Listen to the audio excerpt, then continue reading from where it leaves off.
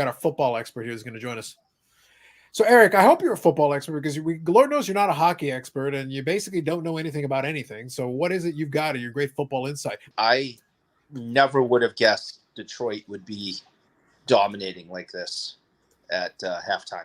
Things are not clicking. So, unless Shanahan has got some kind of magic pill, I see things continuing to go the way they are because Detroit has their number, and they got them totally in control in all aspects of the game.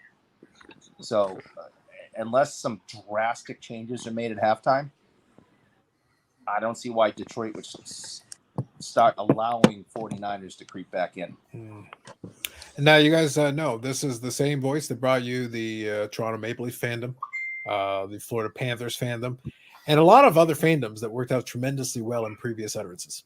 I don't remember those.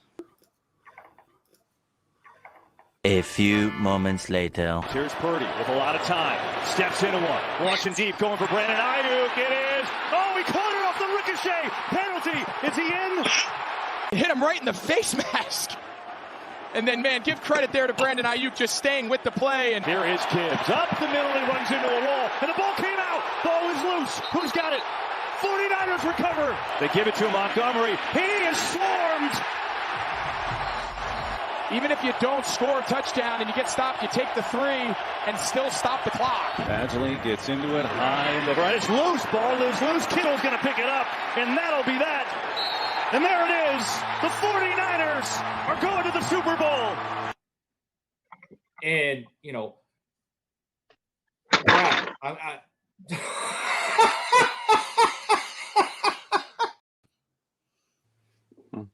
Yes. I needed all of you guys. So in order to do that properly, we needed context. We needed the lead in. So that was during the NFC Championship live stream. We needed the lead in of Eric joining us at halftime. And there are comments. There are comments related to that. And I did also want to include a little clip at the end, which works on levels, by the way. So that was YouTube Sports Card Hall of Famer Bob Lewis during the end of the Instant Revolution podcast. And Steve Broncos 79 Steve cackling with great glee, which works on levels. It worked on level for that episode. That was a clip there that I took from the last episode. And it worked for the end of that clip. That laughter, the cackling laughter of Broncos 79 Steve reverberates to this very day and fits on multiple levels. Yes. We're going to get to you, Eric, here in a moment, but I want to acknowledge some comments. Here. This first one, I feel like, Eric, this one encapsulates things very well. How do you feel about this one from Non-Sport Showcase? Pretty solid. Wise words. Oh, yeah. Kathy Wade here says, to the fans of Detroit Lions and others, Carlos, it was not my fault just because I made Eric cookies. Oh, no, Kathy, we do not blame you. We do not blame you at all. You are exempt from this. This is all Eric. We're going to get back to him in a second, but I want to get through the comments. Thank you, Kathy. Good evening. Justin, good evening. Josh, it's Friday night. You know what that means because of Carlos Live. Facts, Josh. Facts. JW Fulcher, Friday night, it means it's time for Carlos Card Circus, starring the Ring of Legends. Perhaps. Kathy, you did make Eric, though. That's still true, but we're still going to put the blame mostly on Eric here. Bob sounds like an accusation to me. I thought we were friends. Dang! Is she disowning you? Has she forsaken you? Dang. Okay. Fair enough. Whatever it is. Moving on. I think this will be Eric's night to shine. There's no doubt. He has a flashlight too. Yep, that's right. Good evening, Philly Joe. Eric shines all the time, just varying degrees of brightness. True. Eric, what happened? You turned into Santa. Yep. Never speak until the game is over, says Michael Ham. PSA Canada has spoken. Michael Ham has spoken. And Bob Jackson was concerned for his fellow Bob. Bob, are you okay? Talk to me, Bob. Bob Lewis did recover. It's important. Yep. Judicious use of Bob Lewis. Listen, if you cannot invoke the YouTube Sports Card Hall of Famer Bob Lewis, that's the time. Sports Card 21. Good evening, gents and gentlemen. Eric. It's an all-time live stream clip. Listen, we needed to have the levels accounted for. We needed the whole thing so that we got it right. Good evening, Jeff McMahon.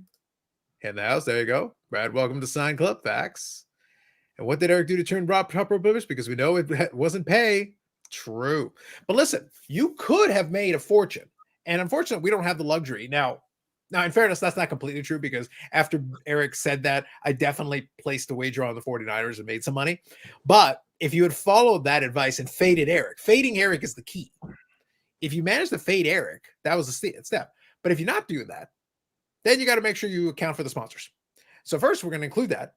So football picks not brought to you by this podcast and the live stream, but not Eric's football picks, brought to you by AMG Collectibles, AMGcollectibles.ca, the AMG Collectibles YouTube channel, where you can check out the Hobby Talk YouTube channel, the weekly podcast with the AMG Collectibles folks, hosted by yours truly. Links in the description. Check it out. We appreciate them for supporting the channel and the podcast. And also check out the last podcast episode because I did already begin the making fun of Eric for that. And that was the clip that I threatened was coming. Eric didn't know what it was, but it was coming. Yep. I would like the stream. That's right. We need the likes because Eric will pay for those likes, as you should. I knew I could get a sign. Perfectly played. Well done. Well done. So now we're all caught up on the comments. So first thing, we are going to talk a little bit about Cards HQ because now it is officially opened. Bobby mentioned to me that the Sports Card Radio guys did like a big segment on it. I did get a chance to get caught up on it. So I did get a chance to get caught up on it. We'll touch on it a little bit here and there. Mm-hmm. I think their comments were fair. Now, obviously, they had a lot of fun with it. But there are points of the comment that are fair. But I'll also touch on and add a couple of things that we have talked about because we've had a chance to talk about this a little bit. But we'll come back to it. But first, Eric, let me start off. I'm going to give you an opportunity. This is your chance. As people hit the like button to punish you for your transgressions against football. What do you have to say for yourself? Between the NHL picks and this, you are truly the anti-Midas touch. Everything you touch literally turns to crap. How do you do it? He did it with the economy, too. Remember? July 1st? True. That is true.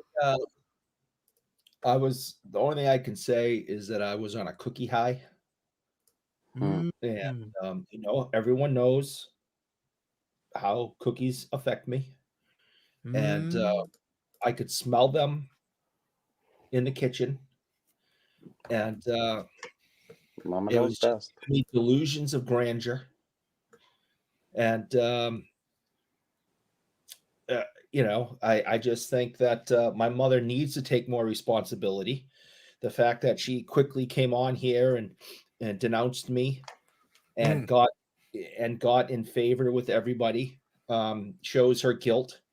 Blame game. Or maybe she's a smart one. She realized I'm not taking the fall for this. As soon as the cookie smell starts.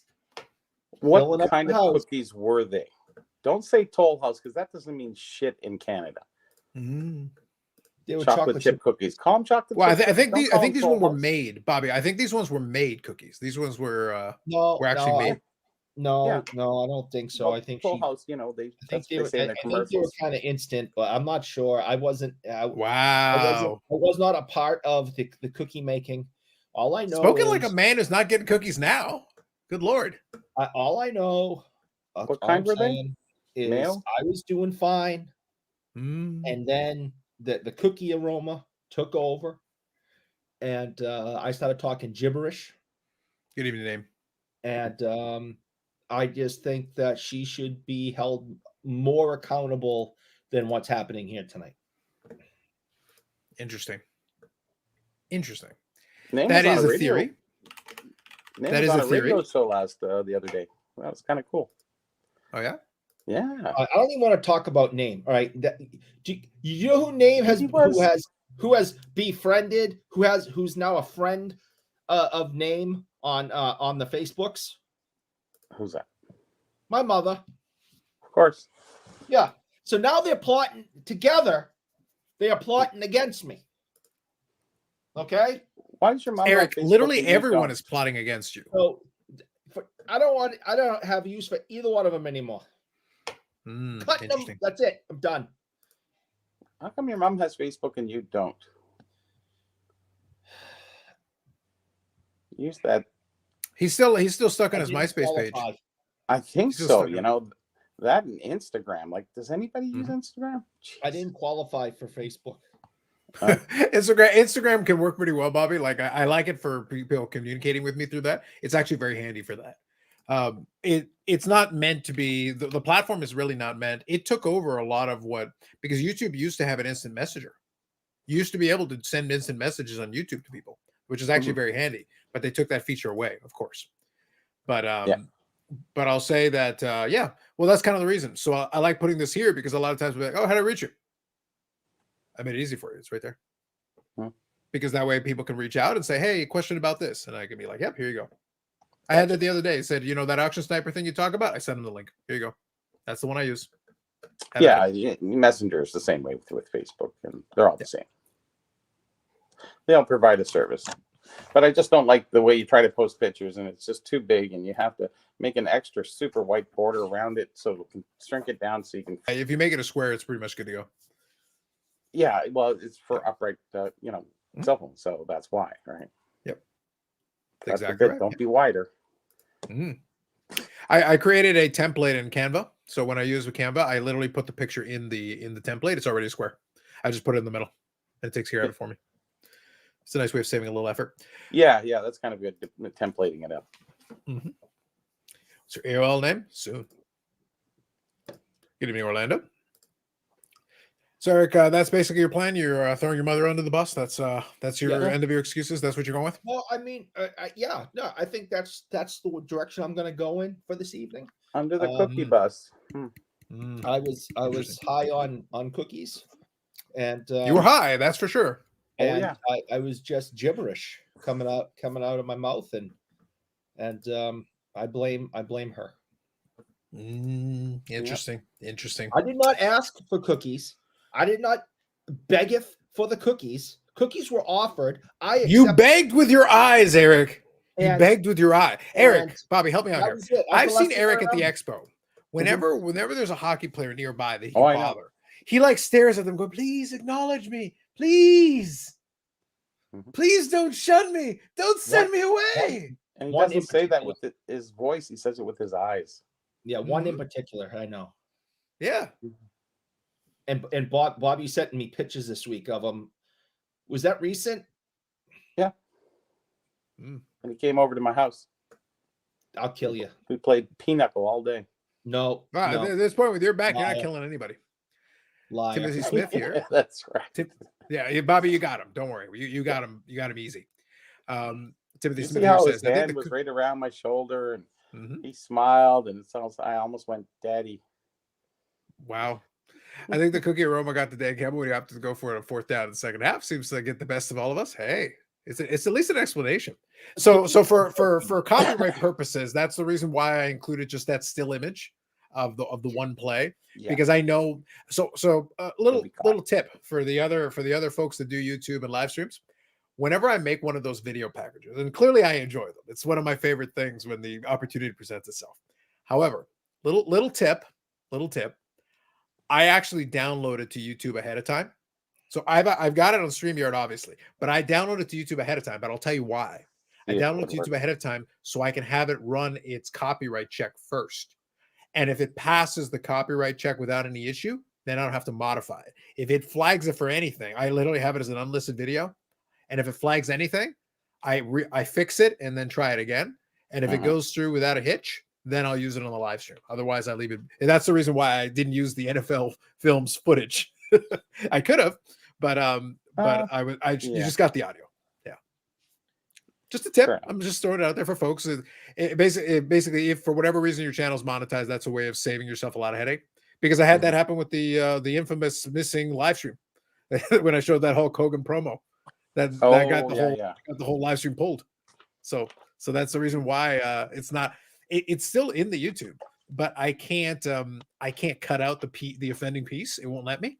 I'd have to completely re-upload it, and it would start from scratch with 0 views. And I'm like, I'm not gonna. It's not worth the effort. That'll be in the extended edition DVD box set. So, are you through? That's where you want to go? Think about it. True. She's in the same house, Eric. All you have to do is fall asleep one time, a pillow, and a little bit of pressure, and the problems all solve themselves. Just saying. Justin here wants to ask about the 79 hockey case. I did hear about this. Bobby, I'm sure you're familiar with it. Do you want to share? Sure. Would you like to share any information or thoughts on it? Yeah, it was found in Western Canada. It was like buried in some guy's collection. I think they knew they had a case sitting there, but I think they thought it was 1980. Now, if you don't need any money for any reason, a 1980 case is not going to, it's pretty, substantial, but not as substantial. And this is the as Heritage Auctions, 79. am I wrong? This is Sorry? Heritage Auctions, I believe. Okay. Yeah, it's Heritage Auctions. Well, I'm just talking about the family that found it. So with the hyphenation, Topps always use the prefix of 7980. So the case would say 79. O-Pee-Chee releasing January 1st, on the case it would say 80. So they assumed it was 1980, and for what reason, unknown reason, they kind of cracked a little bit of the top open, and sure enough, you could see the white boxes. Otherwise, they'd be the dark blue from 1980. So at that point, I'm sure they were just hopping and skipping down the street, and I guess they called Heritage. I guess that's probably one of the best choices. They flew in, and no, he flew out to get it done by Steve Hart to get the case graded. Steve Hart took all the he opened the case, and they have it on video, which is great. It was a great thing to do. And he found G.I. Joe. It could have been anything else. I was looking for G.I. Joe. Yeah, but no. Yeah. We only found Pokemon in there, but okay. Regardless, so there's not many cases around. To say that that's the only one is not true. Right.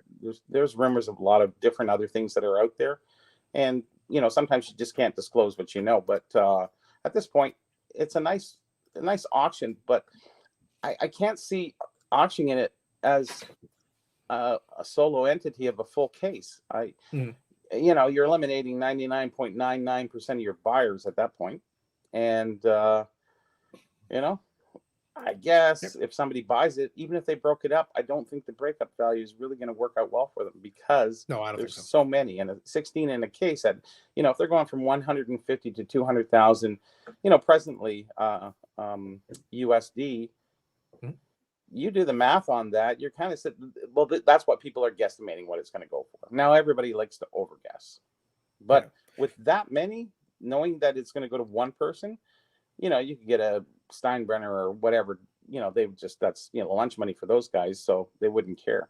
But to break it up, if somebody's going to invest in it and break it up, I don't know. I think it'll be a hard draw, because after the first few boxes sell, how long are you going to do this? Amortize it over 5 years? I don't know. Maybe it's best to sell it as a case and let it find a home, and then eventually it'll slowly come out. Who knows? Yeah, no, that's fair. Now, what I will say is I've been showing the images here just so we can see. I had to find it. I was trying to find the lot there.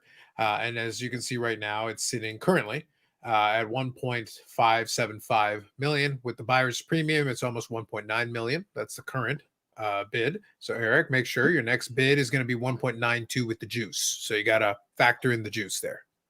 I wasn't factoring. God, I didn't factor. You got to factor in the buyer's premium. You got to include it in there. It's part of the price. I didn't factor that in. So always factor in the buyer's premium. I have to go to the bank tomorrow morning. How much time do I have left? 22 days. So make sure you can probably walk over. All right. I'll get to the bank tomorrow and sort it all out. So you got a chance of getting about 25 Gretzky's out of that case. Now, 25 Gretzky's, what's your odds of getting a 10? Probably zero, considering right now, I would say literally zero. Yeah.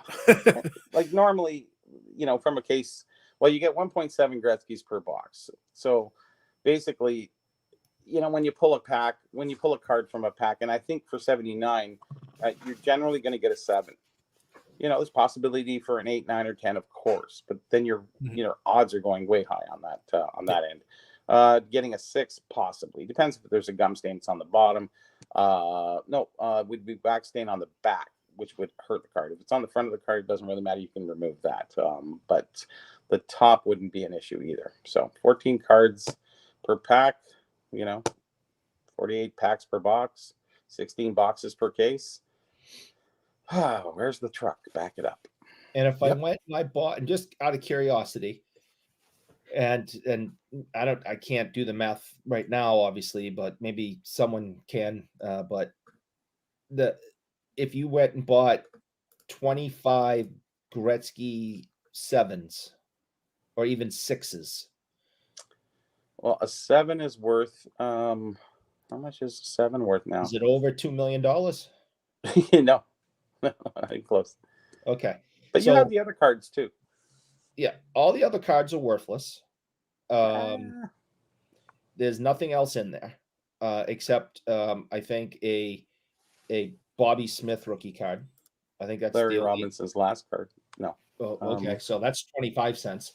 So it's US. if I have money and I really love really love me some Gretzky rookies, I can get a whole bunch of graded ones. Post boom, you could buy a crap ton of them. Like even with the prices bumped up as they still are, you could buy a bunch of really decent ones, a whole stack of them.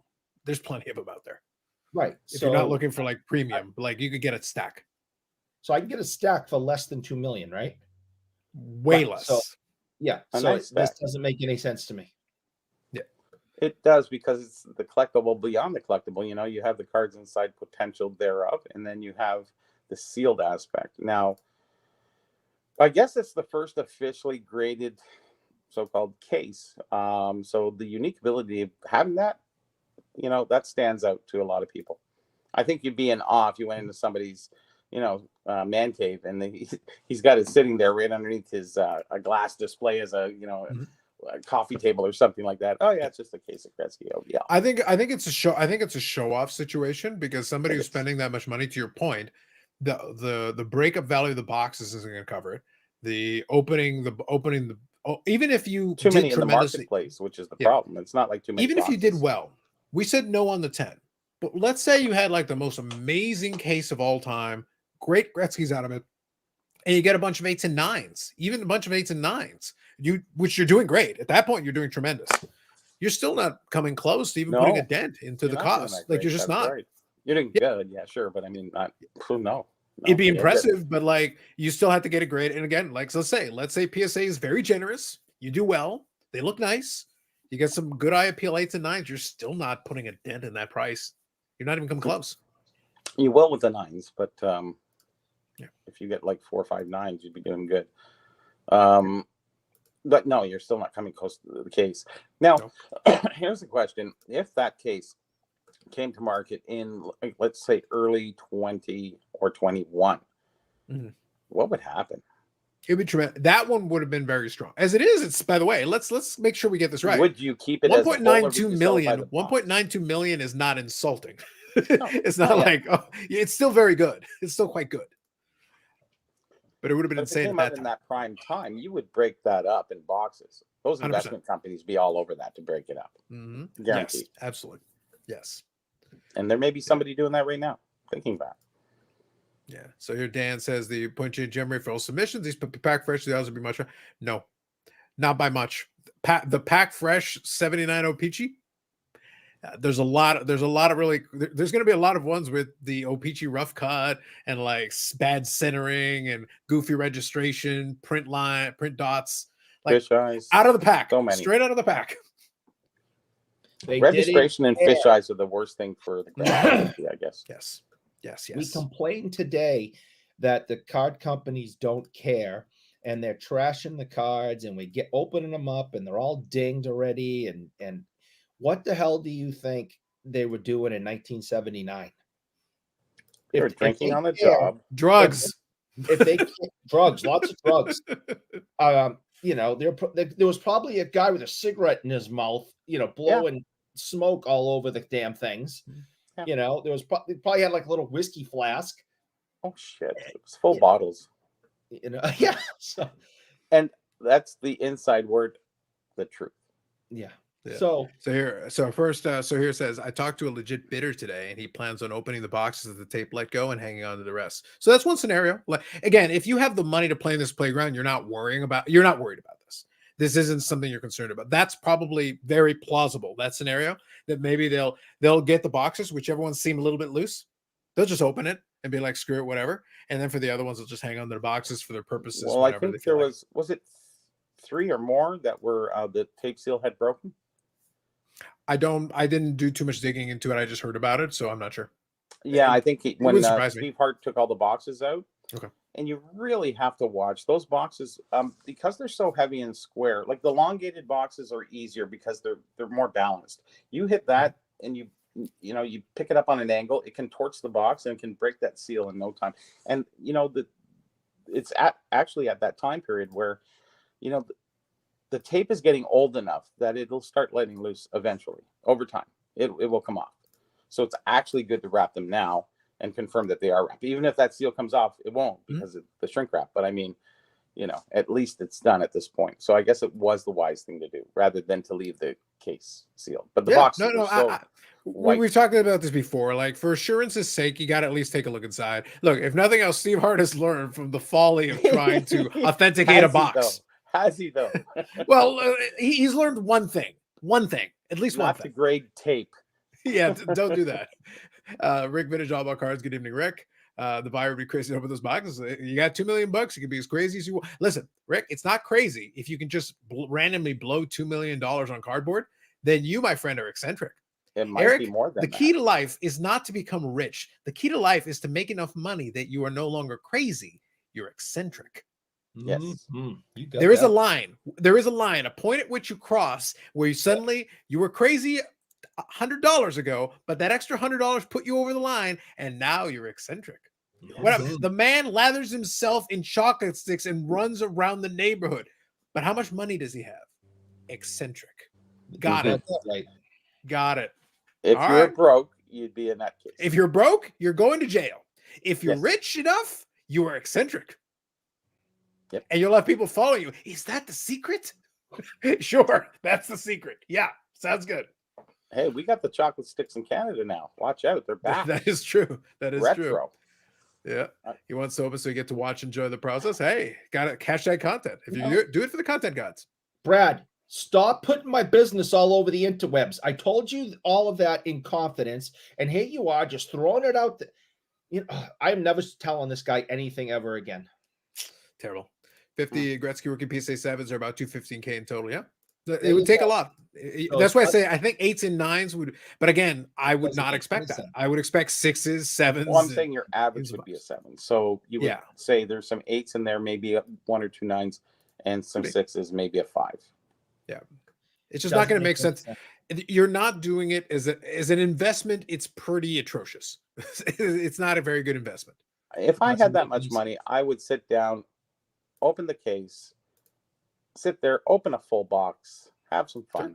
Sure. Hey, why not, right? See if they're rough cuts or they're the blue line backs, or let's find out. Yeah, Scrooge McDuck level. That's right. Mm-hmm. Dan's Vintage Baseball PC says, so what are the comps on PSA 10 G.I. Joe cards? This should be amazing. Logan Paul should have worn a PSA 10 G.I. Joe card around the little necklace thing. That's what he should have done. I was hoping some of those came up for sale. I would have bought a pack. I would have sold it as the infamous G.I. Joe. Yeah, you got that. I would have opened some of that shit. You could have sold it. Everybody would have wanted a piece of that just for the gag. The provenance of a piece of hobby history. Yeah, it's sort of like the Honus Wagner kind of thing, Yeah. Gretzky McDonald. Whoa. That's right. I always said, if I'm told I could have one of those Honus Wagner cards, which one would I pick? I pick the Gretzky one every single time. That's the most fun. Well, we talked about this before. We literally had this conversation, and my statement was I'm inclined to agree because it has the story. Yeah. The other one is just another Honus Wagner. Now, that isn't to say there's a million of them. No, they're not. No, but the thing is, Bobby, once you're into 50, 60, 70, like in the world of scarcity, if you talk about the rarity, right? 50, 60, 70, I can get you a Honus Wagner if you have enough money. If you have enough money, we can make a couple of calls and get one in your hands. Yeah. That means it's available. That's not like the scarcity on the same level as something. So the point is that card is available. It's just expensive. Do you have enough money to pay for it is the only question that you would ask. But out of the ones that exist, that one at least has the most interesting provenance, the most history, the most backstory, and the most infamy. Yes, understood. Yeah. But it's the least graded, overgraded, shouldn't be graded card anyways. Sure. So oh no, that's all part we're in the technicalities here. And I think, the story is great and it does sell a lot of items, but the actual fact of the card being what it is But it's more than just a card which now. is a trimmed card. And everybody screams trimmed card except we get to the Honus Wagner story and the Gretz McNulloch eliminate that. So you can take it whichever way you want. Yep. Well, we kind of got the same. So touching on something from this past week, I think it's this week, we had kind of a similar, not carding anywhere on the same level, but we had a similar situation with SGC and the LeBron patch auto. I don't know if you guys saw that. Did you guys see the thing with the LeBron patch? I will pull it up from. This is on SGC's Instagram. I will show it to you, and I'll quickly read you what it says. Bruce and Wayne are going to purchase that too. Get a story behind There you go. Then everybody will be. It'll be okay. It'll be good again. I thought Bruce was dead. Isn't he dead? Well, that's what's going to make it an even better story. He bought it from beyond the grave. Yeah, I could be wrong. I thought he was dead. Okay, so here I'm going to show you guys the card. I think some of you already heard about this, but I'll share it with you quickly, and I'll get you guys up to speed if you did not for whatever reason. So here is this is SGC's Instagram. So I'll show you. You can see the card there, but I'm also going to I'll read you the caption so that you know what's going on here. Okay, so it says on Tuesday, January 30th, SGC posted a 2003-04 LeBron James exquisite rookie patch auto that was recently graded a mint 9 with a 10 auto. So SGC graded this a mint 9 with a 10 autograph. Okay. Shortly after posting the card, information was presented to our team alleging that the patch embedded on the card had been altered. Now, quick addition here, quick commentary piece. The blowout forums had kind of revealed this card because these are serial numbered. So if you know the serial number, you can look up the provenance. The blowout has been pretty good in the past, finding information about these cards. If something has been altered, they can find you pictures of the original with the same serial number, compare and contrast, and boom, you know something's happened, right? So you got a workforce of like 500 people. So yeah, exactly. And they did the research, but this is years ago though. The thing is, a Google search would have found this information if they had done a little extra research. Our team immediately began investigating, confirmed the alteration had taken place, aka they went to blowout forums and looked at the pictures. Oh crap! Dang! Any research? It's like, damn, these kids foiled again. Yeah, right. All right, so we acted swiftly and contacted the appropriate parties to address the situation. A satisfactory resolution was reached with the submitter of the card, and the card now resides in an authentic altar holder that is pictured here. So going back to what we just said a second ago, though, the holder now explicitly says authentic altered, and it does say altered patch and brackets, so it is now correctly labeled. That is a factual thing with it. We take issues like this one extremely seriously and take full ownership of the unacceptable error. We recognize the impact that SGC had on the trading card community, and we do not take the trust that you put in us lightly. Listen, until this man delivers me flying cars, he's dead to me. Dead to me. Yeah. Moving on. My favorite one, though, was the next line. You all know us well enough by now to understand how much we love our supporters in the hobby as a whole. Do not presume we know you, sir. Do not presume to know us. Do not presume we know you. You promised me flying cars and a podcast, and all we got was one episode of a podcast. And Eric, do I have a flying car? I do not have a flying car, Eric. You don't have any kind of car. What about all the it's sets? Even worse. It's Eric. It's even worse. SGCP promised me things. You didn't even get like a moped. Nothing. Terrible. And the hockey card sets, if they have the dates wrong, they don't care about changing those. I told them about them. He doesn't even answer me back. At least Nat Turner took the time, right? Yeah, that's right. SGC Pete has failed us in many ways, Bobby. SGC Pete has failed us in many ways. He hasn't failed us. He has failed the hobby in that sense. Wow. It's true. Because if you don't recognize the errors that are there and someone who has 30 plus years experience in hockey and is telling you, and you don't even want to answer his message back, well, I guess you get what you get. So, all the ones that they keep grading, they're just going to have to change them out once I put the hammer down. Yep. Zach here's joining us. Good evening, Zach. Just got here, saw the opening. Also, Grace Eric. I just won a Super Bowl picks. Me too. Hold on. Opening app. Ready to bet against. Eric, who's winning the Super Bowl? Go on. Is it the Purdy party or is it Patrick Mahomes? Is it Mahomie? I am rooting for the 49ers, but I believe Kansas City is going to win. Wow. This desperately to all this just to get the Purdy party past Mahomes. That's double just because he wants to screw over Taylor Swift. I say what's going. Listen, the Swifties will get you. The Swifties will get you. Your mom doesn't even have to get you. The Swifties will get you in your sleep. Your mom will let them in. The weirdest part about all of that is I can't even tell you what one of Taylor Swift's songs is. I can name. Like, Well, honestly, sit there. so Bobby, here's the thing. I don't need to Name know too one. much about Taylor Swift songs, but I do know a good segment of one song that fits perfectly here that Eric should go. It's him. The problem is him. Eric. Mhm.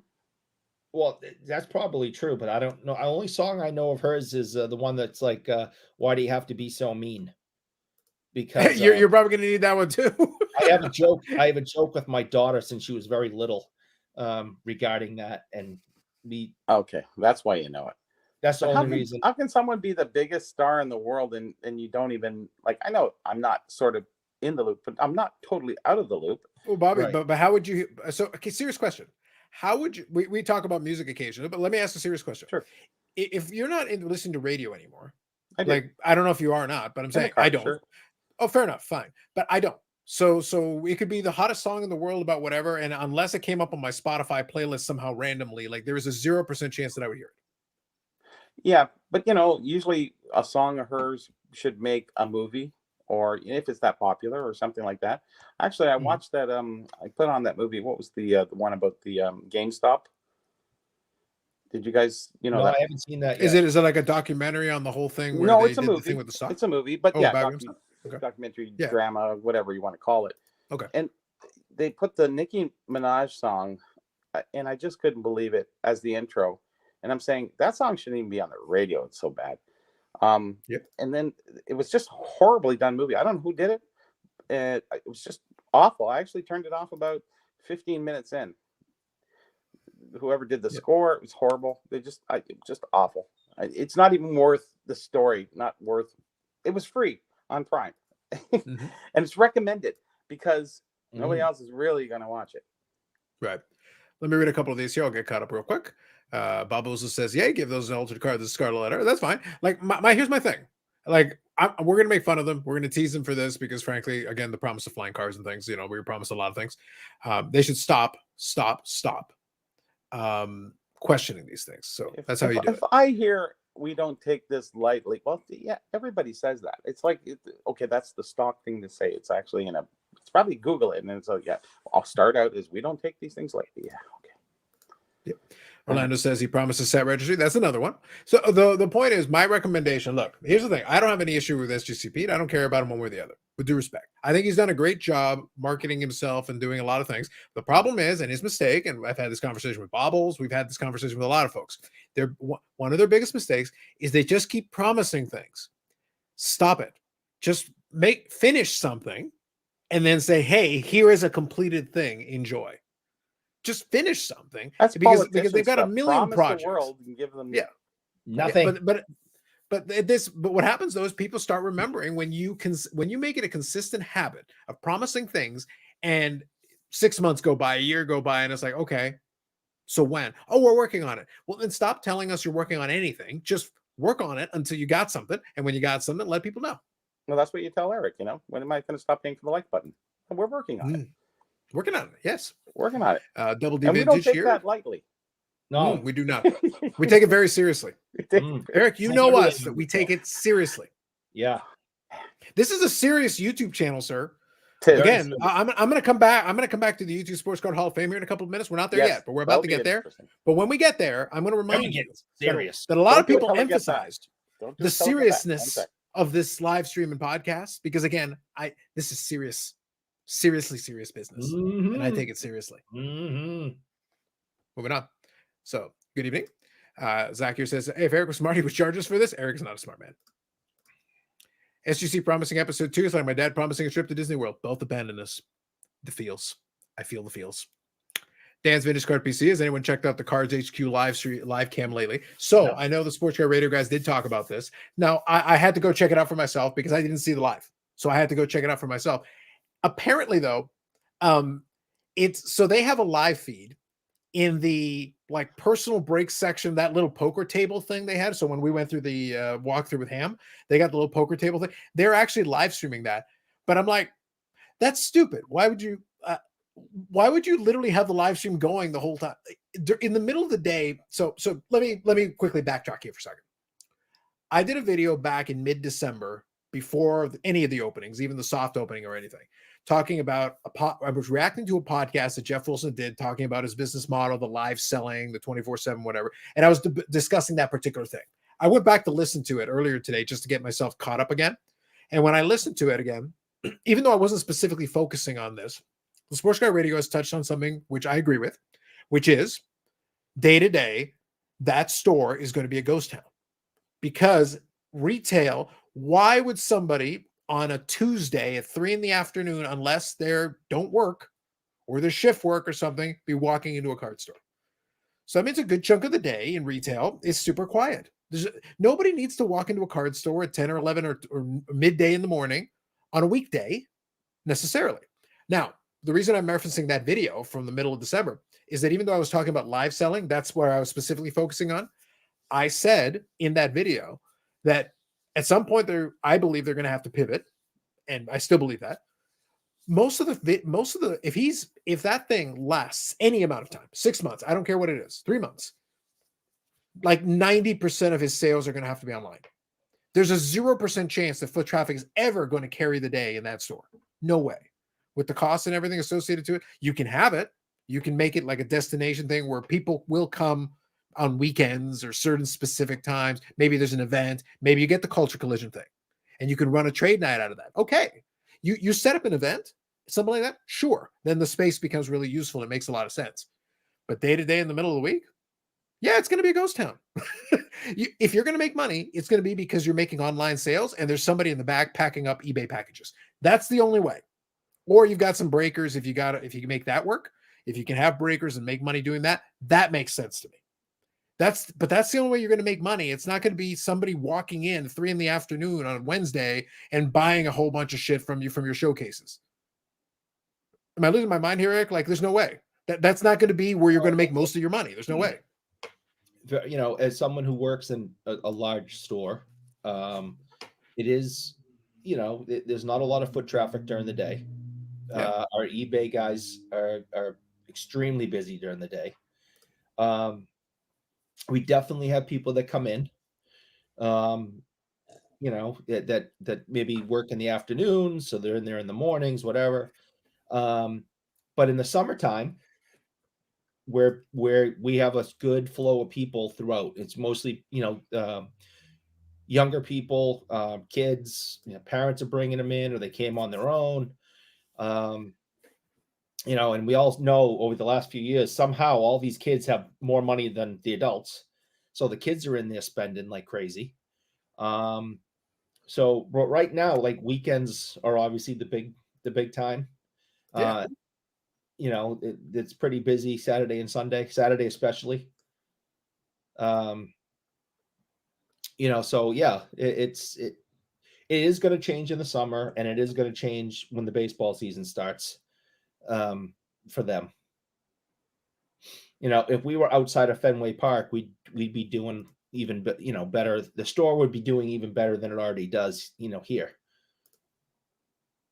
Yeah, but there are stretches of times where it's going to make sense, but the majority of the time, where we give credit where it's due. Their observations are correct. Obviously, they're very negative on it. They figure it'll go out of business in short order, which maybe it will. But in the whole discussion we had it on the live stream, I said, dude, I don't know. Maybe it will, maybe it won't. But my opinion is, if he expects to survive, if he expects to succeed, whatever the pricing model is, all that shit doesn't matter. The storefront doesn't matter. The pricing model doesn't matter. The only thing that matters is, can you sell shit? Can you make enough money at it? And can you sell it in enough volume? That's the only thing that matters. Either you got big margins or high volume, or both, preferably. If you're really smart, then you do both. But the truth is, one way or another, you need to sell enough shit to pay the bills and to keep the engine going. And the only way that's going to happen is get your ass online. You better have the most amazing either eBay store or whatnot or personal store or whatever. Do it. Whatever it is, you need that, because your online presence needs to be robust. It needs to be a flawless. In my example of the 24/11 lifestyle, I went to Amazon and I said, even though like it's not the craziest thing in the world, guess what? When I went to the Amazon, I looked at the live stream, Eric, across the bottom, all I had to do was click and it would be added to my Amazon cart. And I know that Jeff Bezos will personally deliver it on a flying car, and I will get that shit at my front door. It will come. But Jeff Bezos does have a flying car. I'm sure of it. That's what I'm saying. And personally delivers my shit. But here's the thing, Eric. I order that shit. It goes in my cart, and I have Amazon Prime and everything. And boom, it's at my door. It's at my door on Sunday. It's at my door on Saturday. It doesn't matter. It gets there, and then boom, they tell me it's delivered, and it's there. That is a low friction experience. That gets you sales, Eric. That's how you make money. The model is there, man. We've seen it. All right, real quick, I'll scroll through. I wanted to actually let me read Bob Boozle's first. My cigar smoking, poker playing grandpa would roll over in his grave to hear grown men breaking Pokemon cards at a poker table. Probably. Facts. Appreciate your honesty, Carlos. So too many ball lickers, so a little dose of reality is good for the hobby. Yeah, I think that's fair, Dan. What I'll say is this. We try to go kind of in the middle of it. The Sports Show Radio guys really like picking on it, which I get. I'm good with that. But what I will say is that there is a healthy dose of skepticism. A healthy dose of skepticism, I think, is okay. And the truth is, the business model never made sense. And the only way you can do it is kind of what I just said. You got to consistently churn. I don't care what your pricing model is. You do that, and we're in good shape. So let me read a couple here. I saw the message, so let me quickly scroll through. Yep, fetch a Grey Poupon for me in the Walmart Mayo for Eric as we break up peachy cards in the arena. Facts. I appreciate the Grey Poupon included. That's critical, Bob Boozle. So Ham here says it's built this way in size because multiple businesses and one surrounded by the hobby. We did talk about that, yes. Yeah, but even still, Ham, I still think it will drive into the ground if they do not have the robust online presence. I don't give a shit. I agree with you because it helps save money by making the studio part of it so that the lease you were paying in the studio space rolls into it so you can combine different things. You're still going to lose your ass if you do not have consistent sales, churn. And guess what? When the store is empty, you should still be selling shit on eBay or whatnot or whatever. I don't care what it is. And the 24/7 can be online. You don't need people in the store selling shit at 3 a.m. That's not a thing. But if your eBay store's on, Burbank has already proven this. I can go to Burbank's eBay store right now and I can buy a bunch of shit. Those $20, $30, $40 sales add up. If I'm bored or tired in the middle of the night and I grab some singles, guess what? Burbank is making money on every single one of those singles when they send it to me. You do that in volume, you're making money. If in the morning they come in, they get all the orders, they start packing that shit out to get it out the door. Money is being made constantly. $101 cards is still $100. You don't have to always buy $100 card. I agree with that. So off-topic question, do you have an external camera for this? So for this live stream, I do not. Don't give him any information. All right? He will use it against you. All right? Yeah. No, that's what he's doing. He's trying to get information so he can use it against you in the future. Don't tell him a thing. You can't trust him.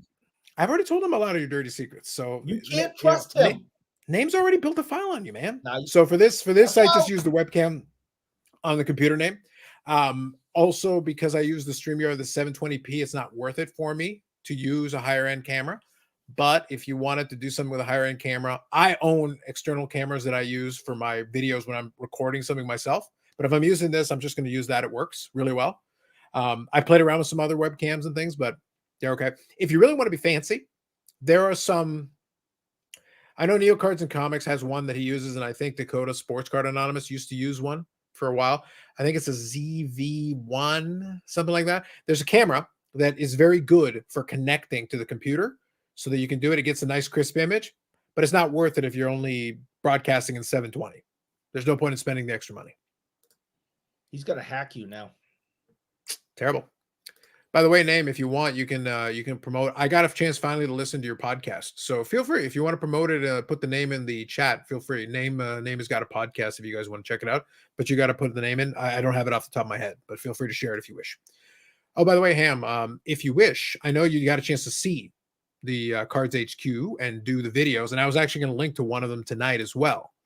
If you want to hop on and chat about it for a little bit, let me know. I've got the Instagram open, so just let me know. Say the word, and I can shoot you a link if you want.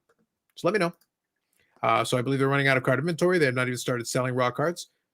No, that's fair. I think the reality is, like I said, right now is the honeymoon period. They're going to do well. I just think in the long run, I think a lot of that stuff will sit after a lot of the intrigue is over. Because after a while, it's just another card store. I don't care how fancy and big it is. JW says, great point, low friction. Yeah, but if you're trying to sell, you need to make it easy.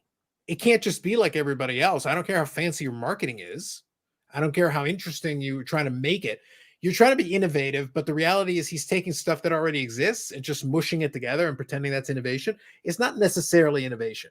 And like I said, Amazon is still in the early days of building and growing that. They're way better at it than you. They have way more money than you.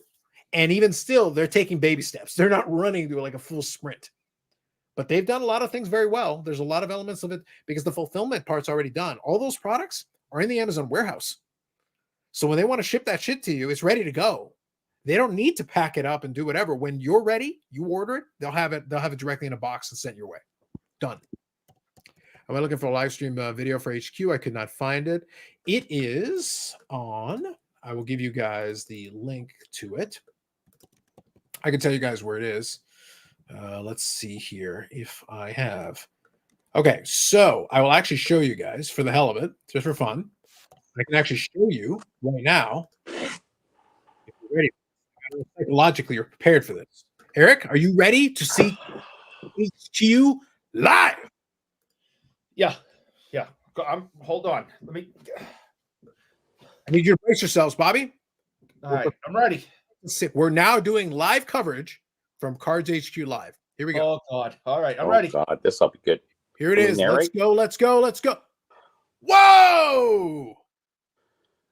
Where's everybody? I want that. I'm gonna buy that one. I want that By the one. way, I want to make sure we're clear. It is currently playing. This is live, and I am currently playing. Now, by the way, the sports car radio guys were having a lot of fun with this. So I'm going to put a quick qualifier on this. So you're showing the breaker arena thing, the one that is the poker table. So if you guys saw the walkthroughs, this is the poker table thing where you got the chairs. But here's my thing. This is where the commoners can walk in with their little boxes and do their thing. What if they don't want to open boxes on the live feed? Number one. Or what if they do and they're just not that interesting? Who wants to watch this shit? Like, what if you're not seeing one of the real breakers? You're not seeing a professional breaker do this. This is the randos in the store that can just walk in and like do a break if they want. And what if they don't live in Atlanta? But what I'm getting at is like what? So let me. So Eric, for a moment, for a brief shining moment, I'm about to activate podcast mode, and we're going to be 5% more serious. I'm going to ask you a serious question. All right. Forget everything else. Let's say the store was packed with people. What's the appeal of this? Why am I interested as a viewer to watch this? The only way this would be interesting is if somebody was opening a new product. Or 79 Gretzky box. Sure. It'd have to be like, by the way, I don't know if you caught it in the background. There was a little bit of movement over in the corner. That's all that was. You saw it happening. So the reason the sports car radio guys were making fun of it so much is that you got literally like a wall. You've got these seats, so you're blocked. You can't see in the store. So this camera is only good if there's somebody standing there staring at the people at the poker table. Otherwise, nothing's happening. No. You're watching nothing. But remember, it was a Thursday.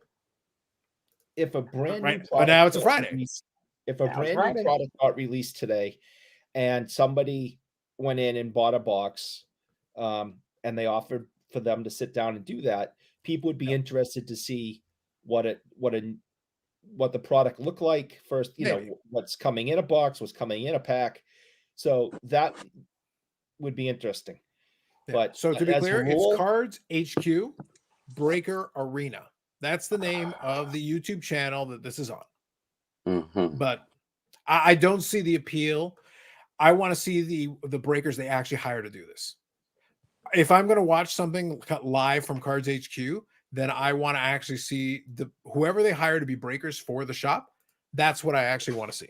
I want to see the professional presentation. I don't want to see like you stuck a couple of static cameras in a section of the store where somebody's got to want specifically to go there and do something with it. Otherwise, nothing's happening. But it's Atlanta. Sure. I agree. I understand.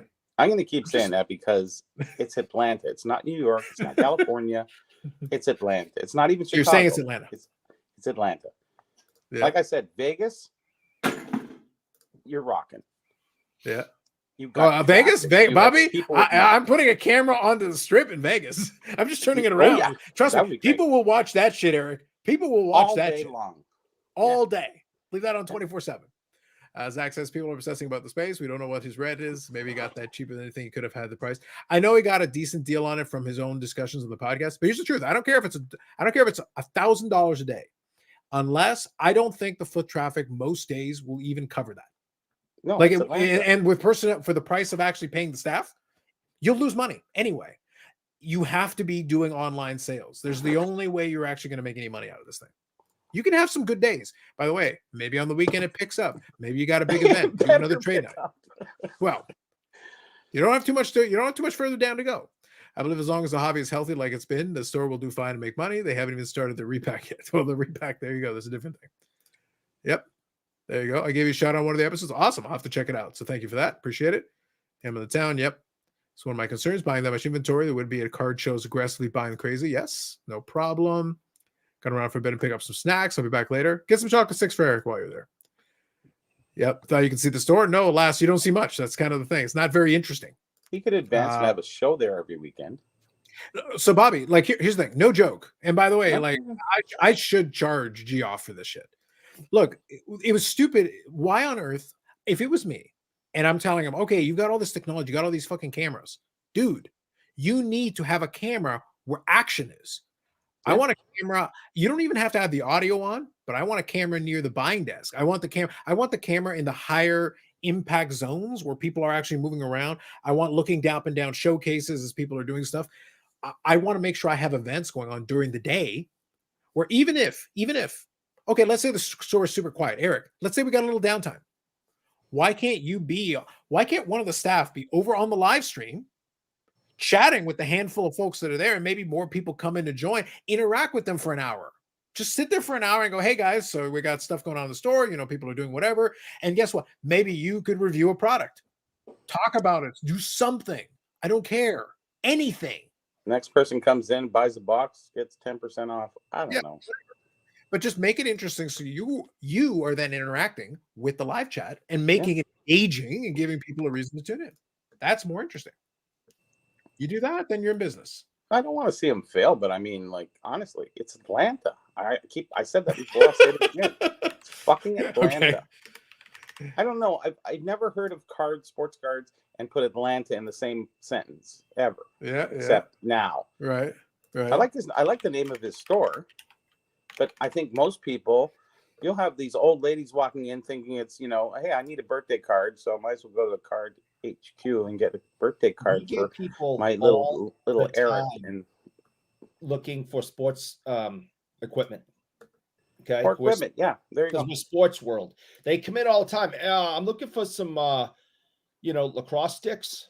Well, those in the know, but the people that the general public, they don't know what card HQ is. At least twice a week, people come in saying, yeah, my kid just started Little League. I'm trying to get some baseball equipment. And it's like, no, unless you want to buy David Ortiz game used autograph bat for $5,000, this ain't the place for you. Yeah. There you go. Forget live stream breakers. Show us the looters running out the front door live. Yes. That's what I want to see. The shop excitement. Full I want some excitement. Yes. Watching the HQ stream. Yep. No. Maybe that's what we need. I was so impressed with Eric during the first hour. I hit the like button. Thank you, Josh. We got a karaoke machine. We took care of that. Ham, when you're good, just give me a thumbs up, okay? All right. It's a very good point. Anything's better than nothing. Facts. That's right. Yeah, whenever you're good, Ham, you just give me a thumbs up. It depends how much anything is.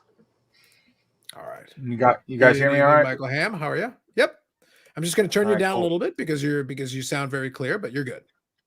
Okay. What's up, Mike? How y'all doing today? Doing well, doing well. How are you? You were a man about the town. We enjoyed some of your vlogs there. By the way, it looks like those vlogs and the walkthroughs of Horse HQ did well. Mm-hmm. Yeah, it did. Really did. All right, I'll say this. I watched your videos from Jeff's card shop. No worries, Joel. No worries. Didn't suck. Amazing. Thank you. It's hard to do when you have a lot of people around like that. Because first of all, I was able to not get copyright strikes somehow, and they had music blaring the whole time. But there you go. Yeah, it was loud. It was very loud, and we got in there late because Steve and I were going to go in there early. Dustin, bolted over there.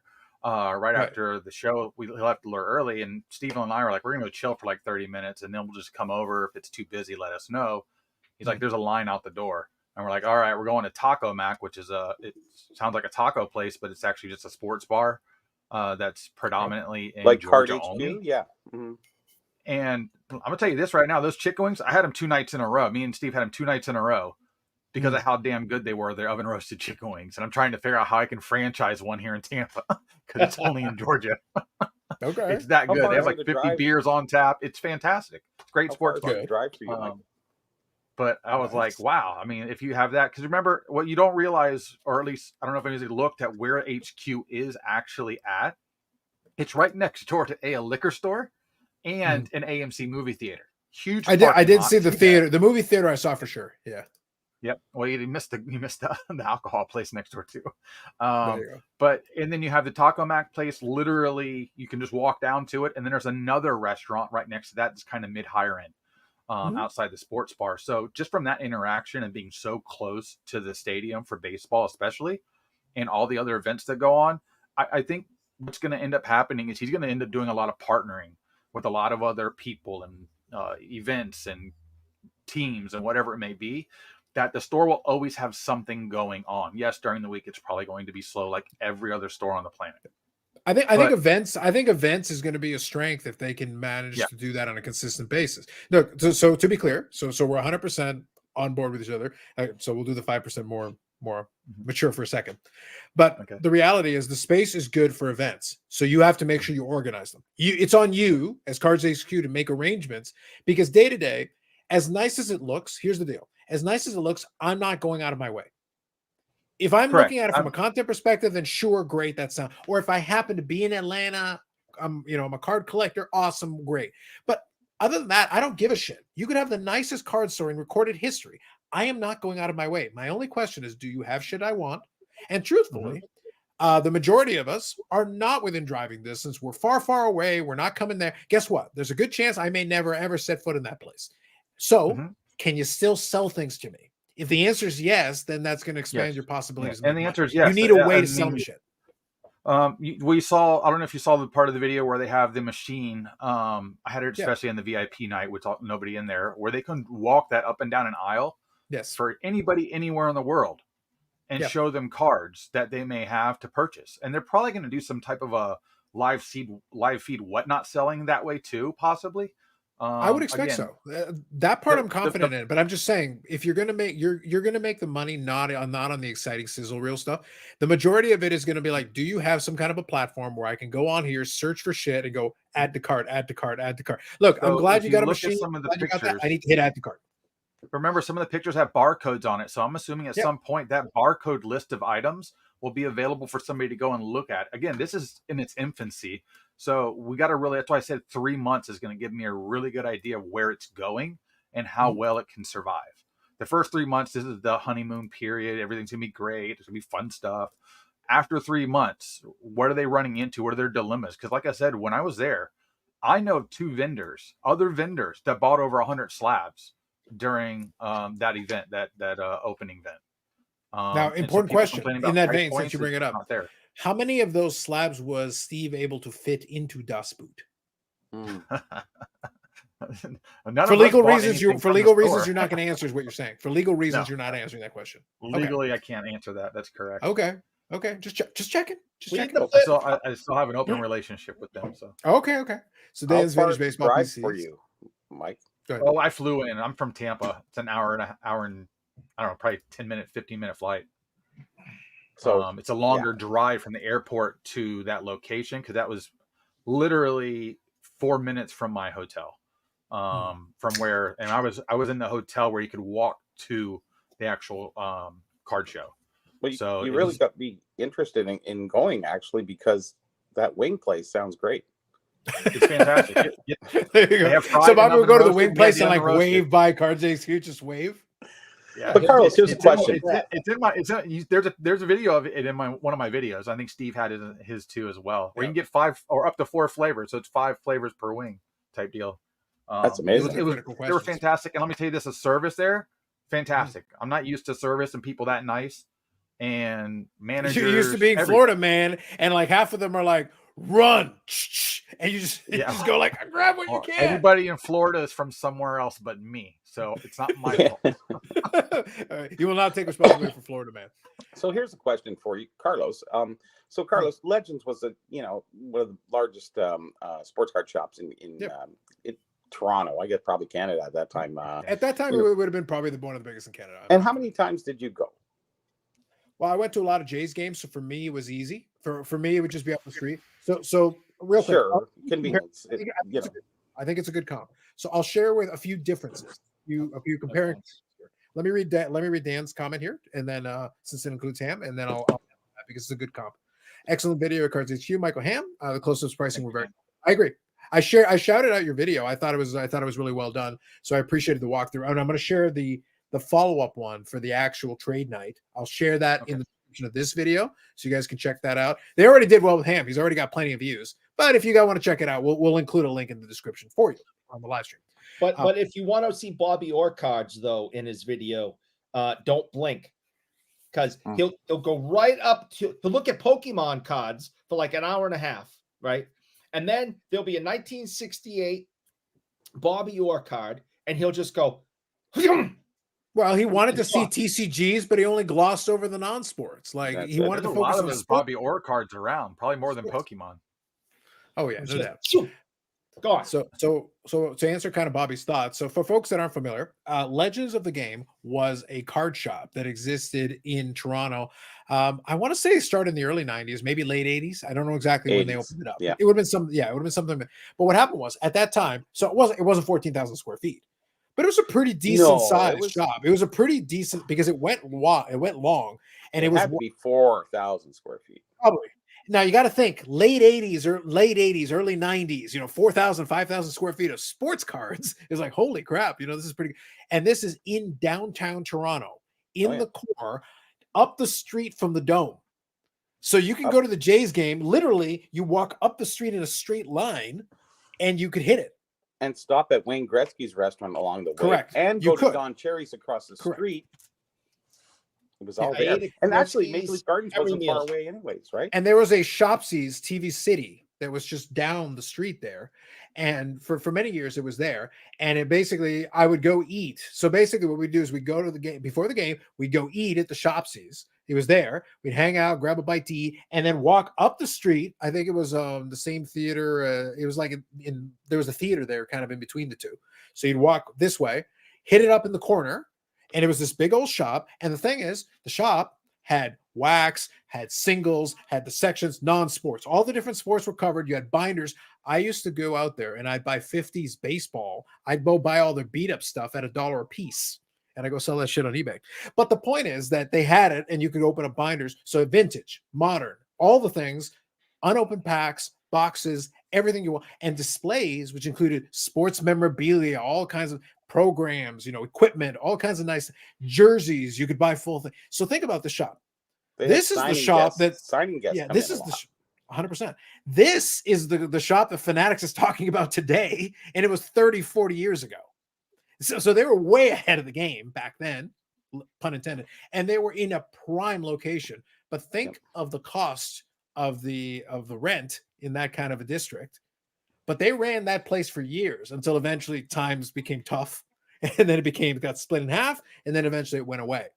But for years it ran, and there was a lot of money to be made and spent in that location where they were poorly managed too. Agreed. Yeah. But that's think of that.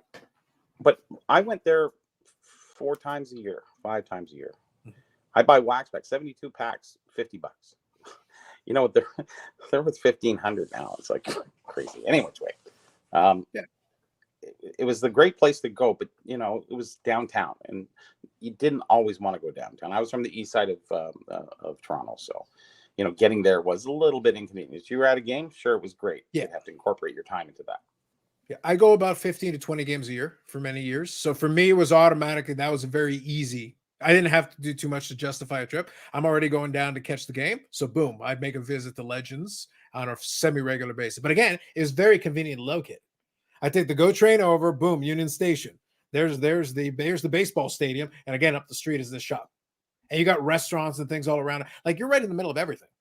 You're walking distance from all kinds of stuff everywhere in every direction you can go, and there's a reason why. And for a lot of years, it made sense. So that was a prime, beautiful location, way ahead of its time in terms of aesthetics, in terms of a design and setup. Today, like I said, fanatics would probably fall over themselves and go, holy shit, yes, we'll give you allocation. No problem. But that time has passed. It's unfortunate. But, that was in the prime time. And you have to understand, Toronto was like hockey town, and baseball right down the street. So if you put that in the hands of, Atlanta and card shop and the 14,000 million square feet, like, I don't know. It's a tough call. It's going to be very tough for him. Agreed. But like I said, I have fond memories of that card shop. That's the last card shop that I would say was like that fondness. Here's the thing. Cards HQ, as beautiful as it is, and the way they've designed it and everything, it will never have the ambiance that Legends had. Legends was set up beautifully for that. It was right place, right time, right era, because all the things fell together for it, right era. Yep. You're not going to be able to replicate that again. It would probably cost Geoff $30 million to come up with his own version of it to make it work in today's dollars. It just wouldn't work. It wouldn't happen. That's my Cam money. He don't have that. That's right. And I like Sports World, like where Eric works, Phil Castanet's place. They got a lot of stuff everywhere. It's it looks, you can dig in. There, it's like streamlined, like it's too streamlined. It's not enough. There's not enough character. There's no character. Well, right now, it's very slick. But here's the thing. There's an upside and downside to this. I like slick in a certain way. I can respect it. I understand that. When Ham did his walkthrough, I like the card. I like the concept. I thought the fact that the prices, I did, by the way, Ham, also to your credit, I gave you props on the last live stream as well, because you actually slowed down enough on I was able to pause and we could look at some of the cards and do some comp checks and be able to see that, it's more or less in line with comps. He's not way off, at least the ones that I looked at briefly. So that was really helpful to be able to check that. So to Josh's question, I didn't see anything online. That's what my recommendation for Jeff, hire a couple of guys to get to the picture taking and listing. Get that going, get that up and running. You want that thing going because that'll be the engine in the background. You got some guys in the back that nobody has to see, but they're taking pictures and listing shit all the time and getting stuff out the door. That's how you make money when the shop is running. It's regular times. Carlisle here. Good evening. So it won't fail because it's Atlanta. There's 6 million Metro Atlanta. If it fails, it'll be because they sell baseball cards. There you go. Yeah. Wing place is looking good. Justin says, Jeff may be savvy enough to put low pricing on cards for the influencer night. Ooh, Ham, are you getting some influencer pricing? I don't know. What's going on there? Oh, not yet. There you go. Yeah. Wes here. Isn't the card online shopping thing? So it's supposed to be the live selling. That's the concept of the card. So here's the thing. Regardless of what happens, I want to see the live selling. I want to see the card in action. I want to see. So that feed that I told you was pathetic. I don't give a shit about that.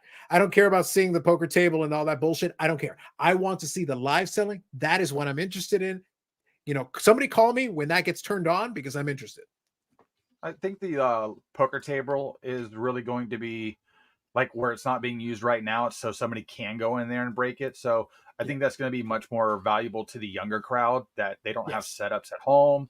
They'd be able to go see themselves or say, hey, watch this. I'm going to open it. Or even somebody, let's say a parent buying a nice box of cards and opening for the kid on stream or something weird. People like weird crap now. I think that's also going to be a point of emphasis when he brings in guests. They're just going there. They can break something live there. So they're selling the shop. They're selling themselves. They're selling their influencers. We're in a different market now for a card store and what he's developed and what he's created. Obviously he has the money to do it technically, or his wife does. And it can make it happen. Over here in Tampa or St. Pete, I don't know if you know who KK Cards is. He's the largest whatnot person on whatnot, to the point other people that are huge bring cards to him to sell on his whatnot because of his audience is ridiculous. He just opened or getting ready to open up a card shop in St. Pete that supposedly is like a miniature version of Jeff's card shop. Obviously, because he didn't have the funds like that, but couches and TVs. But he's got a great following, it seems. He's already got the great following. He's the number one breaker on whatnot. So that's amazing. He's already got an entire thing. He runs the St. Pete card show. That's his show that he puts on here. And he has people from all over. He's one of the biggest PSA and SGC graders as well in this hemisphere over here. So he's got a lot already going for him that he didn't even really open this, but he wants a better office, kind of like Jeff.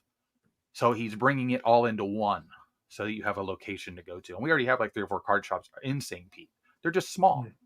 You know, Ali from Titan Cards, for instance, Titan Cards is in St. Pete. Is a perfect example of that. There's 2 other ones too, but I just don't go to them because I see so much more elsewhere. I literally have a card shop a block and away from my house, and I don't even go there once a month because they're all about just basically you bring cards into me, I buy it real cheap, and they sells everything on eBay. So there's no real cards in the store, and unless you go to a trade night, it's not really that fun. Just means well, that's most singles, and he shops. doesn't even know what he has in the singles. You bring it up to him, he looks it all up on eBay. And I'm just like, it's defeating the point here of me going through like a cheap box, and now I'm paying $30 for a card that you're like, oh, I never looked through that box. That's just annoying. It's annoying. I'm sorry, it really is. No wonder you don't. Have any raw cards available, or are they planned to? I know that was a special occasion, and you know maybe they didn't have everything out and running as they will. But to your knowledge, are they going to have a box of raw cards? His goal is to start to mimic kind of what Burbank does. He's using what other people do.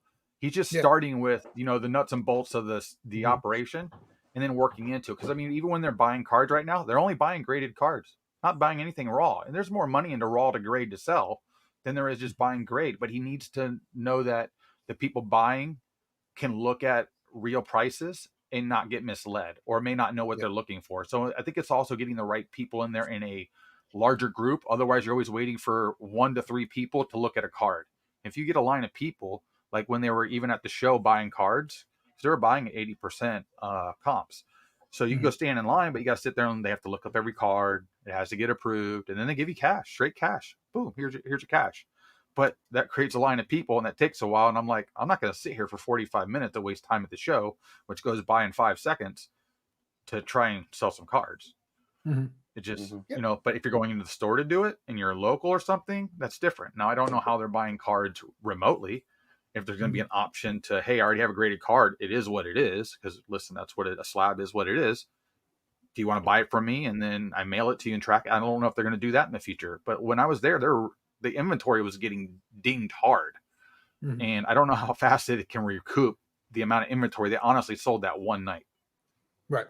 Now, one thing I'll add, just kind of Eric's point, is that I know that listening to one of the episodes that Jeff did in one of, I want to say in the Jeff Wilson Show channel, he talked about creating some value boxes. So it's supposed to be a mix and blend. The showcases are the graded cards, and then presumably there's supposed to be some, you know, shoe boxes, or, you know, super shoes, the 5,000 count boxes and whatever.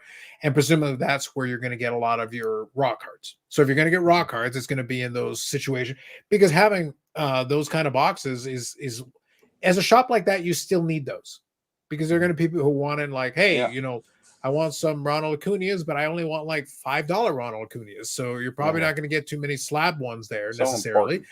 But you need like, but if you have a 1,600 count box of Acuñas, maybe you bought some collections worth that are relative $5, $10, $15 or $3 or whatever. There you go.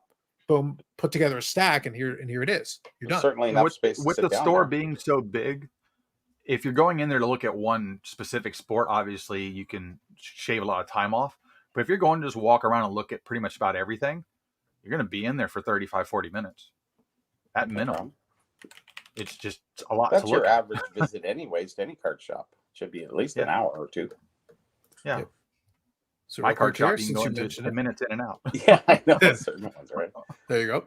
So Joel here says, I don't think she's with Titan anymore. She's doing her own thing, talking about Allie from Titan Games. Yeah, she's Allie's with CGC. CGC. Yeah. If you at go the to show, CGC, she's there. Yeah. So there are some videos she does there. She does the occasional live stream, but literally, if you go to CGC Cards right now, streamed 35 minutes ago, Culture Collision Catch Up, you're going to recognize somebody in the thumbnail. She's right there. Yep. She's making videos for them. No idea. Bob Ozel says, I'm curious if Cards HQ Poker Table can survive an AEW finisher, maybe a pile driver. Ham. Yeah, that thing's pretty solid, actually.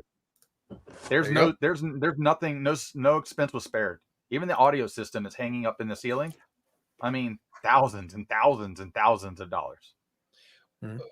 Other than it, and maybe it is the sound system, it's your opinion. What were you most impressed with?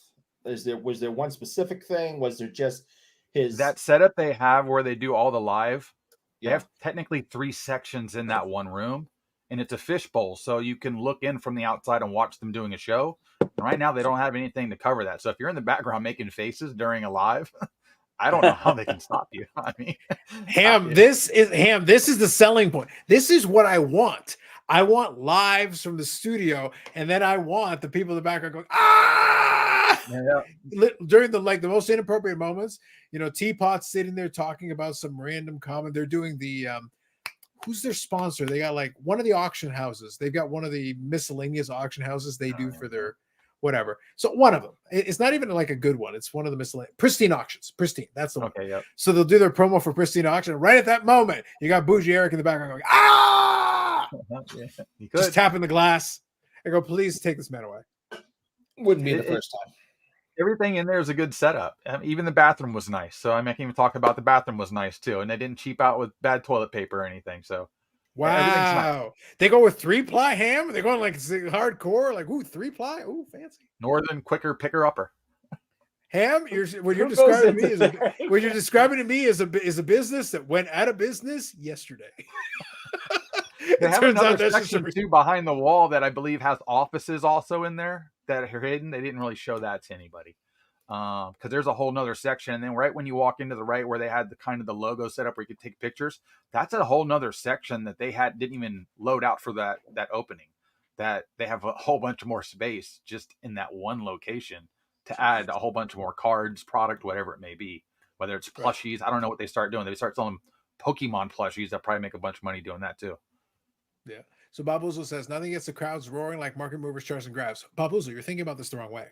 My point is, I want the fanatics yelling at like the most inappropriate, awkward, random moments. Like if they do a live and they're doing that, I want them tapping the glass and losing their minds at like the most mundane, generic take. It can be like the most, it's like, well, you guys know that, people are not into the base cards anymore. It can be the most mundane take. It can be the most lukewarm take. And everybody's like, yeah, you're right. And they just lose their minds in the background. I'm not sure how much noise you'd hear through there either. I know I had a couple guys that were in a booth and they're doing a little show that on their own that they allowed them to go and do. And I couldn't hear them from the outside. It's thick glass. Or maybe you have to tap the glass. Maybe the key is going to be the tapping the glass. I think you got to go hockey style, front row hockey style. Yeah, there you go. Yep. The secret applause word is Wander Franco. Ooh. I'm gonna have to burn my cards. No bueno. Just feel dirty. Everybody's gonna be able to practice cracking slabs. Well, I shared the story before, but I don't know if you heard it. One of the things, it was funny because years and years ago, I wasn't collecting anything too much in terms of football. And it was one of those things where I went to a couple of games because they used to have what's called the International Bowl. So they had the 1,018 college bowls, but they had the International Bowl in Toronto. And I got a chance to go to one of them, and it was Rutgers versus Ball State. And to this day, it's one of the most amusing things to me. It's like Ball State is like the state of ball. That's where it is.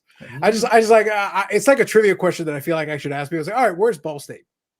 Now, there are people that know the answer to the question, but like, they're weird. So it's like, most people don't know where Ball State is. Whatever. I don't know. It's somewhere. So anyway, so it was Rutgers versus Ball State. And the MVP of that was Ray Rice, who went off and almost rushed for 300 yards, nearly 300 yards in that game and won the MVP. Like it was an amazing performance. And then after that, so I was in the crowd watching that game. So I got a chance to witness it live. It was very impressive. But the thing about it is that, so after that I go, oh, I like this guy. So when he got drafted by the Ravens and everything, I started collecting a couple of his cards. I even at one point was able to I got pretty cheap one of his Ravens jerseys. I still have it in one of the closets here. But then after that whole thing went down, I was like, well, what am I supposed to do with this shit? I can't wear it. Even ironically, it ain't going to work. This they sold it Panini and they cut it up into pieces and put it in other people's cards. Maybe that's what you do with Ray Rice jerseys. Yeah, but it's like I got nothing, bro. I got so I'm sitting there like I can literally go to the closet and grab. It's like you really messed this up for a lot of people, Ray. This ain't good. None of it's good. Some bad juju. You're going back in the closet. That's what happened with Milan Lucic this year with his assault and battery charges against his wife.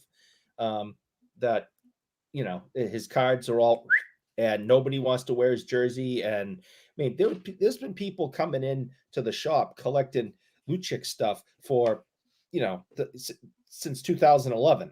Right. And now you can't give his stuff away. Nobody wants anything to do with it.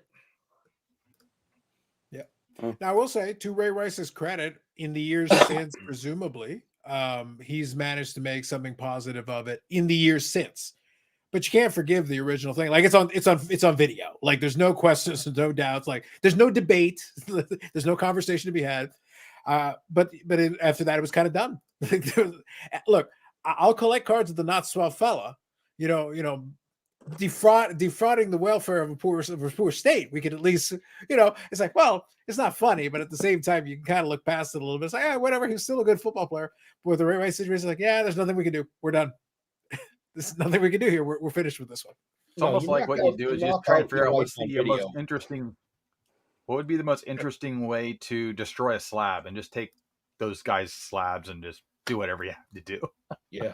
The good news for me is that I was never really like heavily invested. I have a couple of his rookies and some decent cards for him and stuff, but it literally just sitting in a box somewhere. I know if I went searching for them, I could find them. Maybe about 40 or 50 of them. Nothing crazy, but I never threw a ton of money into it. But if you threw a ton of money into Wander Franco, you're in trouble. Well, there's people that did. That hurts. I mean, I probably have about $150 in Wander. I mean, I always wanted the Bowman Chrome first auto, but obviously, right. I'm just waiting for one to go for about $10 at this point, and just say, "Oh, I finally had it," and then I'll probably light it on fire or put it in a toaster or something. Yeah. But like, the reality of it is that it could have been worse. So I can't really complain. Like I said, if the worst expenditure I have there is a jersey that, look, if I really wanted to, I could probably get somebody to take the Rice and the number off and just have a Ravens jersey. Yeah. But it's like, I don't know if it's worth the effort for me to go through that much trouble. Ray Rice, Ray Cruz, the O.J. Simpson collections need hugs. Yeah. You'll still see it. Yeah, well, that's just it. Exactly. And look, it is what it is. I wasn't planning it, and it just happened. And it's like, well, that's unfortunate. That's money. Aaron Hernandez actually still sells pretty well. I would believe it. Yeah, no, he was a good player. The reality is he was a good player. Nobody, we couldn't give his stuff away either. It is persona non grata. I would actually kind of like. I gotta admit, I would actually like to see this, Wes. I actually would. I would kind of enjoy that. I was surprised to see how cheap OJ rookie cards go for.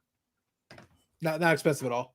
I actually have one that's like lower mid grade that I got because at one point I kicked around the idea of doing the set itself, and I have maybe about 100 cards from that set. I started a lot of different projects over the years, but it's one of those things where after a while I was like, do I really want to finish the set? Not really. So I'll probably get the OJ graded at some point, and I'll hang on to it. It's still amusing for what it is, but I'm not going to spend too much effort on trying to get more out of it. Yeah, the OJ cards do well. But again, going back to his issues, all came after his career, but he already had a Hall of Fame career.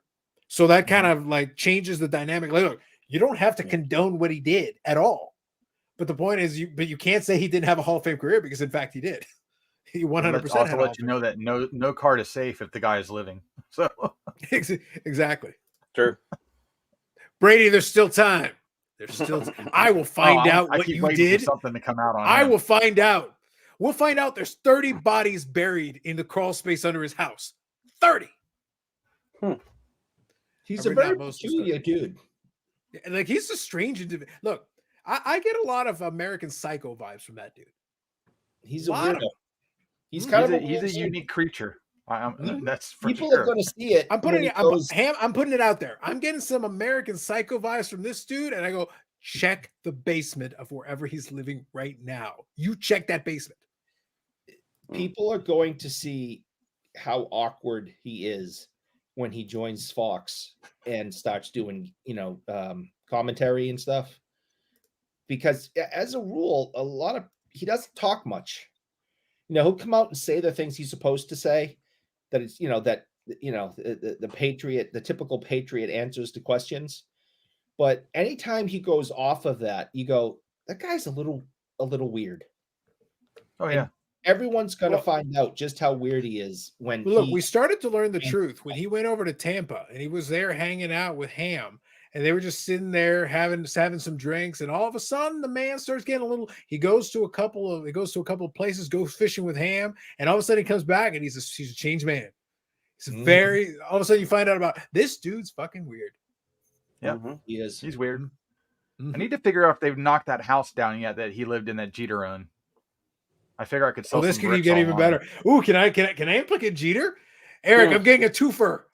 If they find 40 bodies, I'm splitting it between the two of them. I fucking hate the Yankees. I figure they sell pieces of the Berlin Wall. I mean, what happens if I have a piece of Jeter's house that Tom Brady lived in and whoever else was there at that time? I mean, that's a I want one of his gift baskets. You guys all know about that, right? Yeah, he's got great gift baskets. After he sleeps with a woman, he gives her a gift basket. Of course. That's just ridiculous. Says OJ rookie is at a PSA 8 is about 515. Okay, fair enough. Sounds good. Dave says good evening. Good evening, Dave. One too many fish and chips, no doubt. Dear Abby, should I be concerned my judgment has OJ Simpson cards? From concerned Susan. Valid. You have to get herpes from him for a gift basket. Ooh. Wes is going for it, man. He's going for the throat. He's not. I'm appreciating it. I'm liking it. Thank you for the contribution, Wes. So let me ask you this, Ham. Let me throw this one at you, and then I'll briefly touch on the YouTube Sports Card Hall of Fame because we have to at least make some reference to it. So let me ask you this. Yeah, we do. We kind of do, Eric. The entertainment value is there. We got. He has to because I was going to ask about it anyway. Yeah, 100%. Listen, I included off the top the video of Eric getting Eric basically destroying Detroit Lions, effectively eviscerating them. And then at the very end, I included a quick clip of YouTube Sports Card Hall of Famer Bob Lewis falling off his chair and Bronco 79 Steve cackling, a cackle that rings through the ages to this very day. So we got that. We got that angle included in there. But what I was going to say was, so obviously you got a chance to see a lot of those different elements. We talked about a lot of the potential. We'll see how it plays out. Right now, a lot of the Cards HQ thing is we've got more questions than answers because, I'll use the Neo parlance. It's not a fully activated Death Star. Like we've got the breaker pavilions, we've got these different cabanas, all this stuff going on, but it's not on until we see it all turned on and everything's been activated and ready to go. Yeah. Then I think we can judge it more accurately and go like, okay, so the breaker thing is happening. How many people are in the breaks? Are they selling product? That's going to be the answer to one question. How much are they going to implement this other part with the lives? That's another question. Are they going to make it into a content machine, which is what I would do with the space and the setup you have? Make it into a content machine. Get your money's worth out of the space and with the equipment and run a bunch of stuff out of that store. That's going to be another piece. And do you have your web presence, whatever that's going to be, whatever format that's going to be? Do you have it fully activated? If and when the answer is yes, then we'll say, okay, great. The business seems to be running okay. Or B, oh, nobody's buying that shit. They'll be out of business in 3 months. We'll find out. Stay tuned. Unless they move from Atlanta, I don't know. That's it. Bobby just will not accept Atlanta. Well, somebody was also asking Jeff at one point, will he franchise this? Franchise to Vegas. For Bobby Burrell's purposes, he better, because otherwise it'll always be Atlanta. Well, like you said, if they had one in Las Vegas, at that point you just turn it into a show. Yeah, that's right. Yeah. You have Carrot Top there at 1. You'll get Copperfield at 2. Yeah. Next, let's have him do some signings. Think about it, because if he starts doing signings at the store, stuff like that, he's got so many options. He has a lot of connections already. For it to truly fail, I think something catastrophic would have to happen, honestly. Otherwise, I think because of the multiple businesses in one, I don't think it can actually just not make money, because they're spending it anyway. They're just doing it now in one spot, so they're sharing it. In the sports card application, I would say more so than the other applications. Yes, Mike. Yeah, that's fair. And I appreciate your insight on that. Like I said, since you were boots on the ground, it was good to get a chance to watch it and then also get a chance to kind of hear you talk through it a little bit. So Bob Boza says, Siggy put on a Hall of Fame ballot with Sports Card Investor, Sports Card Addict, and then turned off comments. Yep. The last part I didn't know about. The first part I did. No, well, he had comments turned off for the video to begin with to go in. Okay. Interesting. Obviously, he doesn't want to hear about it. It's interesting because I'm probably going to be doing a once a month show with him on Wednesdays. Those weeks off center is off. Just talking about breaking, because I get into breaks. He gets into breaks. He wants a different point of view. And I said, sure, why not? I'll do it. I'll try it out. All right. Do it for wings. Tell him to send you 5. Yeah, I was gonna say maybe review wings. Maybe that's a play. Oh, I love wings. You don't have to stop me there. We all love. Says for OJ Carter's after they catch the real killer. Facts.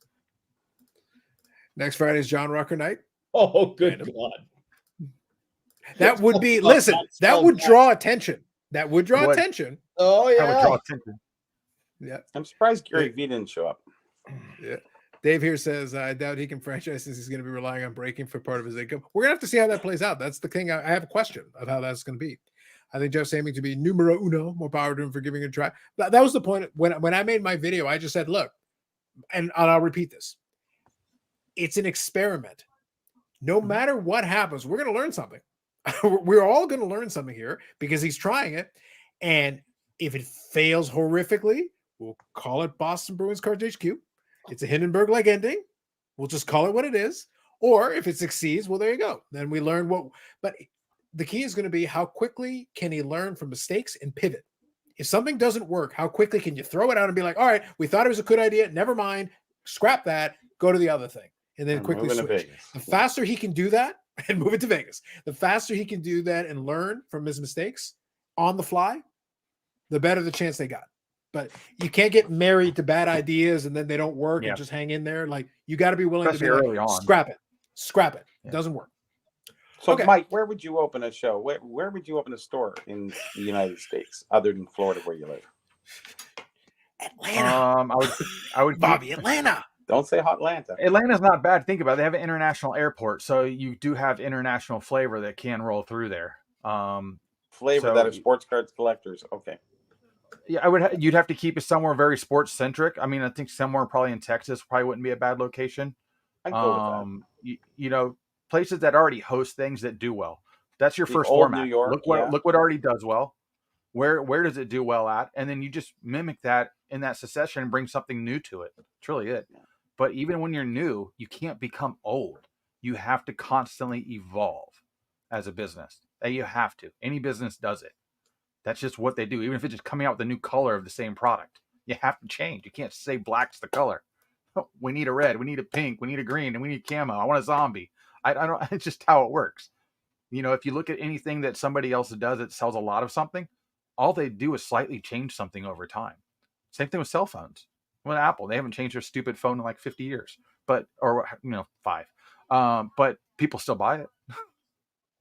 Why? Because it's Apple and it's new, and that's what people do. They just blow money on Most of the stuff. changes, so to be fair though, for your comp, most of the changes that Apple is going to make is going to be mostly software. Yeah. Software is the most important thing for them. If they get the software right, the hardware works with it. That's the important part for them. That's been their model. And the endless megapixels you can increase upon on your phone. I have a Pixel. I'm using stock Android. What number are they on? Because this is a 12. 15. Think 15. I'm going to use this until it dies. Titanium bezel edge, like that's important for some reason. I'm going to use that till it dies. Okay. Listen, Yeah. You wait until Johnny Eve comes back and just says aluminum. That'll change everything for everybody. So real quick, I'll read a couple of these here. I think a big part of the success will be whether you can find product experts that can run those segments of the cards profitable. I think they'll need some help. They're going to have to be very careful how they do it. Will the YouTube Sports Card Hall of Fame have a special memorial this year for Cards HQ 2024 to 2024? Maybe.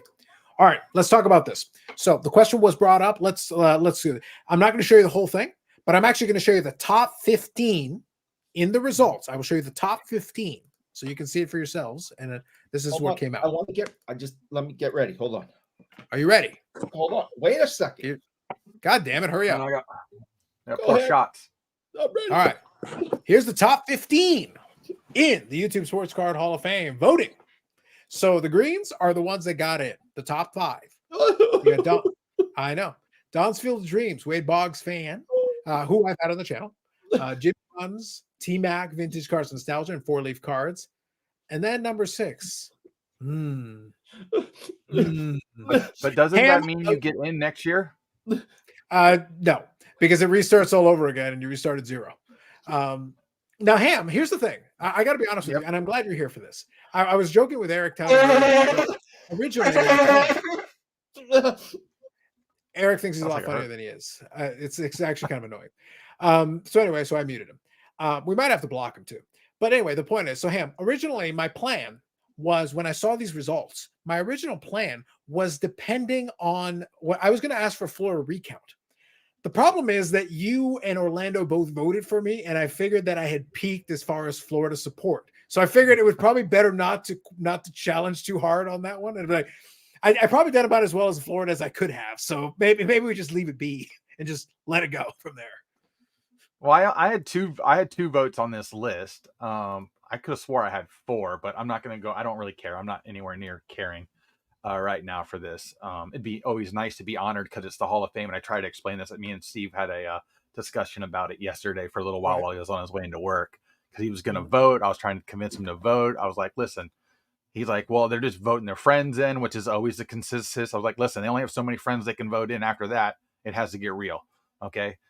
So at that point, other people need to get in. And when I did mine, everybody poo-poos on Neo and Dustin, sometimes even you, and you got a lot of votes. But it's more the fact that you're putting the work in, you're doing the grind. You're not one of these people that only have, 500 subscribers and 50 videos over 7 years, and because you're part of the group, they're voting you in. Because if you go look at everybody that's in, you go watch some of their stuff, it's unwatchable. Okay. It's not fun. It's not entertaining. It's only interesting to the people that they know because they know them. I get that. They're a friend. Right. So like Steve was like, well, I'm just going to be voting my friends in really because those are the main people I watch. I said, well, if you have a vote, then vote because that's what you enjoy. That's how that works. If I'm available to vote, you should vote. But I also don't think you should be able to vote at 1 year in personally. I don't think you should get in at 3 years.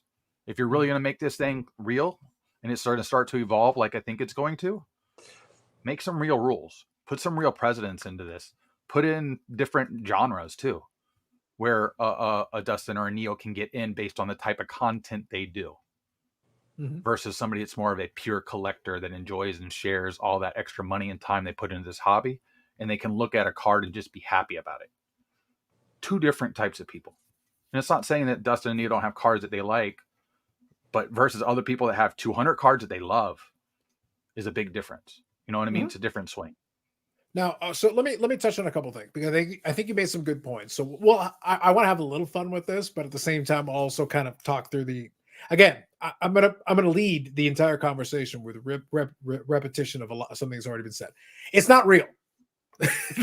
there's no Hall of Fame. There's no actual place. There's no they'll have a little online speech thing because they decided to take it that far, which frankly is too far, way too far. There's a website. Yeah, no, I know that. I'm aware of that. Believe me, I've shared it. But the point is this: it's not real. I'll just reemphasize that. And because there's really no criteria, people can do whatever the hell they want, including voting for their friends, which is correct. That's 100% true. But what I'm going to say is this: one of the things that amused me the most was the amount of people that, when they included this channel in the ballot, had to kind of explain it. It was great. It was like, well, it's like, I'm paraphrasing, but it was like, well, Carlos is pretty opinionated. And half of them were like, well, Carlos really doesn't care. Or he's like, he wouldn't really appreciate it, but I'll vote for him anyway. And my favorite was, my favorite every year is Mike Baseball Collector, who originally came up with this concept. And and I'm basically paraphrasing, but it's close to his exact words. He goes, well, as those of you that know, Carlos and I have a storied history. And I go, wow, a storied history. So to your point, Ham, it's not necessarily just your friends that vote for you. It's people like, you are their friend, Carlo. Well, obviously. It's like, I got to recognize. We got to recognize. But we all have a friend that we hate, but we still love them. I guess so. I guess so. I guess that's the thing. So here's the bottom line, though. I told I said it on the Discord, Ham, and I said if I had known I was going to get anywhere that close, because last year I was like in the teens, somewhere around 15, 16, 20, whatever. If I had known I was literally going to be on the last spot on the bubble just before the little list, I would have done some shenanigans. Let's do some vote tampering. Let's go. Well, actually, may as well have some fun with it. Carlos, you finished 6th technically, but the popular vote was probably put you in 4th. I think so. I think there's no question. Like I said, I got some questions here, man. And like I said, I'm very proud that I finished ahead of Baseball Collector, Investor, Dealer in that order. Like that's a strong candidate there. There's a lot of people that enjoy him. But look, Ham, the way I like to put it, so I'll be perhaps not serious, but maybe a little serious. Ham, the way I like to look at it is I like to think that this reflects really how much better you are. And the fact is, Beckett the YouTube channel podcast thing, he only got 2 votes. So mathematically, Ham, I'm at least 18 times better than Jim Beckett. I got 2 with him, so I'm equal to him. You're equal to Jim Beckett. That's fine. But the point is, I'm 18 times better than he is. So he sucks. So, but you are projected next year to get in at this point. Unless they come up with a rule. Getting the speech Unless they come up with a rule. Unless they change the rule and say, wait a minute. Yeah. Do you think we should let someone in who literally denounces this at every turn and literally mocks it and ridicules it on his own voting nomination video? 100%. That's the constituency I'm going with. That's the constituency. Listen. So listen. Yin consistency, yin lots yang. of votes. That's right. That's right. 5 years down the line, everybody's in. What happens there? You can't get that. You're only 5 people get in. It'll take forever. They changed it, Bobby. It used to be 10 of any substance. Sorry. Yeah. Well, look, so real quick, I'm going to read a couple of these comments, but I want to talk about the substance for a second because I actually think there's an interesting conversation to be had here. Because the problem is, okay, look, it is a popular contest, 100%. That's always been the case. That's always true. But the thing is, it's weird when people try to come up with criteria or try to justify criteria or try to do this whole thing. I want to touch on that subject here for a moment because it goes back to that old topic of what's good content. I actually want to invoke that for a second, and I think there's an interesting conversation to be had. So hang tight for 1 second. Hello, Carlos Sewell, not on top. Psh. I think this is a situation rigged election, no doubt. Jake Han, hey, Call Life Card people, facts. Kurt Schilling in the voting. I didn't quite throw that as much shade as Schilling. I didn't tell him don't vote for me ever. I actually said vote for me, you all suck. I believe those were my exact words, and you can quote me on that. Mike, you could be better than Beckett because recounts in Florida are pretty popular. That was the problem. I said I would have done the recount in Florida, except I did okay in Florida. so I might have to leave that. Maybe I got to find another state. Eric, find me another state that Atlanta. I should be recounted. Yeah, Georgia. Georgia's what did me in. Georgia's what screwed me over. Yeah. Did Justin Gamble make it in? No. Let's scroll through here. Carlisle, good evening. Yep. There you go. Sounds good. Appreciate you. And thank you both for chiming in. Do you think we are the best in the hobby? There you go. Pressure on for next year, Carlos. Expectations are high. Entering the year is the biggest returning vote getter. Yes, apparently. That's the thing. Yeah. Carlos of the Hall, very good. Psh. We can only dream, Wes. We can only dream. Fanatics Illusion Influence vote against Upper Deck Collector Carlos? Possibly. Perhaps. I knew having that Upper Deck person here. Terrible. Yep, there's another Kurt Schilling comp. I think Kurt Schilling kind of sucks, but that kind of hurts me inside. But I get it. Yeah. Neo says, new rule. If you stream on Fridays, you can't get it. Damn it. I knew it. He had 8 votes. We got to go back to Sundays. Yeah, possibly. You bet in Jim Beckett, you know what? Yes, I do. Way better. It's not even close. But so what I was going to say, 12 votes. I can't remember. Yeah, somewhere like that. And I think Dustin ended up at like a Baker's dozen. I think it was 13 for him. He had 16. Like I said, I did the top 15. I did the top 15 so you guys could see it. And how much Dave Archer was there? Tattooed on his arm now. Possibly. But yeah. So let's kind of talk about this. Again, it is subjective. It is a lot of times it's going to be your friends or people you associate with or people but then also look at it the other way. It also depends on like what you enjoy. Baseball Collector Investor Dealer is an extremely popular YouTube channel. He does extremely well. A lot of it is a little dry for me, but I can appreciate and respect it for what it is. So there's two different things.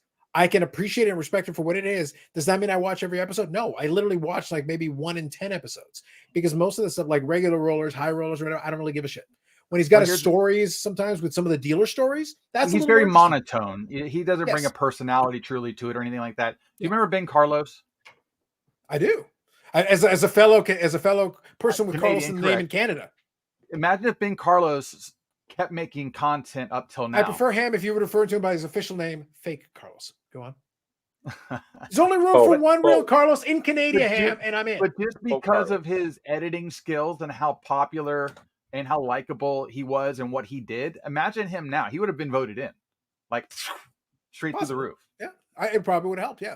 So presentation is a key thing. Presentation, I think, is a key thing. I think that's a part of it. Look, it goes back to what I said earlier about good content is whatever you want it to be. I can't tell you what good content is to you. But the way I look at it is that YouTube, a lot of times, you can do inform, you can entertain, and if you're really good, maybe you do both. So there's a if you can do both, usually that's the best. But if you inform, if people learn something, they feel like they got something out of it, that's awesome. Great. Then that works really well. But like I said, you got a mixed bag of different combinations. You had some folks that are like, oh, this guy's old school, so I voted for him, which is fine. That's completely okay. But if we're just talking about the content on its own, here's where I differ. And this will be maybe a controversial take. If I'm looking at Neo and Dustin, so the two examples we use are from the Discord. If I'm going to vote for one of the two, I'm going to vote for Neo. They both make a lot of videos, but I think Neo brings a certain personality element into it. Dustin makes a video virtually every day, but because it's usually just the news topic of the moment, a week later, tell me what your favorite Dustin video is. You can't go back into their archive and rewatch because there's video almost, and it's a reaction. It becomes irrelevant at times. Yes. Yeah, you lose it. You lose it within a couple of days. You will have forgotten what yesterday's video was. Like it's gone. It's poof.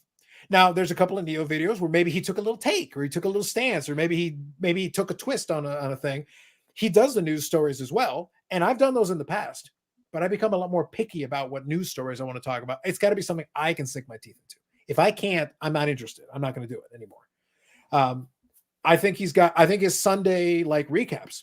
I think those can be some good videos because they recap, talk about a couple different things. So I think there's some value there. So if you're looking at it as before we started recording, I said to Bobby, I think there's room in the hobby for the news outlet that is giving you that. The problem with the news outlet, though, is what happens after you're done. Let's use the old technology. After you're done reading the newspaper, you finish reading it. You crumple it up, you throw it in the recycling. You're not going to think about it again. You're on to tomorrow's thing or the next day. So the next day. But in the moment, you were reading and you were going through it, and there it is. Moving on. But I think it's tough to make sometimes videos that resonate a little bit. It's got to have something a little extra to it or some kind of a variation on it. If it does, I think it sticks a little more.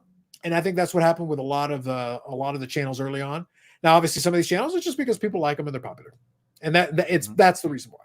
And it doesn't matter how many people are watching your videos; it's how many people are watching your videos that also make YouTube that even think about you 5 seconds after the video's over, that would even bother to take the extra effort to make a vote, to make a ballot. But there's also the people who respond to the people's comments. Like I don't think the sports card collector dealer. He doesn't really interact too much with the audience, with his audience. It's more of him talking, him telling a story.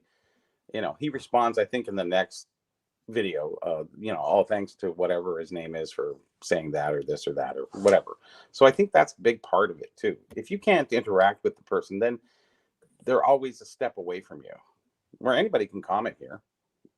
Yeah. Gosh sakes, we have Mike Ham on. Like, geez, famous. Well, now YouTube influencer Mike Ham.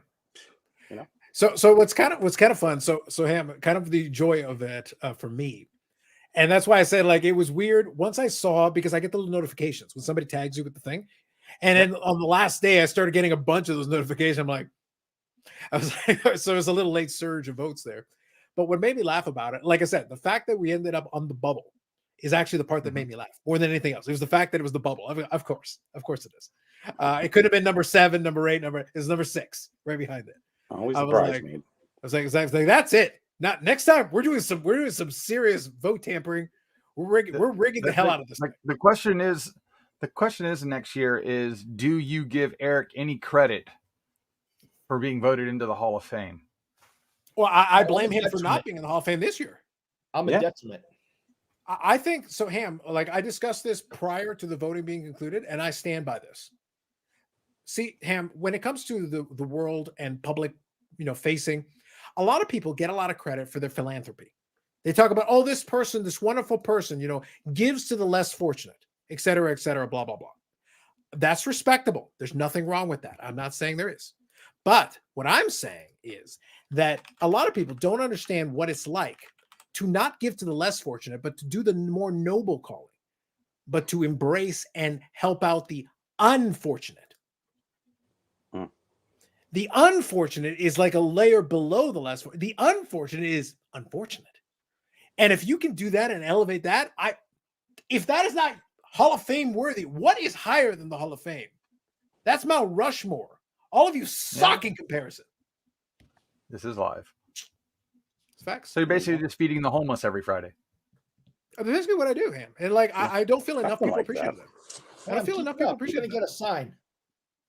Where's my crumble cookie ad? I went to Yeah. crumble asking. cookie. They're I like, keep "What are asking you if you get talking nothing. about?"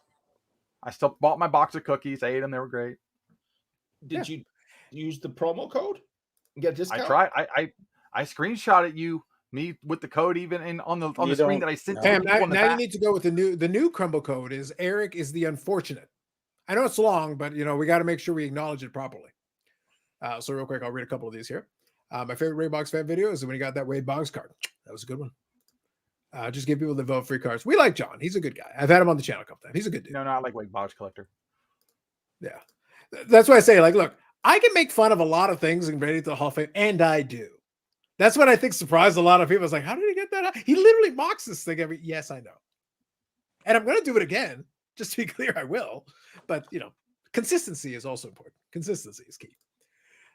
Good content is different to everyone, which is 100% true. I agree with that. I like your no-nonsense take on hobby news. I appreciate that. I like Dustin for his personal interest, not necessarily his takes on hobby news. He kind of sold out. Okay, so Ham, can I take it? Look, I didn't mean to pick on him for this.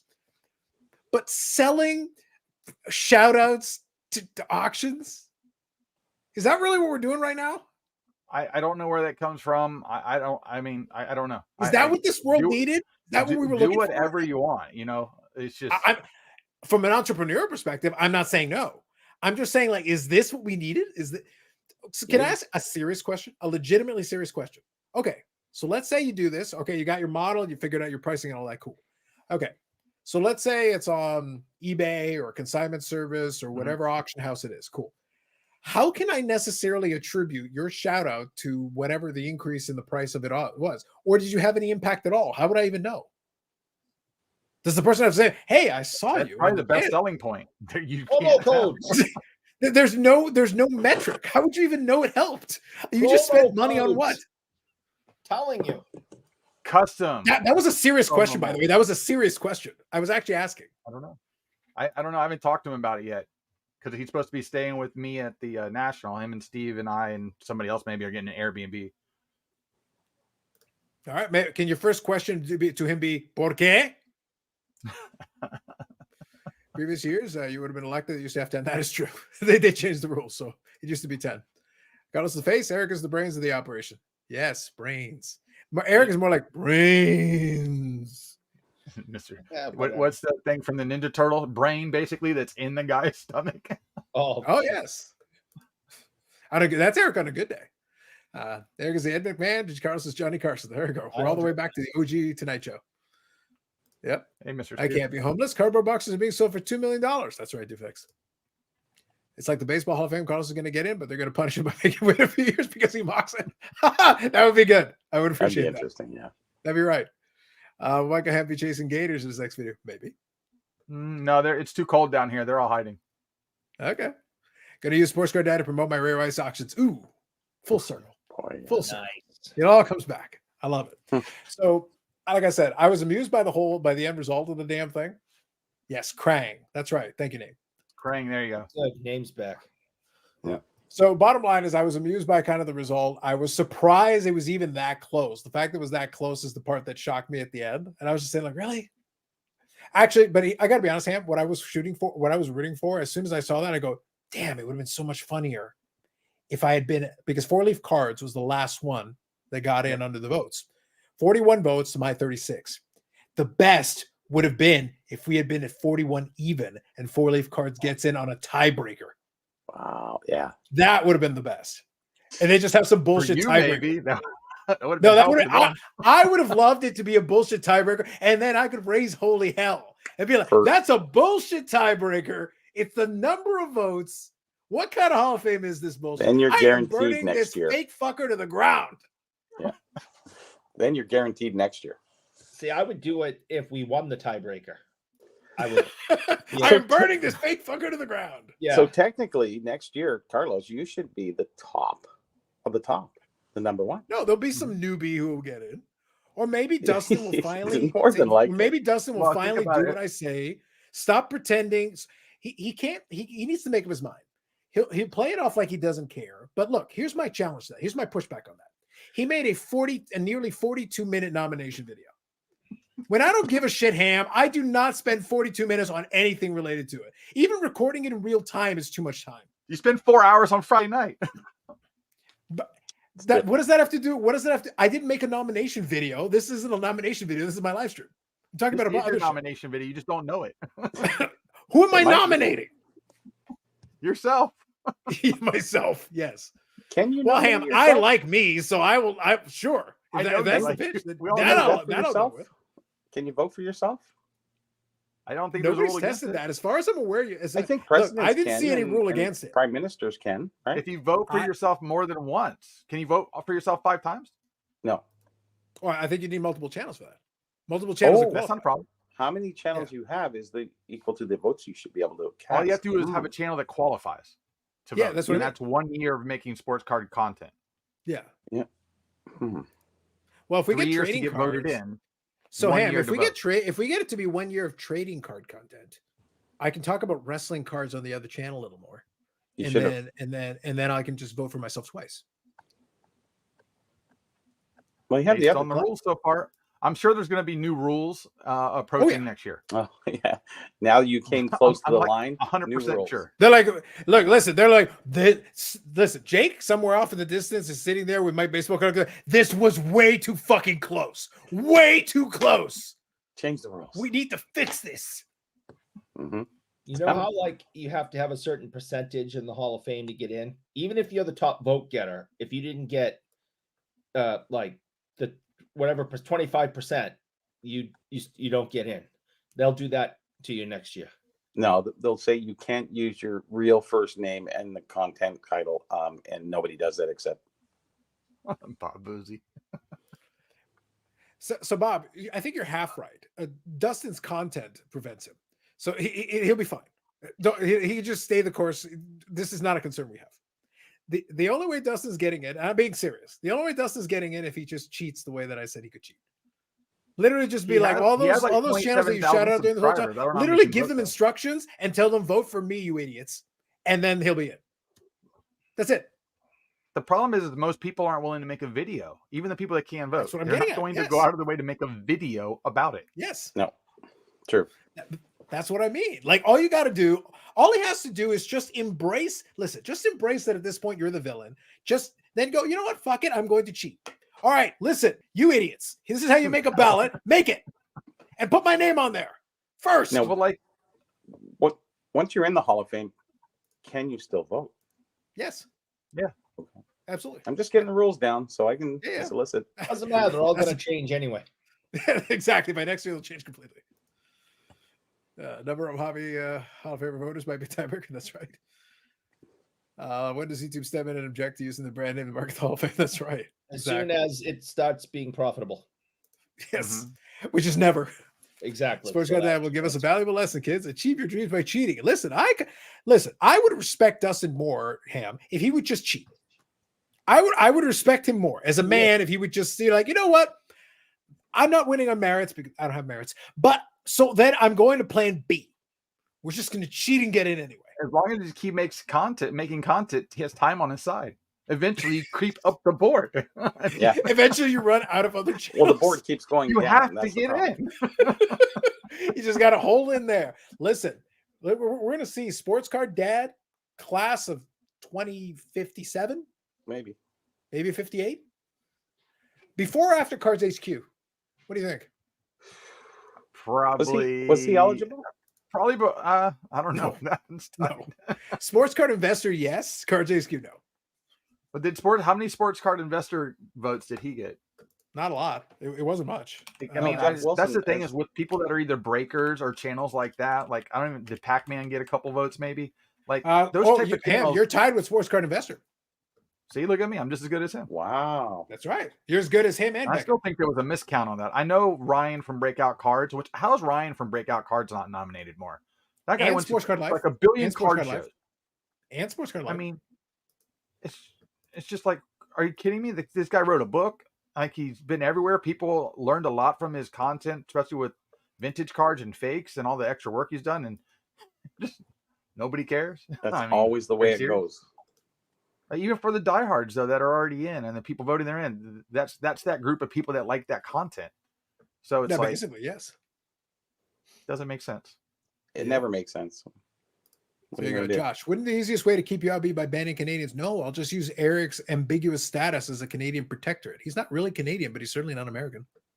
Canada's North America. They're Americans.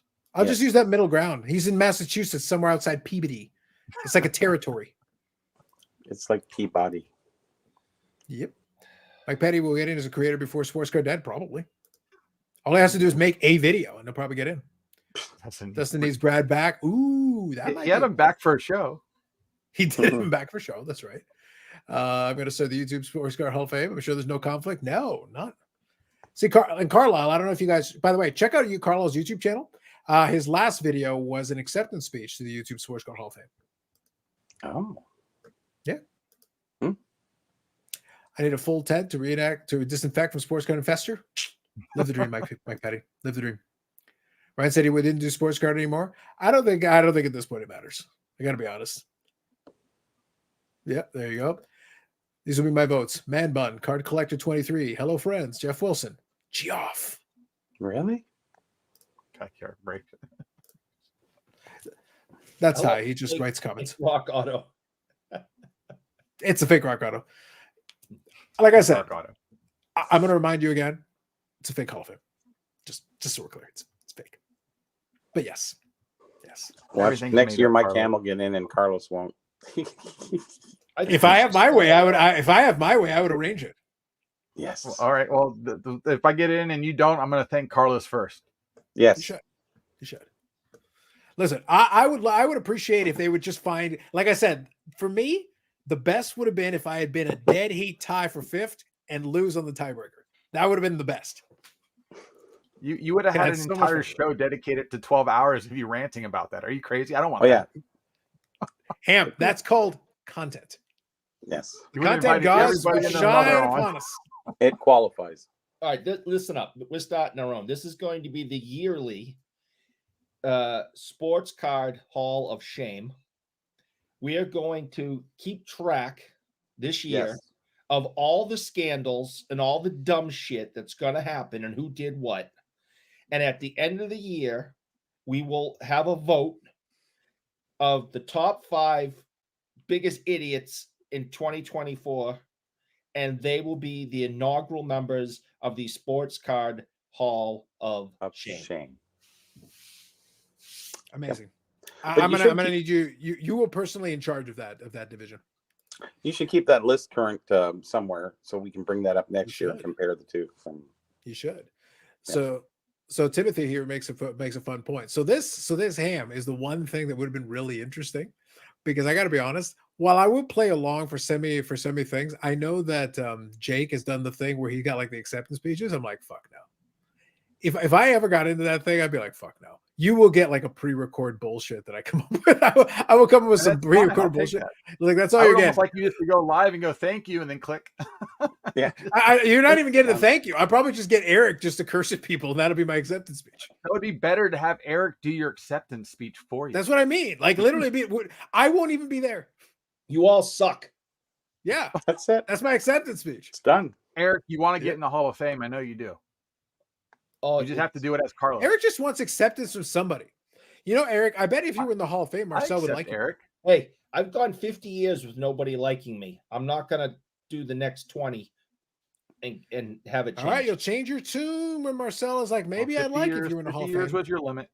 All those that are in the Hall of Fame are not loved. Yeah, I'm That good. is true. That is true. I can name The I guy who won't does say the them. Hofstra show. Yeah, I watch. I've watched a bunch of his videos. He's pretty good. So I can say for show business, appreciate that. Nobody does a 4-hour show every week. That's the one thing. It's the consistency with the live stream every week. Longest running episodic, whatever this is. Actually, you might get a lot more draw on this podcast tonight because you finished just below the line. I know it's the All right, scandalousness. Now people are just being mean. Yeah, What does AIH stand for? no one knows. I Can we I make have an no idea if acronym for anybody it? knows. I What would don't. we I make the genuinely have acronym no for idea. AIH? I have do zero not idea. know what None. it stands No for. clue. No clue. Artificial intelligence, huh? I wish I could tell you what it stood got for, nothing. but I don't Yeah, know. listen, Ham, you've been on a show with him. Why didn't you ask him? Yeah. You had the opportunity. I didn't think about it. Yeah. It's a valid question. Because someone should start an alternative YouTube. That's right. I should come up with my own, change the rules, and more be excited being involved with the dark side. So I was just like, let's see how this goes. Yeah, there you go. Who would sponsor Dustin's speech? Yes, everyone. All the things. He would. It's got to be his accepted speech would just be ComC Slab Max. That's it. He would just. It would be 3 minutes of reading out sponsor reads. Yes, and thank everybody. Thank you, goodbye, and he just leaves. That'd be it.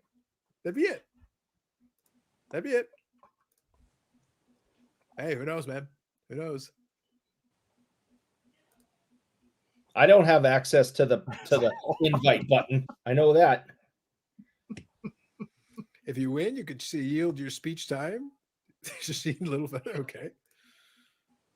Now everyone gets the guess. Yes, I have no idea. Listen, I'm just leaving the comments there. Man of peace. Mm-hmm. Also, so in addition to not appreciating him, my catering to the unfortunate, they didn't even appreciate my Man of Peace. What the hell? Hall of Fame's trash. Total bullshit. Yeah, we covered that one. You gotta rewind back. we got a pretty good rundown on the whole thing with Geoff. Your personal favorite, Mike Petty. We got an hour and 45 minutes to kill. Why don't we just start doing it again? Yeah. Well, I did that. I did that for my nomination video. Yeah. I just start going and then boom, hit instant replay. Let's turn the list upside down and work from there. Yeah. Actually, So then you're in, Mike. I'm near the top. Yeah, that's right. Exactly. So either way, so now what I'll say is this. So to put a button on this one, at least for now, we'll come back to it. As always, every year, the Hall of Fame is good for content. It is. It's very much good for content. So I'll give it that. Now, to be fair though, I've run out of gimmicks. The long con won't work again. It worked so well. It was perfectly executed, and now it's like, oh shit! Now I got to come with another gimmick. You got like 360 days to figure it out. Yeah. I'll listen. I'll think of something. How many people are watching right now? 54, 55. Okay, so pretty good. Yeah, pretty good. Good healthy average. Yeah, I think we'll have to see. I'll think of something. I got time. I will think of something. We'll have to find out. Too much AC/DC tonight and more drinking? Live the dream. First of all, there's never such a thing as too much AC/DC. Correct. Never. And too much drinking. That I agree with. That I have a different opinion on that, but there's never enough AC/DC. Or too many chicken wings. Yeah, no. I eat as many chicken wings as I can. Mm-hmm. Oh, I'll kill a plantation. Enjoy while you're young. Yeah. Indeed. I'll pay for it, but I wouldn't mind eating them all. I like the baked wings the best. I really do. It's almost like this moral sense that you're not eating the skin, but you're still eating the skin, but it's just not deep fried. No, I have to have the skin. And what's so nice about the oven roasted wings they have, they're charred. So they have like that really crispy darkness to the outside. Oh, it's just fantastic. Nice. Nice. Again, for me to go back to back 2 nights in a row, less than 24 hours. Another 20 wings in. And you're still talking about it. Like, are they moist inside? They're super or something? It's perfect. Or just they have it dialed in. Like it's dialed in. We have a place that's called Wing Machine. I don't know if you've been there, Carlos. But their wings, they marinated them in something. So inside it's like this beautiful, like soft, like you go, I can't do that at home. And I'm a great cook. I just go, man, you guys got it. You have an air fryer? Yeah, I do, but it still doesn't work. Not the way it works with them. I'd rather go there. But I love doing my own wings. They're great, but these are like amazing. Anthony's cold fire chicken wings that they roast in the pizza ovens and they put all the onions on it. Oh, those really? are fantastic too. Huh. Oh yeah, pizza oven with the That's Publix wings for. See, you started talking. So Eric, you start talking food. We picked up 4 viewers. Here we go. They start talking wings. It's like I love food, but like how many different things can I do on my channel? At that point, I just need to name it Michael Ham. Just don't let everything fly. Yeah. Your name is food, anyways. Come on. Yeah. Did we just take the best chicken? Did we just take the best chicken sandwich question to the next level? Mayhaps. No, we're not chicken sandwich here. We're chicken wings. That's true. That is true.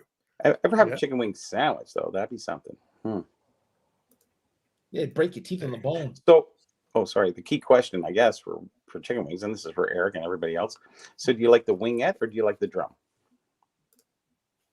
I like them both, but if I had to choose one, I'd probably go wingette over drum. Yes. Eric? I'm lazy, so the drum because less work. He just rolls it like it's So corn. Bobby, I'm gonna recuse myself Carlos. from the food talk. I recuse myself from the food talk because I'd rather listen to Eric's weirdness. It's a good one. You know, most of the time I don't care. Most of the time. Why do you think I push the food? You know, who puts pepper on their freaking hot dog? Honestly, Eric is a very strange man. Who has that condiment? I saw somebody. We could spend a 4-hour episode just going over Eric's idiosyncrasies one by one, like just picking them all apart. We don't even want to get into ice cream cake. No, God no. Again, the ice cream cake. Listen, Bobby, you were passionate about that ice cream cake. Pretty much. I think, Bobby, if I had made a campaign video, I would have just played you being passionate about ice cream cake, and that would have been my argument for it. He goes, what does that have to do with Carlos? This is what I facilitate. This is a forum I create. What do you want from me, Bobby? My mother talked about that for 2 days, and she should, because the funniest part, if you put ice cream in a pie shell, is it ice cream pie? I don't get it. Anyways, we'll leave it there. Yeah. Well, read a couple of comments. Oh, you put some crumbled freaking Oreos in the top. There's the okay. Yeah. So Rick here says, "Damn it, I'm going to get Carlos in the hall next year. I want to hear the acceptance speech. It will begin with 4 years ago, fuckers. Goddamn card peasants. About goddamn time. And I'll leave the rest for later. I still can't figure out how many 4 scores. So, anyways. Yeah, but the important thing is that's the beginning of it. I've already got the beginning figured out. I'll workshop the rest. Okay. Was that Lincoln that said that? 7 years ago was Lincoln, yes. Yeah, that's the Emancipation Proclamation. Spell that. We don't have all night. Whatever it takes, yes. Eric probably puts his wings in the washer dryer. Yes, with his shoes. We got the shoes are for flavor. The shoes are for flavor. We got the best content. Shut up, Josh. Rubbing shoes in the fucking dryer. Like, honestly. He does it in the middle. No wonder Eric's in Massachusetts near Peabody. He probably taught Tom Brady how to be a serial killer in that job. You can just hear it in the background. Get in with some towels. Unbelievable. Is there a Vegas show for the NFL experience? Lord knows. I have no idea. There you go. So there's a question for you, Eric. Yeah, that's a tough situation. He was a very, very close friend of the shop. We have, from what I hear, there's some questionable circumstances, and I don't have all the information yet. And I'm just, he was at Phil's wedding. So I'm going to leave that one alone. There you go. By the way, I don't know if you heard anything about this, Bobby. So last week we found out that it might have been during maybe one of the impromptu lives, but I actually didn't realize the All-Star game was here this time around. I completely whiffed on it. Like, I didn't catch it at all. And then obviously now, since I'm downtown when I work, I see the ads now and everything because I'm right beside the arena.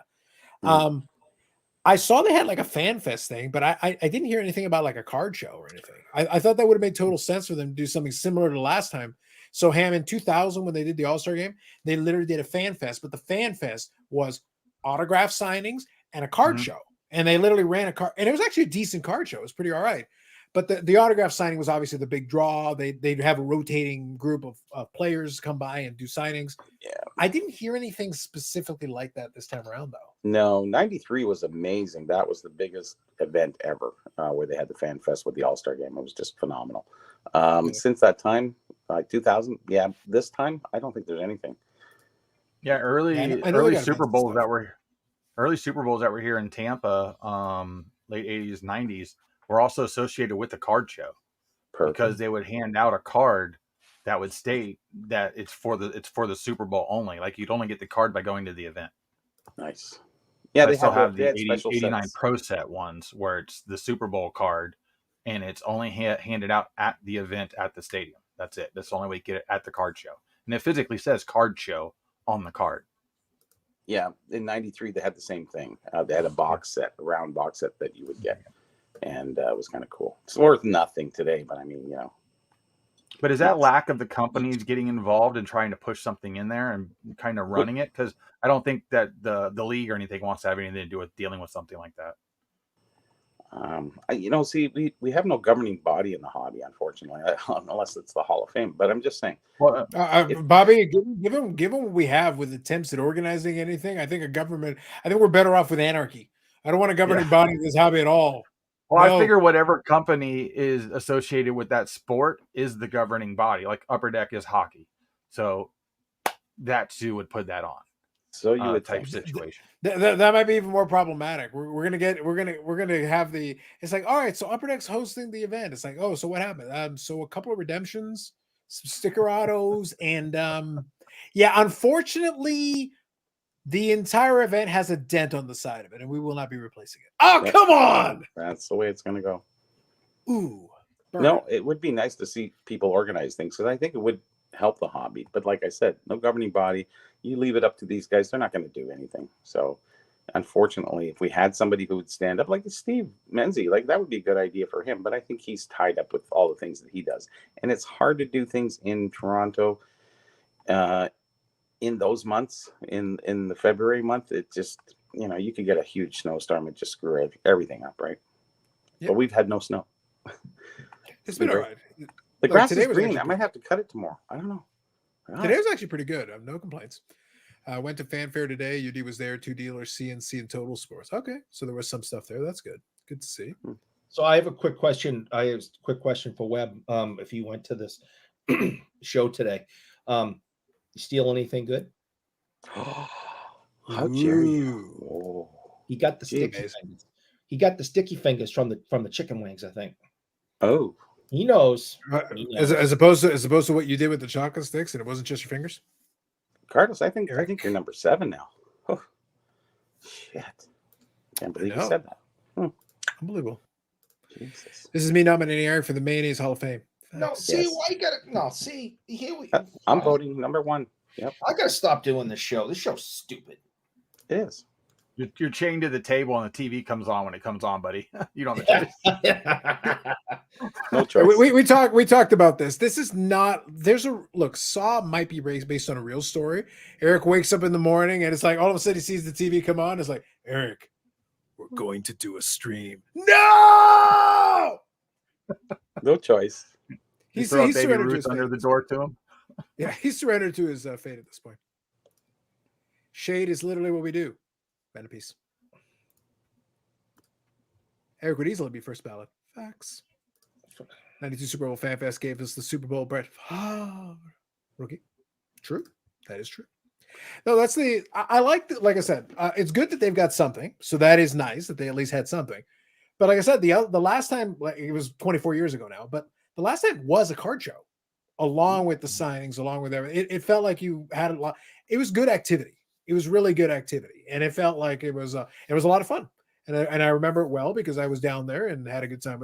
That's where I had the story with the Frank Mahovlich thing, where he was doing his radio spot, and I was literally just there with. I didn't have anything for him to sign, but I had the index card and I had a Sharpie, and he literally runs down. I had it right there. He grabbed it, boom, signed it, and then ran.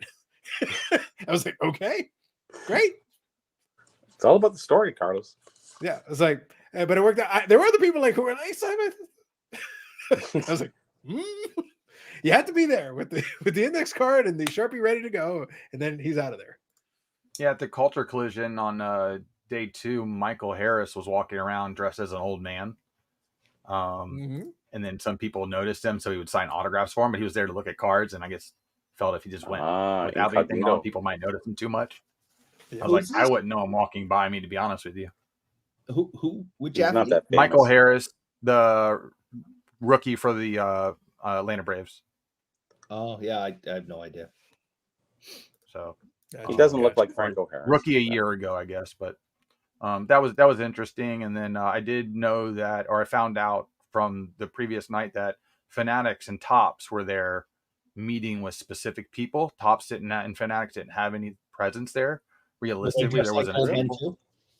No, they were just walking around. They had certain meetups with certain vendors and certain influencers.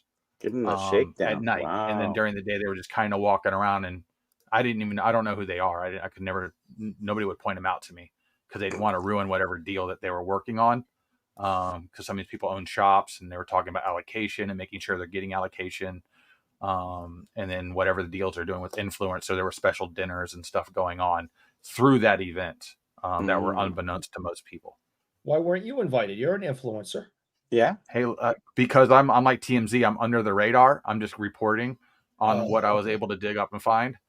Okay. They don't want me at the table because I won't shut up, and I'll tell them they suck and how they can do better. So why would you want that? Good reason. Oh, right. Yeah. Mm-hmm. Yeah. I mean, the Disney product's out doing everything you say you can't do, but they're doing it just fine. So you're lying to me. It's pretty simple. Yep. Carl says Michael Harris second, Centerfield Braves. Thank you, Carlisle. He's an Atlanta native. There you go. Hobby Champ says, I asked Hal Gill to sign my Bobby Orr game used hockey stick. Finally raised the value of that worthless piece of That trash. is blasphemy. Shame on you. I agree. Hal Gill shouldn't sign something that pathetic. Is Dustin getting a Fanatic sponsorship? Is that I think it might be easier to ask what sponsorship he does not have. That's right. If Dustin gets a Fanatic sponsorship, we'll get 3 videos a day. Oh, yeah. Maybe per hour. Per hour. It'll just be the sports card. It will literally be the sports You'll be able card to sign up network. for text message alerts. Yeah, bing, bing, bing, bing. It's like another fucking video, and it'll be like, so just like last hour, what you're gonna find is that content is gonna be what my nomination video was this year. So last hour I said he just replays the video he already made and does it all the way throughout the day with a different sponsor. Mm-hmm. Amazing. Put him on an influencer card. I already collect Dwayne Bacon cards. There you go. Put him on an influencer card. I'd love to be on a card. Yeah. Carl Weathers auto out. Sad. Go Apollo. There you go. See, the problem is you're in the wrong genre. If you wanted to geek out on wrestling cards, those guys have made cards for themselves. There's now been 2 series of cards for the wrestling card collector guys. So there's a bunch of those, like the Stacking Slabs guy. He is on one of those series, as is Drake's PC and a bunch of those other ones. Think about like all the Alan Ginter cards that come out of celebrities. I don't even know half these people are. They're the worst singer ever, or they don't really sing, and there's a singer card. I'm like, who are you? And then the actors don't really have a real acting job. I'm like, y'all aren't even trying. I've never understood that product, to be honest. And some people, I mean, they love it. They think it is just the greatest thing since sliced bread and all that. I've never understood it or wanted anything to do with it. Now, I understand I have my own niche. I only do vintage hockey, blah, blah. But the whole idea of it doesn't even make sense to me. I mean, there's pictures of horses on these cards. Mm-hmm. There's pictures of somebody who did a cooking show or something. I mean, it is some of the most ridiculous things I've ever seen. I don't get it. Professional florist. I mean, So what you're saying is it bothers you that they have like non-sports in it in some rando shit. I love non-sports cards. So what you're saying is that you're looking forward to next year's Alan Ginter where they have the cyclocross subset. Maybe. The best part of the product is 2% of the product. Yes. Realistically. That's what it is. It's So those mini rare autos of the 5 to 6 people that everybody's going to want, or the one odd sport guy that doesn't have a card yet. That's what, or the hot chick that's an athlete. That's what's going to sell. All right. Outside of that, what does the rest of the product offer you? Yeah, so I want to give Mike Petty. I want to give Mike Petty credit here. Famous florists. This is important. Maybe Hightower. I want to give Mike Petty credit here. I did not have Vidal Sassoon coming up today. If you had Vidal Sassoon on your bingo card, you may now have one. Be ready to declare bingo. Just letting you know. You win a free pack of Zima. See, the key piece here, Ham, is this is the reason, if nothing else. My campaign pitch for next year is which one of y'all have a live stream or video where Vidal Sassoon would have come up? None of y'all? Fuck off. That's what I thought. There's a reason I'm 18 times better than Dr. fucking Beckett. Trash. 18 times. Dustin will do 24/7 really live stream powered by Jordache Fanatics. today. You know, if you flip it upside down, you're 18 times worse. No, he's trash. He sucks. His all he does is just repurpose the same shit over and over again. He's not even trying. He literally took interviews from other people, and that's the podcast. Well, he doesn't. He probably doesn't even know he got voted for. It doesn't matter. Probably not. He's probably sitting there going, "Who? Oh, It's okay. Even if he did, I wouldn't Rich vote for Klein that would have content. told him, It's "Don't it's worry." it's literally shitty content. I'm sorry. Deal with it. Objectively, it's bad content. We're not going to answer that question. What, the Coley has the coolest mask? Go ahead. My little prejudice. My favorite mask of all time Jason. is Steve Shields' tribute mask to Jerry Cheevers.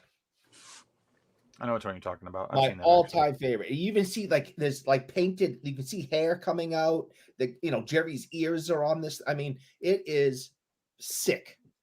That is my all-time favorite mask. There was the one in the guy with who was he with? He was in the WHA. He had the lion's mask. One of the best masks ever. I forget his name. Looney. Shoot, I met him a few times too. Shit. Anyway, he had the most amazing tiger mask. He's one of the first people to paint his mask, and it's a big lion and a big freaking. It's just awesome looking. Oh my god, I can't remember his name. Damn. I only have to remember 10,000 names, so I shouldn't remember his. Anyway, Latex just said the funniest damn thing. I totally get that. That's a Three's Company reference. Which one? Sorry, this one here. Yeah, that's a Three's Company reference. you want to read it, Carlos? I can't read it on the small phone. Professional florist Joyce DeWitt. Oh, Joyce DeWitt. Three's Company. That's what she did. Janet. Janet was a florist. Sing it, Eric. Come and knock on my door. There we go. Wow. That is the thing that happened. Yes. Okay. So just to get back to the Alan Ginter thing, because we got plenty of time. If you go back up, We're almost out of time. hold on a sec. We Hold on a almost sec. got away from it. If you go back up, Rippin' List, Kelly said he loves Alan Ginter. Kelly, tell me why you love. What is it about Alan and Ginter cards that you love so much? So Eric is saying, "Tell me why." And it better not be because you have one. Probably. He does. It's probably self-serving. Yes, it's kind of how that works, man. Yeah. Other than the fact that they made one of you, what other reason do you like Alan and Ginter?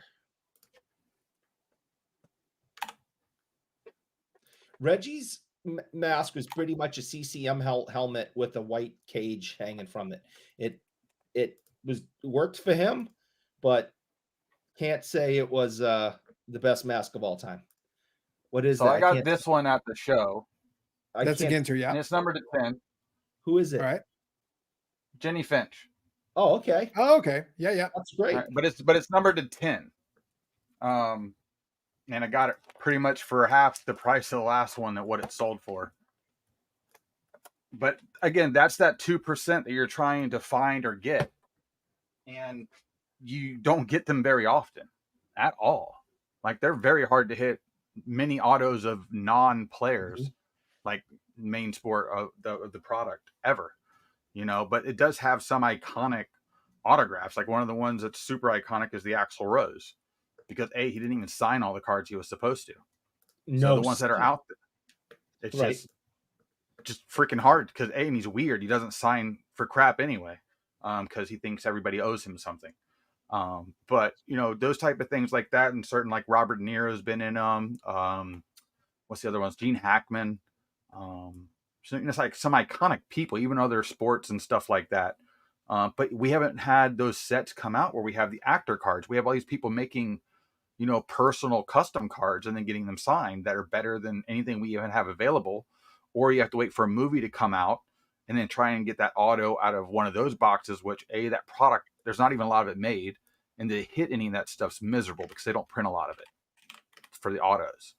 So you have to go look for that. Or now you have to go and buy a Leaf product. And let's just face it, those cards are a little loud and annoying.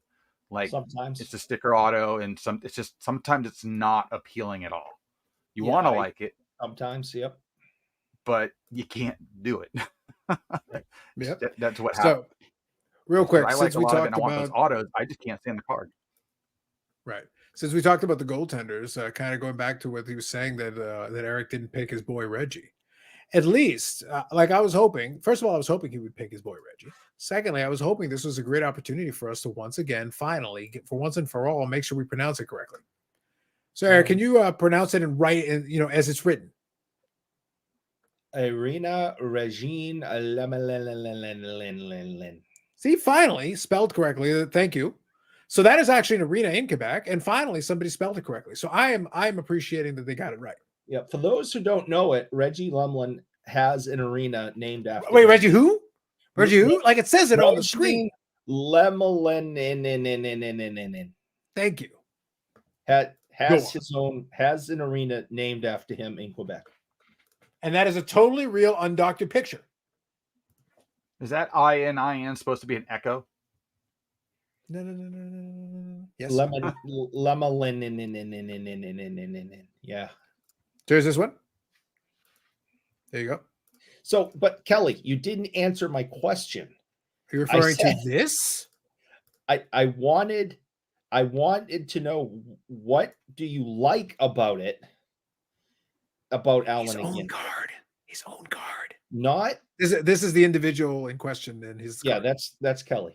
So my question was, why do you like Alan Ginter? And don't say because they made a card of me. Sam? And that's the first thing he does. Boom! Here's my card. Yes. The Allen Ginters from the 1880s. I guess my Caps Anderson's trash. Listen, the Allen Ginters from the 1880s. Only Bobbles can speak to that from personal experience. Mm. Let's go through. Bruce Lee GI was best Allen Ginter card. Yeah, but if you want really good, kind of neat Bruce Lee cards, go get Green Hornet cards. They're super cheap, and those are like his rookie cards. Nailed it. That's right. Nailed it. Totally agree on the Leafs cards. So many I'd love to own, but something about them I just can't bring myself to actually drop money on them. So I will say, so actually this reminds me, I'll throw this at you guys. And if I remember, I'll throw this one in the description for you too. Card Collector Dude did a video this past week, I think, where he visited Leaf. He actually went over into the manufacturer. Kind of what I expected, to be honest, but it works for what they're trying to do with low volume, low production and everything. Look, if you look at it, it just looks like they've got like this warehouse full of tables and a bunch of shelves and everything. Like it actually looks like a ramshackle establishment. There's some randos walking around. However, look, to their credit, they do make some nice looking cards. And to their credit, in the display, because all you do is you see these like shoe boxes and 5,000 count boxes, and they literally, somebody with a magic marker on the side writes this player, these many, and then they scratch it out and write it again, these many. Well, we can't buy 2 boxes, so hold on, we got to write it again. So, but they've got some very nice cards in there, and he was able to go through them. And what he did though is he kind of showed that they hand pack a lot of the products. The problem is, again, pluses and minuses, to be fair, pluses and minuses. To their credit, they do make some nice. Thank you. To their credit, they do make some nice cards, which they do. And I do collect some of them. So no shade on that. I do collect some of them. And they've got some great combinations, some autographs that people otherwise wouldn't get. All these things are true. But then when I watched them hand pack it was just like bunk, bunk, bunk, bunk, bunk, bunk, bunk. It's like, yeah, quality control there, my dude. There's a reason why all these cases are scratched to shit, bro. Yeah. Yeah, and you're showing it to me on camera, fucker. Jesus. Yeah, they're not in bags, bean bags. Like I said, credit where it's due him. Credit where it's due. I appreciate that clearly they are at least thinking about what's in the individual boxes and packs. So there is some thought process to them. Credit for them to that. But my guy on camera, you can't be like bunk, bunk, bunk, bunk, yeah. bunk. He's like, this is my job for 8 years. This is how I do it. Yeah. I agree. There you go. Card Collector Prime. I know. I want to know who Card Collector 1 is. That's right. Was there anything groundbreaking explained about the collation of the cards? It just the fact that they're hand collated. That's really the thing. Which again, I think is good because they're producing in lower production runs. To be honest, I'd expect that because it gives you a better chance to balance it. It gives you a better chance to put together a product where like You know, you got a really sweet autograph or patch piece or something from somebody, and you got one that's a little less desirable. You put those two together and then put a couple in between to kind of sandwich it in the middle. And it's a fairer pack than just stacking 1 or 2 boxes and making it awesome and then a couple of mediocre ones. But you always So want to put together a God box. Influencer box. We got to get our influencer box. That's funny. Card Collector 2 is Hall of Fame. Not this time. Not right now. But like with Alan Ginter, you know, the thing that makes it most popular, they don't just make a set that's like that. Like just make Alan Ginter not of this sport. That's the name of the product. And you don't put baseball players in it. Put everybody else in it. I still think it would be fun since like Leaf does do like the celebrity one. The name escapes me, but they've got their celebrity product. That's the one. Thank you. I would love, so I talked about this before. I know that at this stage, they'd probably be the only ones who could do it now. I would love an American Gladiator subset because I love the OG American Gladiators. You could probably get a couple of them signed. They do it. So you could probably get a couple of them signed. Yeah. And you could get a couple of the ones who are still around to do it. They could make a couple of bucks, and it'd be fun for folks who are nostalgic for the original series and stuff. I think it'd be a cool.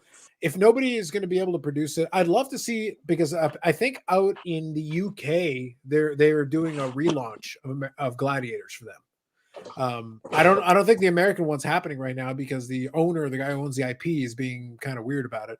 But they had those documentaries back to back, competing documentaries. Mm-hmm. But even if you can't, if you can get the OG Gladiators in a set like that, Leaf could do that with a small production run. That'd be pretty sweet. I'd be in for a couple of those cards. Now I get to a YouTube Hall of Fame set. Oh man, woo!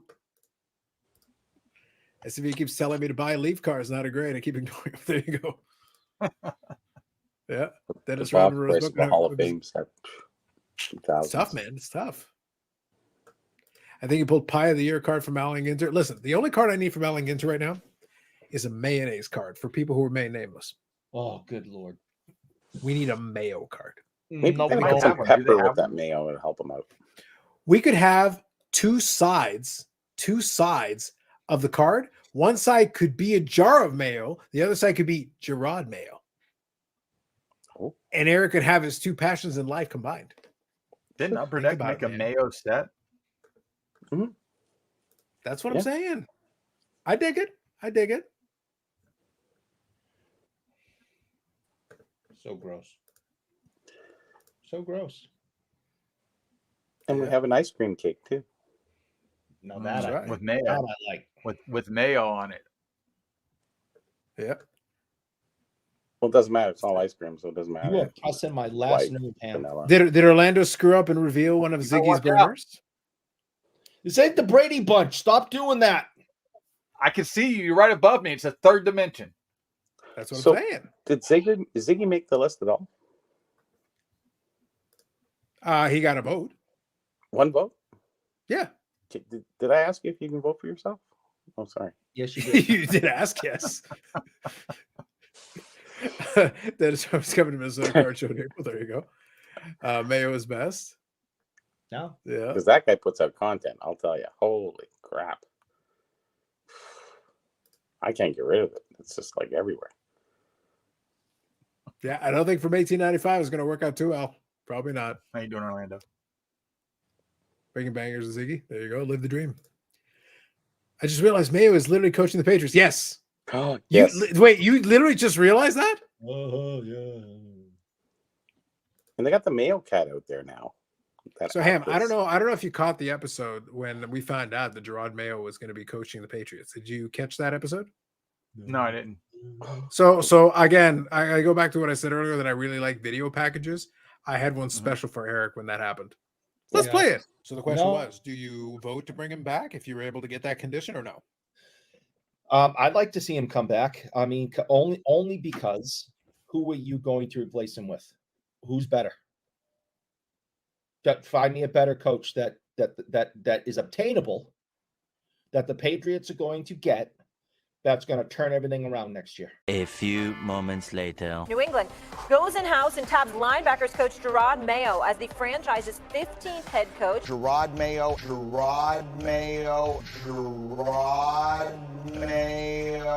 Mayo.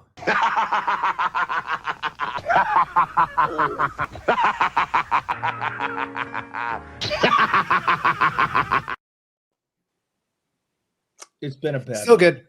It's still good. It's been a bad month for me. I did like the hat though. Ham, whenever this kind of thing happens, Eric, in his heart of hearts, knows that it's coming. He doesn't know what it is, but he knows it's coming. Yeah. And as soon as I find out Gerard Mayo, I'm like, brah, to the editing machine. Yep. See, So Eric, Ham, how do you feel about that? Yeah, Eric is thrilled beyond measure. Yeah, I'm thrilled. Is that the second best choice? Who's the guy in Wisconsin who buys Who dollars? buys $1 cars? Hey, I don't know. listen, I can't listen. answer that. ROC here in Tampa left and then took the entire offensive group of people with him. So he was only here for a year. Oh God. My favorite part about the whole thing though is that so we joked about earlier. It's like no, my friend. I would not spend more than a couple of seconds thinking up something for the YouTube Poker Hall of Fame. But if there's a Gerard Mayo situation and I can torment Eric with it, no, I will spend time storyboarding that shit and thinking about how I can use that for the right moment. Of course. Ha ha ha. That was great. You jerk. Does he have any sticker autos? I'm assuming he has a sticker auto. Oh, from his playing days of nothing else. Yeah, he's got to have some stuff. Yeah, for sure. Get one of those cards, pull the sticker off, stick it on some mayonnaise, and send it to Eric. Yes. Thank you all. Thank you, folks. I figured as soon as Ham brought up Gerard Mayo, I was like, hold on. I saved that shit on a board whenever I hit the button. Unbelievable. I've got that right here. At a moment's notice, I can invoke Mayo. Oh my God. One of the great moments of Eric's life was when he found out that Mayo is his new head coach. One of the greatest moments. You got it. Who's going to be a quarterback? It's up in the Larry air. Mustard. Maybe. Hey, listen, What? maybe you should I draft thought the y'all were all gonna- condiment team. Yeah. I still have a lot of faith in Mac Jones to get back to where he was his rookie year, where Maybe he should switch his name to Mac and Cheese Jones. where he was a Pro Bowler. It's very And peppery. Love mac and cheese. I really Do you think think it that you if got the him Patriots off just that decide to line. just keep going with food names and food puns all of their lineup? Works for us here. Couldn't hurt. I don't think Nothing works for us here. Lost my heart. Nothing works. Just saying. And Allen Ginter. Yeah. Yep. Mayo, my good luck, Eric. That's right. You're talking about Mike Petty's YouTube debut. I did hear about this. I did not watch it, but yes, I did hear about that. Mike Petty made it onto an episode. You'll have to remind me, Orlando. So which channel was it? I want to say Lou Rock was on it or something. I didn't catch it, but I heard about it. It's been a bad month. It's the second, Eric. What happened declaring New Year's Eve? You were going to be more positive. It's true. He was a bastion of positivity. It didn't last long. He said 5% on the other show. That's all. Yeah, that's it. Yeah, time, Mayo time. QB Big Mac Jones. Big Mac Jones is a good one. I like that. That's a good one too. Mm-hmm. Good thinking, Stu. Good thinking. Yeah, great thinking. If only Carlos could pull off what they did in Canadian Classic. You can't do it on television, but use Mayo instead of slime. Yes. Eric, we have an idea for you when you come back for the expo. Mm-hmm. Pull the lever. Maybe you'll like the Canadian brand. No, I I like a won't. seagull shitting on you. We can also do that. Ham, why not both? I would rather have a seagull shit on me than have mayonnaise anywhere near me. And look at this ass. He just continued. Oh my God, I hate him so much. Well, Eric, if it'll make you feel better, we will get the seagull after you get doused in mayo. No. You can have both. Why No. settle for one? No. No, we got Canadian hospitality to maintain here. As men and women of peace, we are here to help and accommodate you. And I'm sure a couple of them will say sorry. Not me, but a few of them will. Sorry. Play the preview for Collector Channel. Yes. Okay, for Collector Channel. Gotcha. No name brand mayo from Superstore. There you go. Sorry, is that a Canadian flag? Sorry. Mm-hmm. There you go. There's a compliment. Ham, you have good information stored in your brain. You're very funny. Dang. Oh, I'm silly. I'm just a big silly person. Don't worry about that. There you go. That's the second reference to him tonight, and me being like him or some. Knock it off. Who was that? Very negative, Eric. You're either I know, you there's a rubbed lot off of on him or he's negativity rubbing over off on you. Yeah, we're over here being men of peace. And what are you doing over there, man? What's going on? Come on. Carlos, you could change his name to AIH cubed or squared. Squared. I probably could. Now, like I said, we're being nice. We're being nice. I leave it to the chat to do their own thing. Yeah, card alteration I did. Magini's card kit. There you go. Michael does a great job with his videos. There you go, LA Pats. Thank All you. right, all right. There's another vote. Yep. Good stuff. There you go. So it was the For Collector channel. You guys can check that one out there. Sorry if I may overreacted. Wow.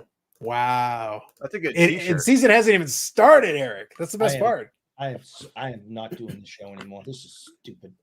Oh yeah. Show stupid. You're gonna have enough male watching football. Don't you worry, brother. Now watch Eric finally figures out how to escape his cell. And then he finds out all of a sudden on location from the store. It's like, what's the name of the stupid store again? I forget the crap store that he's World. in. That one. Live on location from Sports World. Predictions for the Super Bowl. I still have the 49ers. Well, he tried to hedge his bet. He tried to play like both sides, and he's decided that personally what he said basically is his plan is to screw over the Chiefs. He's trying to reverse psychology as win is what he's trying to do. I'm rooting for the 49ers. I've been a 49ers fan my whole life. What happened to the Lions? And I know what happened to the Florida Panthers? Are you a Patriots fan? He's whatever serves the narrative that day. When I was growing up, the Patriots were not on TV because all their games were blacked out. When you were growing up, Columbus was coming over and he was talking about the Santa Maria. So all we had, so growing up, I was a fan of Detroit because I got to watch Barry Sanders every weekend. And a little bit before that, I was a fan of San Francisco because of Montana and Rice and Roger Craig and, you know, all those guys out, Ronnie Lott and all those guys out there. So I didn't get a chance to watch Patriots football as a kid because it was not on television. I can't believe that they didn't have it on TV. They sucked and the stadium was empty and they blacked the games out. And the state only had one television. It was really awkward. It was tough times, man. It's tough times. It wasn't easy. I think you could have just plugged the one cable. Meet down at the general store and trying to watch it all together like that. It wasn't easy. Yeah, it's tough in the 30s when they didn't have. Yeah. Pretty rough, man. Pretty rough. Well, the problem is Eric kept looking for a TV and it's like, why are you guys watching that television that's sound only? You mean the radio? Yes. It's like, what are people doing? I kept adjusting the antenna. I couldn't get a picture. Yeah. Rough times. Aluminum foil. Rough times, man. Rough times. All right. So we made fun of Cards HQ. Had a little fun with that. Ham gave us a little bit of the lowdown. That was fun. We made fun of the YouTube Sports Card Hall of Fame again, ensuring that my vote count can only go up apparently the more I mock it, the more the votes go up. So that's a win. Yeah. Apparently that's the strategy. So we got that. Yeah. We did touch on the 79 Peachy case. We covered that. That's good. I'm trying to remember, was there anything else this week? Just trying to think. Anything else of note or anybody that Card headquarters, maybe. Yeah, we did touch on that.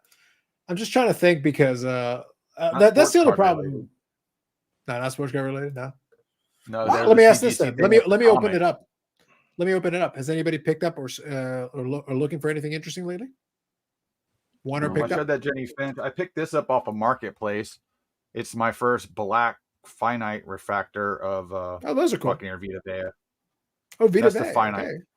So I don't know if you That's know, cool. there's 3 black 1-of-1s in Prism right now, 4 total 1-of-1s. So you have the black stars, which comes out of the full set that they only did 400 of, and every set comes with 1-of-1 stars. You have the black shimmer, which comes out of first off the line only, and then black finite that comes out of the base product. And then there's a 1-of-1 when they do the white sparkle packs. The auto is the only 1-of-1 because the rest will be base. So there's technically 4 1-of-1s now come out of Prism. Yeah, we talked about the 79 no Pichu. We did talk about that a little earlier and showed the case. So we did touch on that for sure. We definitely did that. No, we didn't touch on Carl Weathers, actually. That's a good one name. I forgot that's one other one. Someone did mention it, and I was starting to talk about it. Then you jumped, and that was fine. But no, we should get back to it. So you guys, any specific favorites? I like the Carl Weathers. The Carl Weathers career span a lot of different things. The Apollo Creed thing was good. I liked him in Happy Gilmore. I liked him as the coach. That was fun. Yeah, Predator, of course. But my favorite was there was a Saturday Night Live skit where he was pretending to run for political office, and his tagline was, "He's the black guy from Predator." Not Danny Glover. I think it was not Danny Glover. That's Predator 2. It's like the black guy from Predator. That was part of his tagline. If you can find the Saturday Night Live thing, it was a skit, and it was him running for office, and that was one of his points that he was making as part of it. That was fun. I thought that was good. So he played a lot of great roles. A good run. He played in the NFL, I think, for a bit. I don't know if there's any cards of him. Maybe other people would be more aware of that or not. But I think he may have played for Oakland. Played for the Raiders. Yeah, I saw a card that looked vintage, but I don't know if it was just somebody remade one. Okay. I don't recall seeing one ever anywhere. I figured that would pop up somewhere at one of the shows. I mean, I look at a lot of cards individually. I've never seen a real Carl Weathers card anywhere like that. So yeah, So I mean, actually- I guess football didn't work out, and he went into acting and had a very successful, career like that. So It was a good run, absolutely, for him, no doubt. he was just in the Super Bowl commercials. You're gonna see him during the Super Bowl because he's doing that with Gronk and John Cena with that kick of destiny. Oh, the Destiny, that's right. Yes, you're right. You're gonna see him. I mean, unless they pull the commercials out of respect, but they care more about money than respect, I'm sure. So, well, I don't think there's anything disrespectful of it. It was work he did. Like it's one of those situations where unless the family says don't air it or whatever, I think they would be like, are you guys okay with I'm just simply saying that if they pull it out of respect, you won't see him. But if they leave them on, then you're gonna see him next weekend. What did he die from again? The autopsy hasn't come back. They say he died in his sleep at 76 years old. And he's still in great shape. I mean, he's also a main character in The Mandalorian, the Star Wars, TV show on Disney Plus.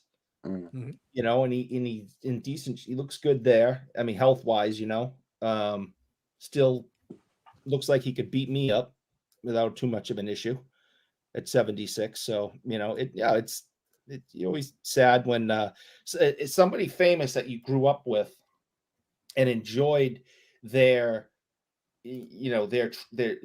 trade, that brought you joy and happiness. When they go, you feel like you lost a member of the family sometimes. And yeah, it's sad to see him go, but we all have our time. So, but definitely sad to hear that news today. Makes I mean, sense. I remember him in Action Jackson. Oh yeah, that movie was just stupid, but it could have went somewhere. But yeah, it was so bad it was good. No, this is scientific. It's science. The average human body is composed predominantly of water, but for some of us, are composed predominantly of mayonnaise. Mm-hmm. I dislike him so much. Do you though? I do. Hmm. I have. Do you dislike him enough to leave a bad review on his podcast? I will leave several, but Mm. but I dislike him so much. Why would I want to go listen to a podcast? And You don't have to listen to it to leave a review. This is how dumb he is. You specifically said, tell us where your podcast is and how people can find it, and he didn't do it. Yeah, slacking. Ham, this just reminded me. Playing along with your buddy Das Boot. In addition, you did go to the Culture Collision show. Yeah. So actually, can you give us a little background on that? Some of this, because you did the vlogs, so kudos again to doing the vlogs. But you got a chance to see a lot of different things there, and you got a chance to go through a lot of the showcase. There was a lot of cool stuff. It looked like it was a good mix of stuff. Can you give us a little rundown here while I get a little refill? Yep. So this is the second time I've been to the show. They're doing it now twice this year. I think the next time's going to be in September, which I probably won't go because I'm going to do the national. I'm pretty much like spend my money and time into that. But it honestly, being on the floor there felt like a mini national because there were so many tables. So many tables had good cards, like really good cards. Like when I first, like if you look at my day one video, realistically the way I filmed them, I filmed almost all that on day one. But I can't put a day one video out of an hour and a half of showing cards. Like that's just too much. And what's that? I literally went through probably the first stretch is it on my first video. And then the second video is much longer, like 30, 35 minutes or something like that, because that was the bulk of the show. And then day 3. So day 1 was pretty good. Day 2 was jammed. I mean, that Saturday was really where the heavy influx happened. People were buying, people were selling, people were trading. It wasn't, there was no like lack in the hobby. Day 3, half the vendors aren't there. People are tired. They haven't woke up yet. You know, they're just kind of seeing what they can either buy cheap and get out or sell cheap and just get some extra cash to move along. It's kind of how the show, runs down. It was rainy every day that we were there, so that might have helped bring people in because there's less things to do. Yep. That's also another thing. Plus, you had HQ opening, so you had like a crossover event going on, a short distance away, so you can kind of make a full day of it. The basketball thing was cool for people that like to watch some people play basketball. There was like almost a straight fist fight. I don't know. Somebody probably has a video of it on that because people were just, you're around a bunch of other people. You don't want to look bad. Someone made you look bad. Now you got to act tough. Not really much on the shoe vendors there. Pretty much 2 main tables. 2 other guys doing some weird stuff with like a giveaway where a little ball pops up. Felt like Vegas, honestly, and win a prize. Card wise, there was a really good mix for the most part. I mean, obviously what Dustin does with the Stranger Things, that was niche to him, really. There wasn't a lot of true pop culture cards there, I guess you would think, where you have that mix of kind of Alan Ginter stuff, Elite Pop Century, things like that. There were people that had it, but there was like sporadic people. More modern than anything. The people that did have good vintage had good vintage. The one guy that had all the old stuff of like the early presidents, early or late 1800s, early 1900 type cards. Yep. He had a fantastic collection. And like that was a collection. And it just, you could sit there and honestly just look at stuff and just be happy. And just his section, because you think he had 8 or 9 tables of stuff. It was crazy. He had the most stuff there by anybody. He probably had, over $2 million worth of cards sitting there. Mixed in with what he had. So that was just phenomenal from a standpoint of looking kind of, you're in a museum, I guess, of stuff.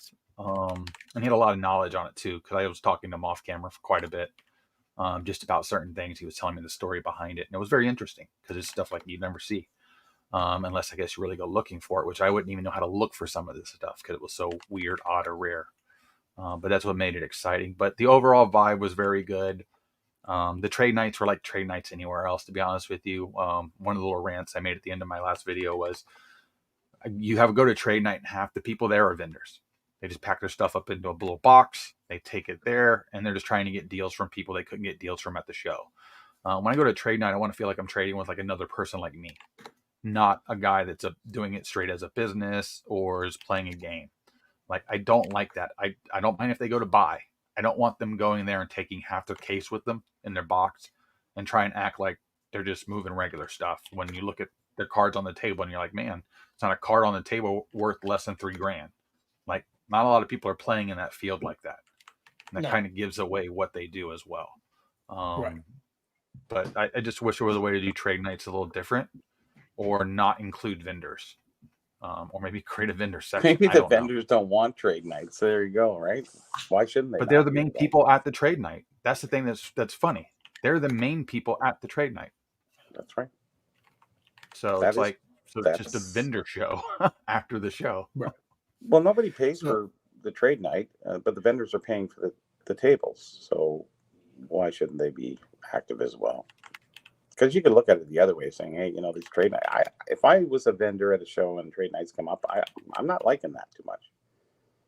No, but I mean, even a little trade night here in Tampa, there's still a fair amount of vendors that go to these. So it's like, I see you at the show tomorrow. I'll see you at the show next week. And I'll see you at the show after the week after that. Like, you're not the person I want to look at. I see your cards all the time. I want somebody new. Right. Right. So a couple of questions here for you. Bubbles says, call to collision show closer to card show or comic show. Did you sense a little bit of ratio by there? far card. There was not a lot of comic books at all there. One main Gotcha. comic book vendor. Yeah, shoes, apparel, not a lot again. Just a couple vendors. Gotcha. Yeah, I read Mainly an card, article on that on the show. They said, was it worth it? And she said it was. So the writer. Oh, I think it's definitely worth it, especially if you're going that Friday, Saturday. I think it was definitely worth it. I mean, it's busy, it's moving, and there's a lot of good conversation going on. Like I said, it's a good time. It really is. A lot of tables to see. You can't. It's hard to do. If you did it on Saturday, it would be the full day Saturday. You'd have to go to really look at everything. Because, like I said, there's a lot of tables, and I'm used to looking at tables fast. But when you get to a point that you're looking at a lot of stuff that there's a lot of Bobby Orrs out there. So, I'm going to show you one day, and you're like, oh, I've seen that a million times, and never again. No more Bobby Orr. That's how that works. Yeah, no more Bobby Orr ever again. That's right. You're denied. Stu here says the Iowa card show I did had a wrestling ring in the show with minor league wrestling immediately after the show. I like the combo. It's cool. Zach says, for real, your car videos as card JQ were awesome. Good stuff. Good stuff. He did all right. Vivek 1 of 1 would be an incredible pull. Rick Petty says, I like to get a Geoff Wilson. Small package and figure 4 leg lock. Look at you.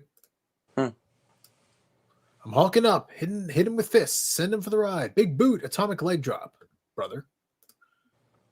How many tables ballpark? So the first section that Dustin and Neo are in, that was a round of, I think, 26 tables for that first section. And then there were 10 rows of that section that went tables or horizontal or wide. Then a whole nother section like that went all the way wide. There was rows up against both sides of the walls. So maybe 300 tables or more, 350. It's good. Good show. Yeah, pretty solid. Pretty solid. 300 tables and what? 75 dealers? At least, yeah. But there's some dealers that double up on the table. Like Dustin and Steve, for instance, had a table together. So sometimes you go to a table and there's 4 showcases, 2 are this guy's, 2 are that guy. So that's good. There wasn't like a master presence by one person, I would say, there from a table standpoint. Like if a Mealy Pops or some of the bigger people go there, they have a really big presence. Like Card Collector 2 was just walking around. I'm pretty sure he's still around, yeah. Is he still around? Sure. Yeah, 100%. Sure. Yeah, he had a show this past weekend in, I think, South Carolina. He was based out of Jacksonville.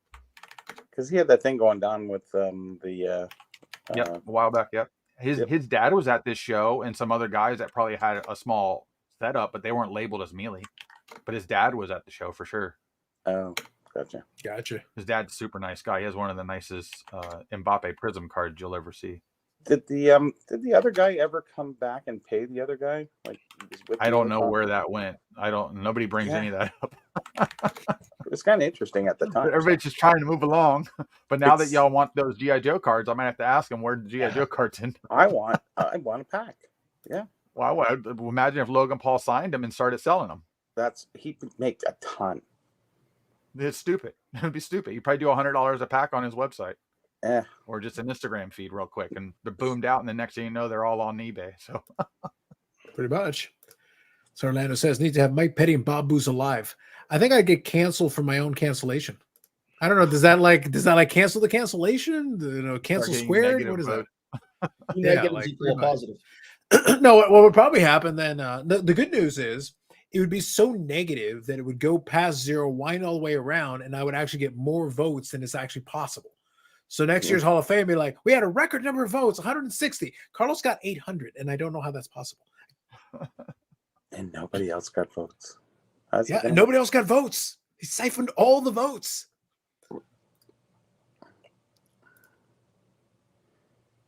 I don't know. I'm going to need some Hall of Famers. Works out. That's right. Cancellation squared. That's how it works. That's how it is, man. I don't know what to tell you. There you go. Is there a commenter Hall of Fame? I'm nodding. Petty, Boozle, and Card Cop. So who's Card Cop? I don't know who Card Cop is. Is that like Crow Cop? Is Crow Cop gone into cards? That'd be amazing. One of these things is not like the others. Just saying. I like to hear about this Card Cop. That's all I'm saying. Probably arrest Eric. Wouldn't be the first time. Sounds about right. But no, that's good. That's a good rundown. I appreciate that. And like I said, I like the fact that there was in a lot of the showcases that you showed, there was a nice mix of stuff. I did appreciate, even though like it didn't get to mention, I did see a couple of in there. Although I keep trying to figure out.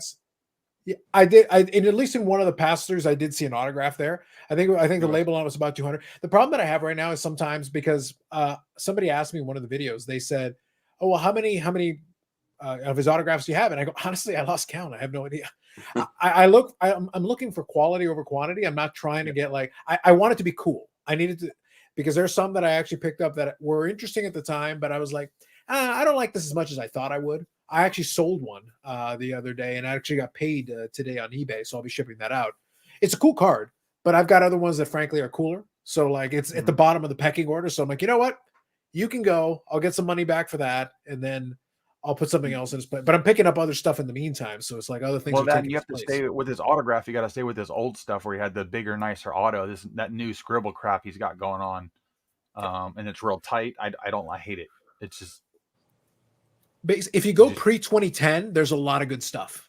Like pre-2010 and even early 2000s, there's some really good stuff. Might have been the first day video. I think that's when I showed that Brett Favre because I stated that I was a bigger, older autograph. It was on a sticker back when they did a hollow sticker. There was more silver. But it was I can immediately once I see the B, it just gives it obviously the rest. It's so tight now. He's just trying to pay off his bills, I guess. But because I watched him signing stickers the other day, someone had posted that I guess on Instagram, and it's just this tight little tiny otter. I'm like, that's not the guy I want. Sorry, I want the old guy. There you go. I think I showed this already the other day, but I'll quickly show that here. I had fun with this one. This was one that it's not even necessarily that the card itself was one that I need to add, but I just like the combo. It amused me. So you got Favre and Johnny Manziel. Well, you got. There's a combo for you. It seemed like a good idea at the time. Oh, what show was it? It might have been the last Clearwater show I was at. I think it was a quad auto that I had showed, and it was like Jamarcus Russell, Brady Quinn. Who else? There's somebody else. There was two other horrible, Tim Couch and somebody else on it. I was like, wow, somebody this card back in the day would have been worth a lot of money even back in the day. And it's in a box for like $15 right now. It's still too much. I know. That's why I was like, man, take 10. Nah, I'm like, it was numbered to 25 too, out of Upper Deck. Well, that's the thing. Like, if you don't mind picking up some of those cards, it was so the topic of the last podcast episode was towards the end because Bobbles was chatting about his Michael Taylor card that he had picked up. It was a Michael Taylor Superfractor, and he had been chasing after that a long time. Michael Taylor's not necessarily the best name, but it led to a discussion of when you're trying to collect, everybody's got to figure out their own deal. Whatever they want to do is fine. But my question is always, a long time ago, I came to the decision that I would rather have the collection that I'm happy with, because the only person I'm trying to impress with my collection is me. Even if I had the collection with all the iconic cards and everybody else like, oh my god, what an amazing collection! If I'm not into it, it's bad. It doesn't matter sometimes that it's everybody also thinks it's about great. attaining a goal too. If you set a goal, Yeah, and that card's you're one card short of your goal, well, that's the game you chose to play. So that's what you want. yeah. I think that But I was just going think on it's in key. the pandemic where everybody was trying to, not collect the cards they really wanted. It was more about their portfolio. Yeah, well, that's just it. That's why I said like everybody But can do now whatever they people are want. settling in. If having that card and whatever reaction you get out of it, if that's what you're into and that's what you want to get out of it, and then great. Then I hope you achieve whatever it is you're trying to achieve. I would rather have some sets that interest me, some cards that interest me. So even with the Favres, I don't want all of them, but there are some that I genuinely like. I think that's a cool card. I would love to add that. That would be a great one to add. I'm not looking for the whole checklist. I'm not even building the whole checklist, but as I see something, it's like, yes, that is one that would definitely fit in the collection. I'd like to have that. That's it. That's the criteria. And everything else is just bonus if it come across it. And that's the important part going forward, is that people really enjoy what they're collecting and not get into this, the show off more than the self-appreciation. Collect for yourself. And I think we're kind of zoning back into that again as we got away from that as the pandemic went through its course. It's fair. I agree with that. So let's take a look here. All right. So I'll cut up on the comments. So that's perfect. So Culture Collision Show. By the way, Ham, are you ever going to partake in the basketball game? I know they're into the little basketball game. If I was in that basketball game, I'd foul every one of them. If they got near the hoop anywhere near me, I'm knocking them over. I'm not scoring on me. Influencer on influence and violence. It's all about the violence. I'm gonna go old school Shaq on their ass. Are you sure? Are you sure, Ham? You're not. You tried to make a claim earlier tonight. You sure you're not trying to go all Florida man on them? It's like, what happened? Boom! I would have been in Atlanta, so it would have been okay. I was in Georgia. Yeah, true. Florida man goes to Georgia basketball tournament and hits people, and then goes for wings. And then goes for wings. So the man's a menace. A menace. He's not phased. Yep. Nah.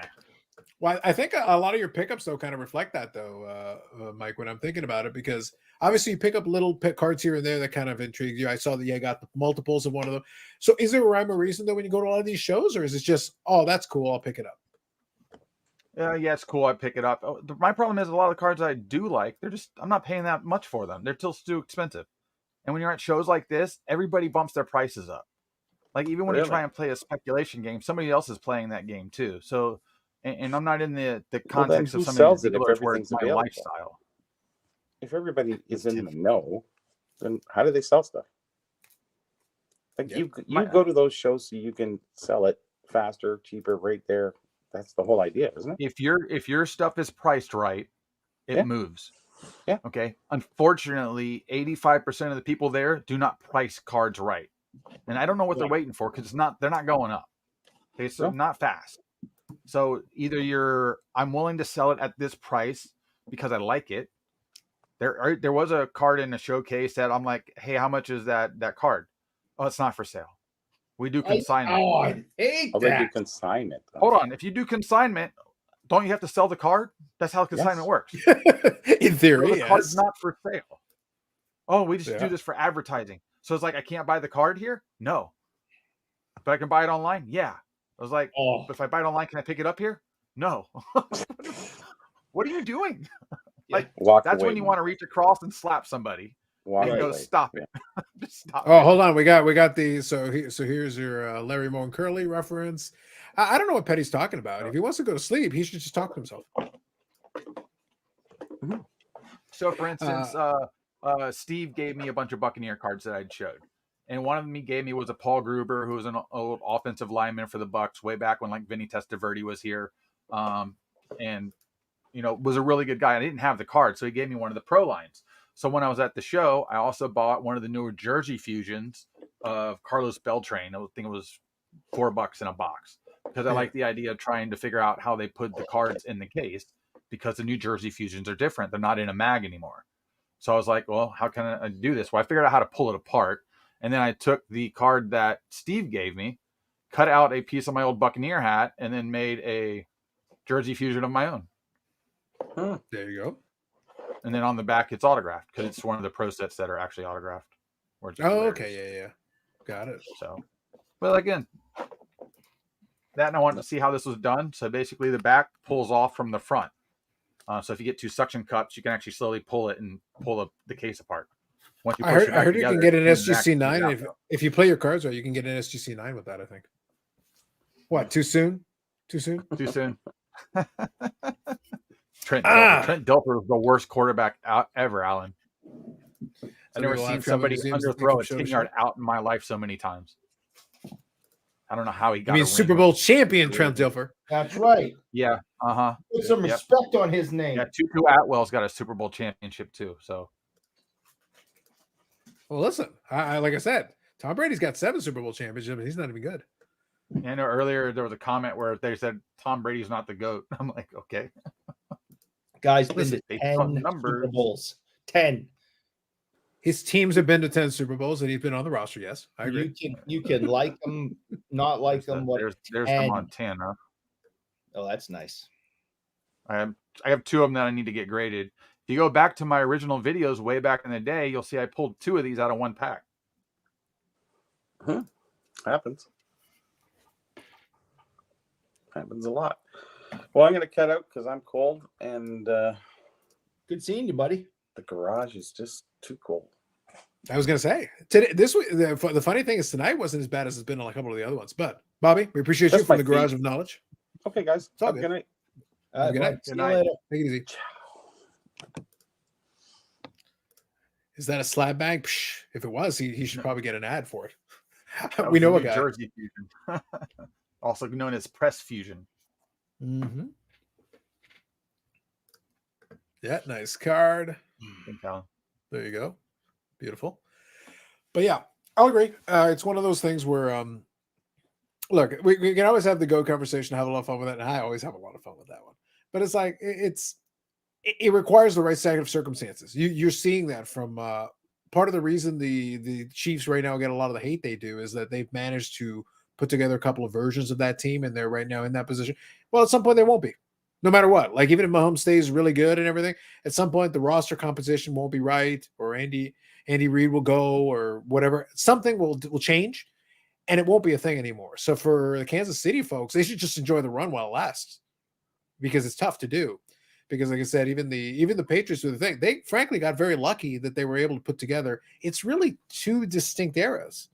The first 3 Super Bowls were in the first 4 years there, and then there was a gap where they were perennially in the hunt. But they also played in the division that had the Buffalo Bills, and like the division was trash. They basically would get free wins every year just being in that division, which guess what? You play who you play. That's part of the game too. So if you've been in a tough division, you don't get bonus credit for being penalized for having tougher competition. So you take the free wins, get in the playoffs, and then just be ready for the playoffs. And they were always prepared. So that was good. It's smart. Well, I think that's what's going to happen with KC. With Reed leaving, I think there's definitely going to be a downturn next year for Mahomes and trying to get used to whatever or whoever they bring in and whatever they do. Yeah. They're going to get older. Kelsey's going to get older. You know what I mean? There's just different factors that are going to start happening. Obviously, I mean, I have San Francisco winning the Super Bowl just because my original Super Bowl pick were these 2 teams, with San Francisco winning as long as they had a healthy quarterback. Because realistically, I think that's all that stopped them last year. Or the year before, whatever. But I think next year is going to be a completely different Super Bowl than this year. Like next year, I have the Lions versus the Chargers for my pick for next year. I just see those 2 teams changing. At first, Lions are going to have a massive chip on their shoulder. Yes, they lost playing the way they played, but they didn't stop playing the way they played all season. And if you're going to do that, and you're going to scare other teams into having to worry about you going on 4th down all the time and stuff like that, that's going to win you games. And it's going to hurt other teams. And then the Chargers with Harbaugh going there and somebody finally getting behind Herbert and putting his talents to real use, that's going to be a dangerous team. Like very, very dangerous, because the coaching staff is really what's been the problem there more than anything. Yeah, no, I think it's fair. It's going to be interesting because the good news for the NFL is that there is enough parity, that there is opportunities for this team. That's kind of what I was looking at this year with the way the playoffs played out. There's going to be a lot of teams that are going to be kicking themselves because there really were opportunities there. They were all there's a lot of teams where like, no, you really could have been in the Super Bowl. You also could have been in the Super Bowl. If a couple of things had fallen your way and you had made a few less mistakes, you would have. Nobody was that dominant in this playoff run.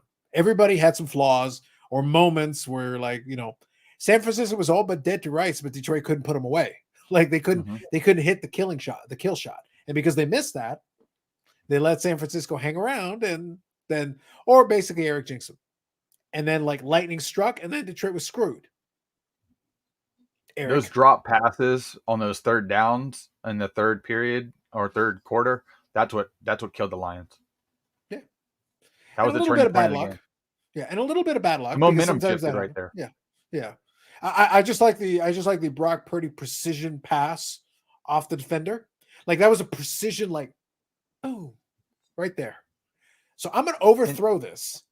What's funny though is when we're at the shows, nobody's specifically trying to buy Purdy cards because I think everybody understands he's just a system quarterback.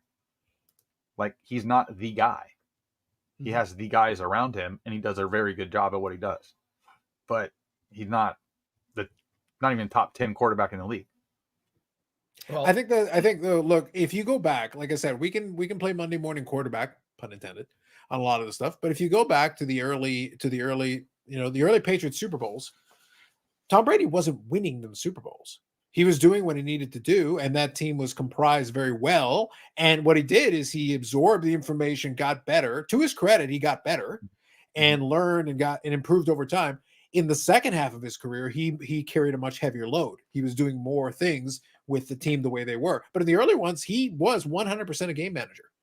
His job was to make some plays, make the odd throw here and there where you needed them. Don't screw it up. Don't give the ball away. Don't do anything silly. Run the offense the way it's being asked to do, and get it to Adam Vinatieri to kick the field goal. And that happened in a lot of big games, a lot of high leverage games. So here, hobby champs, pretty much. Passer rating, 2000, 2006, 88.4, 2007, 2022, 100 plus. It's a big difference.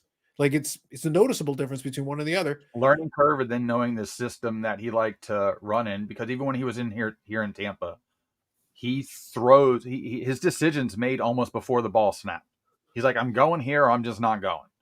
I'm throwing it away, or I'm just throwing it away, really. He never really honestly looked past usually the second guy ever because he's too afraid to get hit. And that was the biggest thing with having Baker here is Baker gets out of trouble. Like trouble that people don't even normally get out of, where Brady would have just been taking sacks. Like we'd been just 3 and out nonstop. He's the worst athlete in NFL history. Yeah. He might be the greatest quarterback, but he is the worst athlete in the history. Might be the luckiest player to be successful in the NFL ever. Oh, 100%. Like there were plenty of lucky breaks en route to that career and the opportunities that presented themselves. Correct. But So his will to keep going, it's almost like he's the dumb, goofy kid that turned out to be a superstar, but it's mainly because of his drive, not because of his talent. The drive. So you're trying to suggest, just so we're clear, you're trying to suggest this is not the great athlete. Oh. Look at those hands of stone.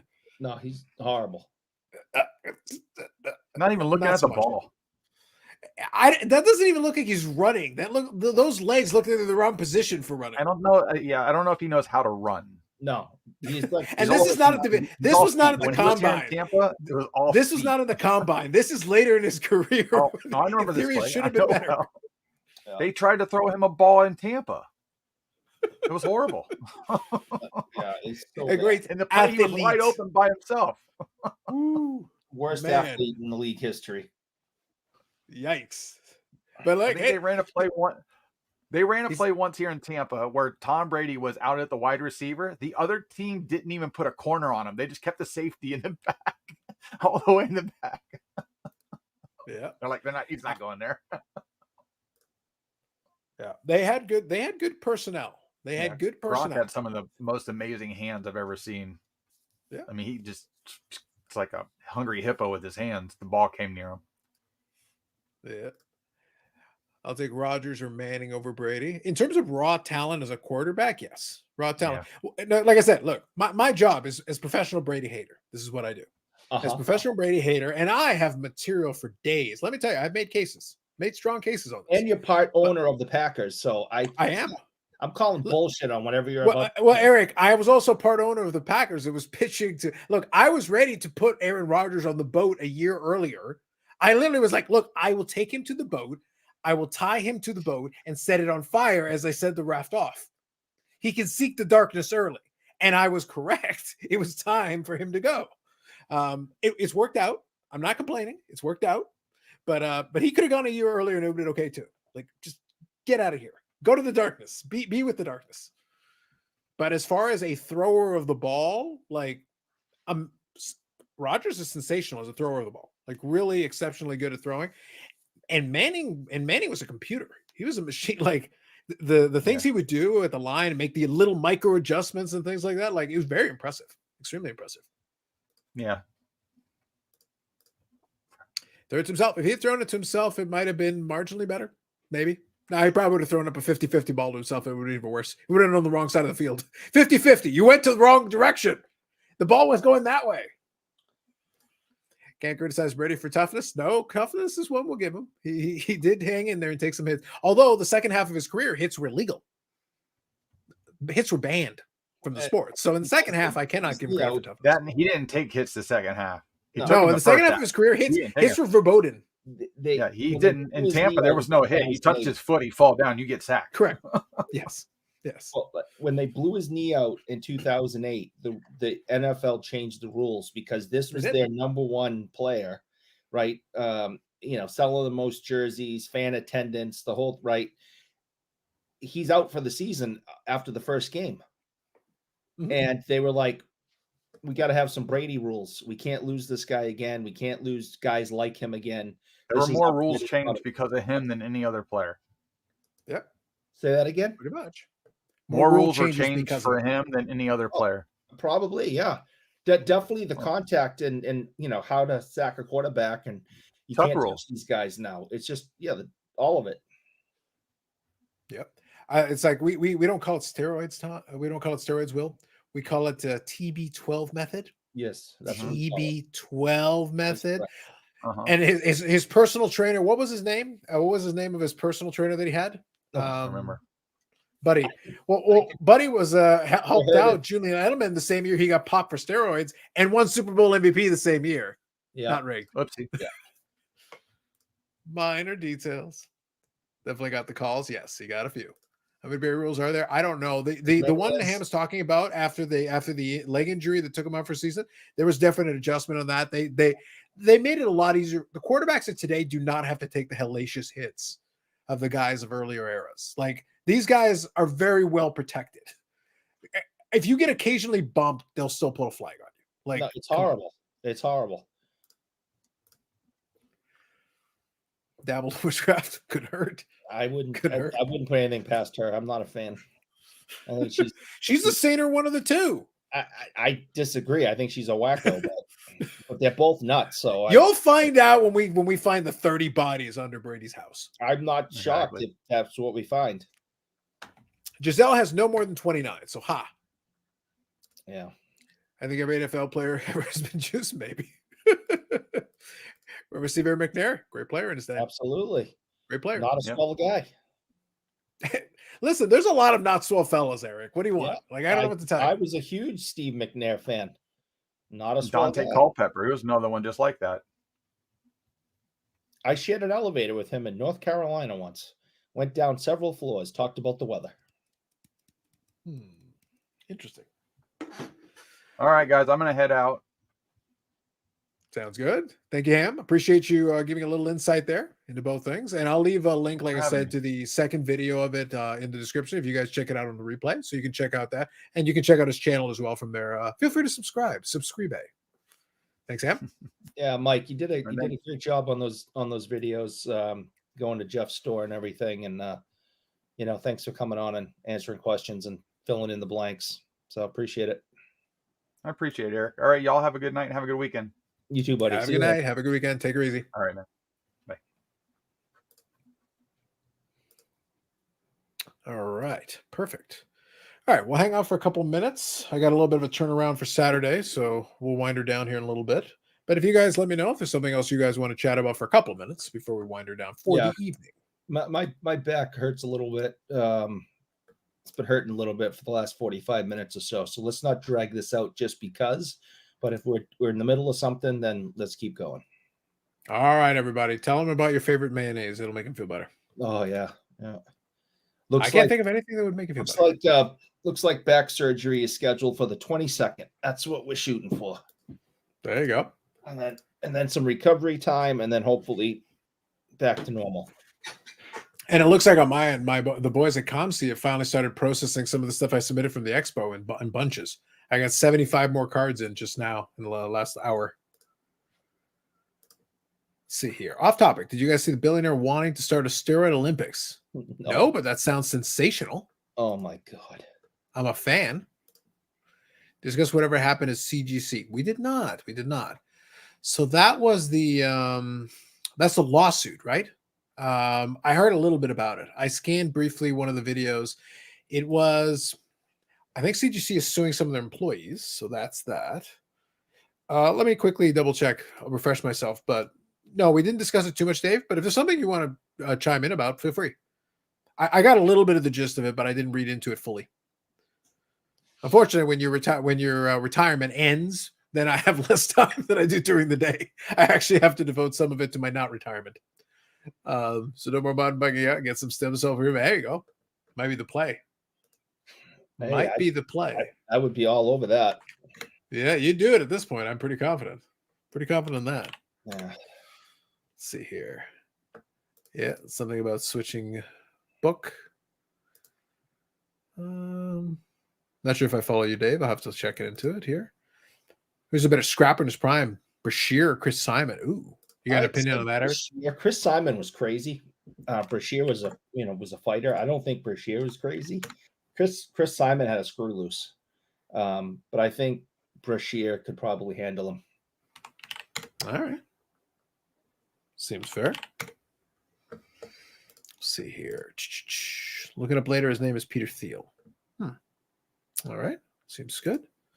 I do like this idea, though. Billionaire wanting to start a steroid Olympics. But the problem is, as soon as he starts the steroid Olympics, it would just be the same athletes. You go, wait, so you're all finally admitted? Yeah. As soon as you remove the restriction, we do not have to hide any longer. Yeah. So you start that. If you at any way in any way you provide steroids for these people, and then all the health problems start happening years later, you will no longer be a billionaire because you will get sued and lose everything. That's what we have waivers for, Eric. You can sign your life away. Yeah, and waivers always work. Eric, may I remind you, the United States military once thought it was a great experiment to set off small nuclear armaments and have soldiers walk towards it just to see what would happen. Tell me about all the lawsuits. Go ahead. Tell me about the $150 they got. Go on. Well, I'm talking about now, not 75 years ago, but we can pretend that we care about people. We don't. Now there's a freaking commercial every 10 minutes from lawyers. Were you in the military? Were you stationed at Camp Lejeune? Call us and because we're getting a lawsuit together for the dirty water and made you sick. So they're going after them. We need to fix this, Eric. The America I know doesn't care about the health of its people. And I will not allow that to change under my watch. How dare you? Dave here says taking the one cent. Canada. Oh, we at least pretend once in a while. You pretend, but you call the doctor and you're like, well, we're available. You got an appointment available in 2 years. Well, I don't have that problem, Eric. I'm not a peasant. But anyway, Dave here says taking the one cent in for grading replacement with another one. Yeah, okay. So now you're talking about the comic book one. Because don't forget, when you say CGC, I got to clarify with you. Because don't forget, I think we kind of aligned the brands a little bit. Well, I got confused. So if you're talking about the comic books now I follow what you're saying. Sorry. So yes, I do remember that. We did talk about it with Neil, Cards and Comics. We had him on here and chatted a little bit about that idea. I'm not surprised because obviously, given the nature of a lot of these, look, almost all the holders have been compromised at some point. The most infamous one, our favorite, Beckett, to this very day has not said anything. They've literally had fake slabs for like 2.5 years, maybe 3 years. And we're still waiting. It's like, hey guys, did you change anything? Did you change the plastic, change the seal, change the holders, add a security feature? Anything? Nada? Okay, never mind. As you were. Still waiting. 70 quads and hammies ripped to shred in the Steroid Olympics? Possibly, but they'll be hella fast. Hella fast. I just had an email from a friend. I'm not into comics myself. Supposedly it was a husband and wife working together, and one of them actually works at the eBay authentication stuff. Yes, yes. It was quite the scandalous scandal. Who's the toughest Boston Bruins of all time? Hell fucking Gill. Go on. I would say without a depends how you look at toughest. The guy that I would least want to fight would be Zdeno Chara, especially when he'd get mad. If you ever saw Chara fight, you know, when it was just something he had to do as a hockey player, it was one way. But if he was mad, he had a whole different look. And I was always afraid that he was going to kill somebody. I think another way of looking at tough, though, isn't just who's the best fighter or most dangerous, is you have three other guys that I look at that were tough. And one is the Bulldog, Stan Jonathan. He was a small guy who would fight anybody, go toe-to-toe, and usually win. You had John Wensink, who at one time skated over to the entire bench of the North Stars and went, who's next? Come on. And this was back when you could jump the boards and have everybody on the ice. And not one player from the North Stars jumped the bench to fight him. He went up and intimidated an entire team. And nobody would come off the bench and fight him.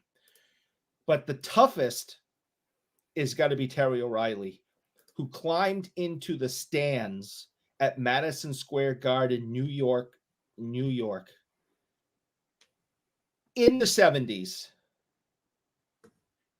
to go after someone who stole Stan Jonathan's stick, who clubbed Stan Jonathan in the head, stole his stick, and ran up into the stands at Madison Square Garden. And O'Reilly hurdled with skates on, hurdled the boards and the glass and went up into the stands and caught him.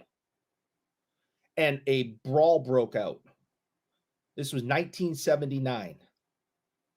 So you have to be pretty tough to run up into the stands in New York City in 1979 and hope that your teammates follow you.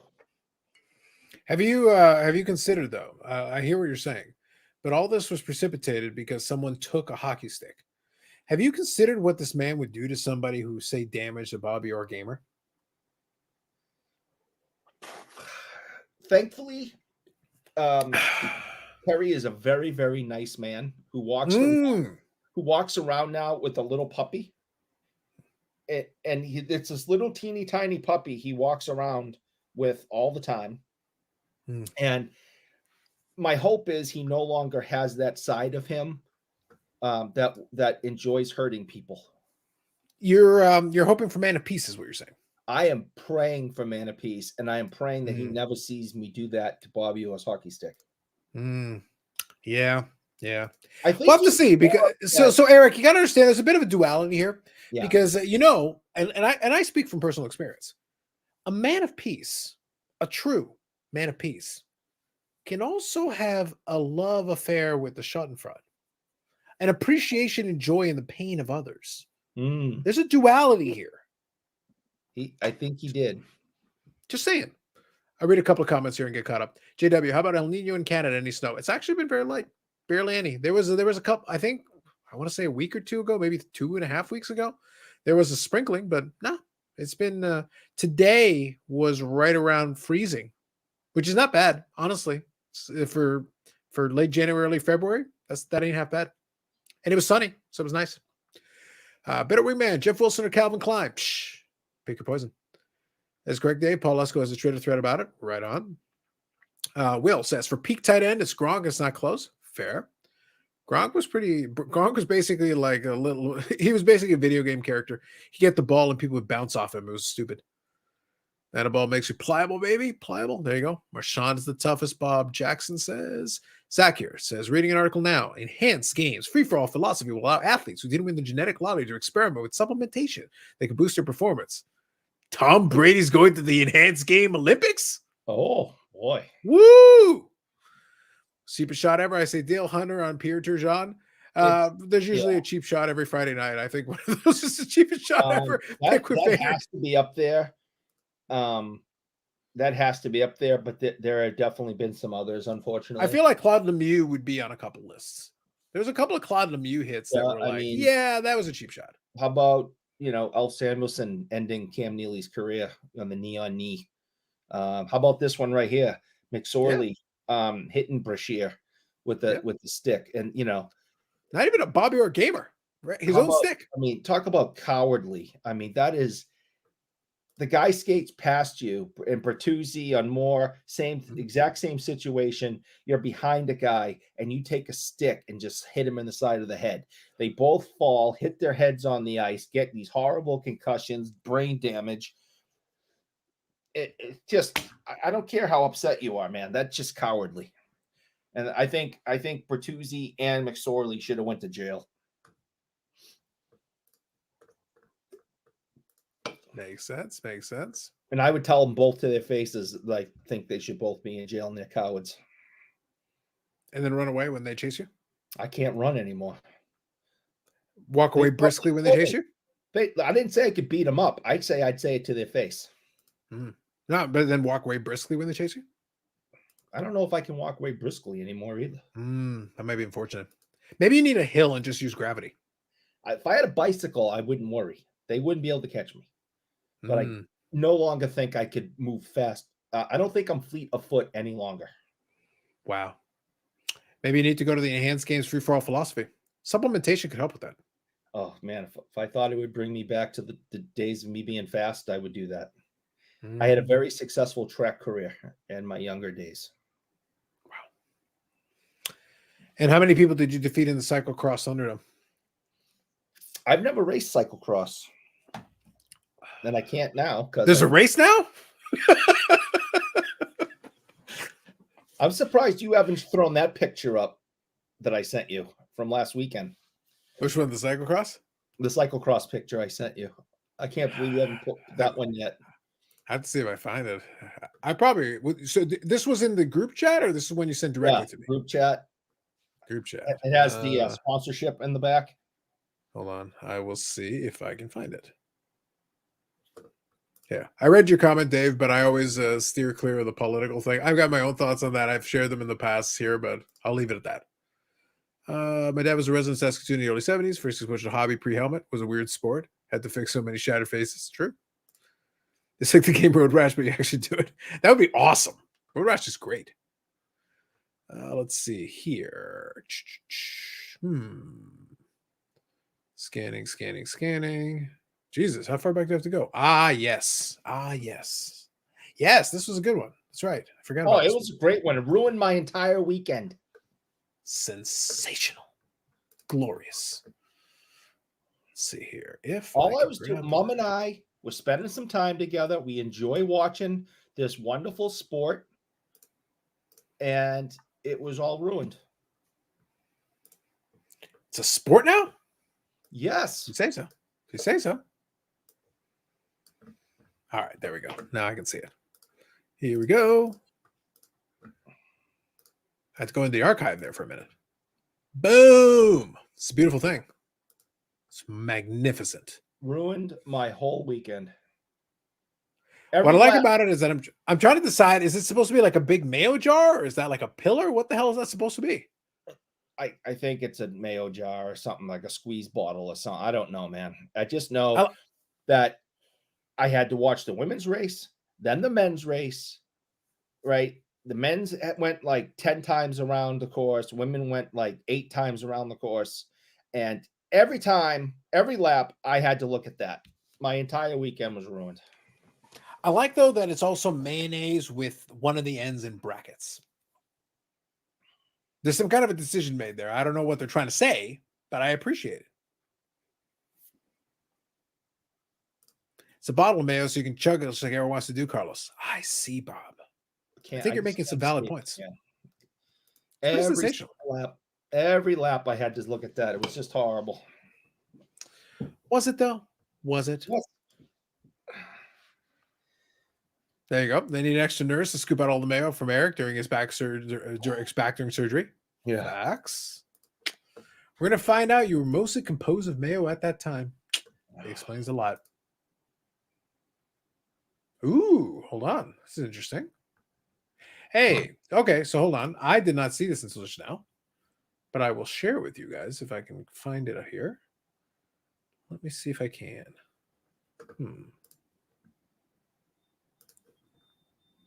By the way, Heritage needs to do some work on its Instagram. It's a little weird the way it does its stuff. Okay. Can I just open this up? That's what I want. Oh, there we go. Perfect. Got it. Nailed it. Here you go. It's Groundhog Day on 2024, and I still cannot believe the Seahawks didn't try to run the ball. Clown World. There you go, Dunkachino. And a little spice to it. I like it. It's the right name. All right. Here's something kind of interesting. Jerk. I randomly came across this on Instagram just while I was scanning just now. I've mentioned this card a bunch of different times in different conversations in the past. This is the T206 Ty Cobb back. The infamous. So apparently Heritage has this card. So it's a Ty Cobb red portrait card with a Ty Cobb back. Now this one is a tough one because if you're actually looking for real scarcity, there's not a lot of these hanging around. Pretty interesting. Aside from the bottom left corner creases, this card legally looks like like legality. This card legality. Heritage Sport. Who's writing this shit? Legality looks like a Nearman card. Okay. Heading to our friends with SGC grading. Any guesses on the grade? 9 with an autograph. Oh yeah, 9. 9.5, 9.5. There you go. That's pretty sweet. Hey, if it's a legit Ty Cobb back, that's a real scarcity actually. But really, who has the best chicken sandwich, and does it have mayo on it? Oh, God. Give Brady a Super Bowl. All right, fair enough name. All right, folks. So we're gonna start winding down on that. Pleasure chatting with you as always. Appreciate Ham coming in and giving us a little insight on the Culture Collision show and then also Cards HQ. So we got a chance to do that. We did the chat on the YouTube Sports Card Hall of Fame. So that's it. We close off the calendar on the YouTube Sports Card Hall of Fame.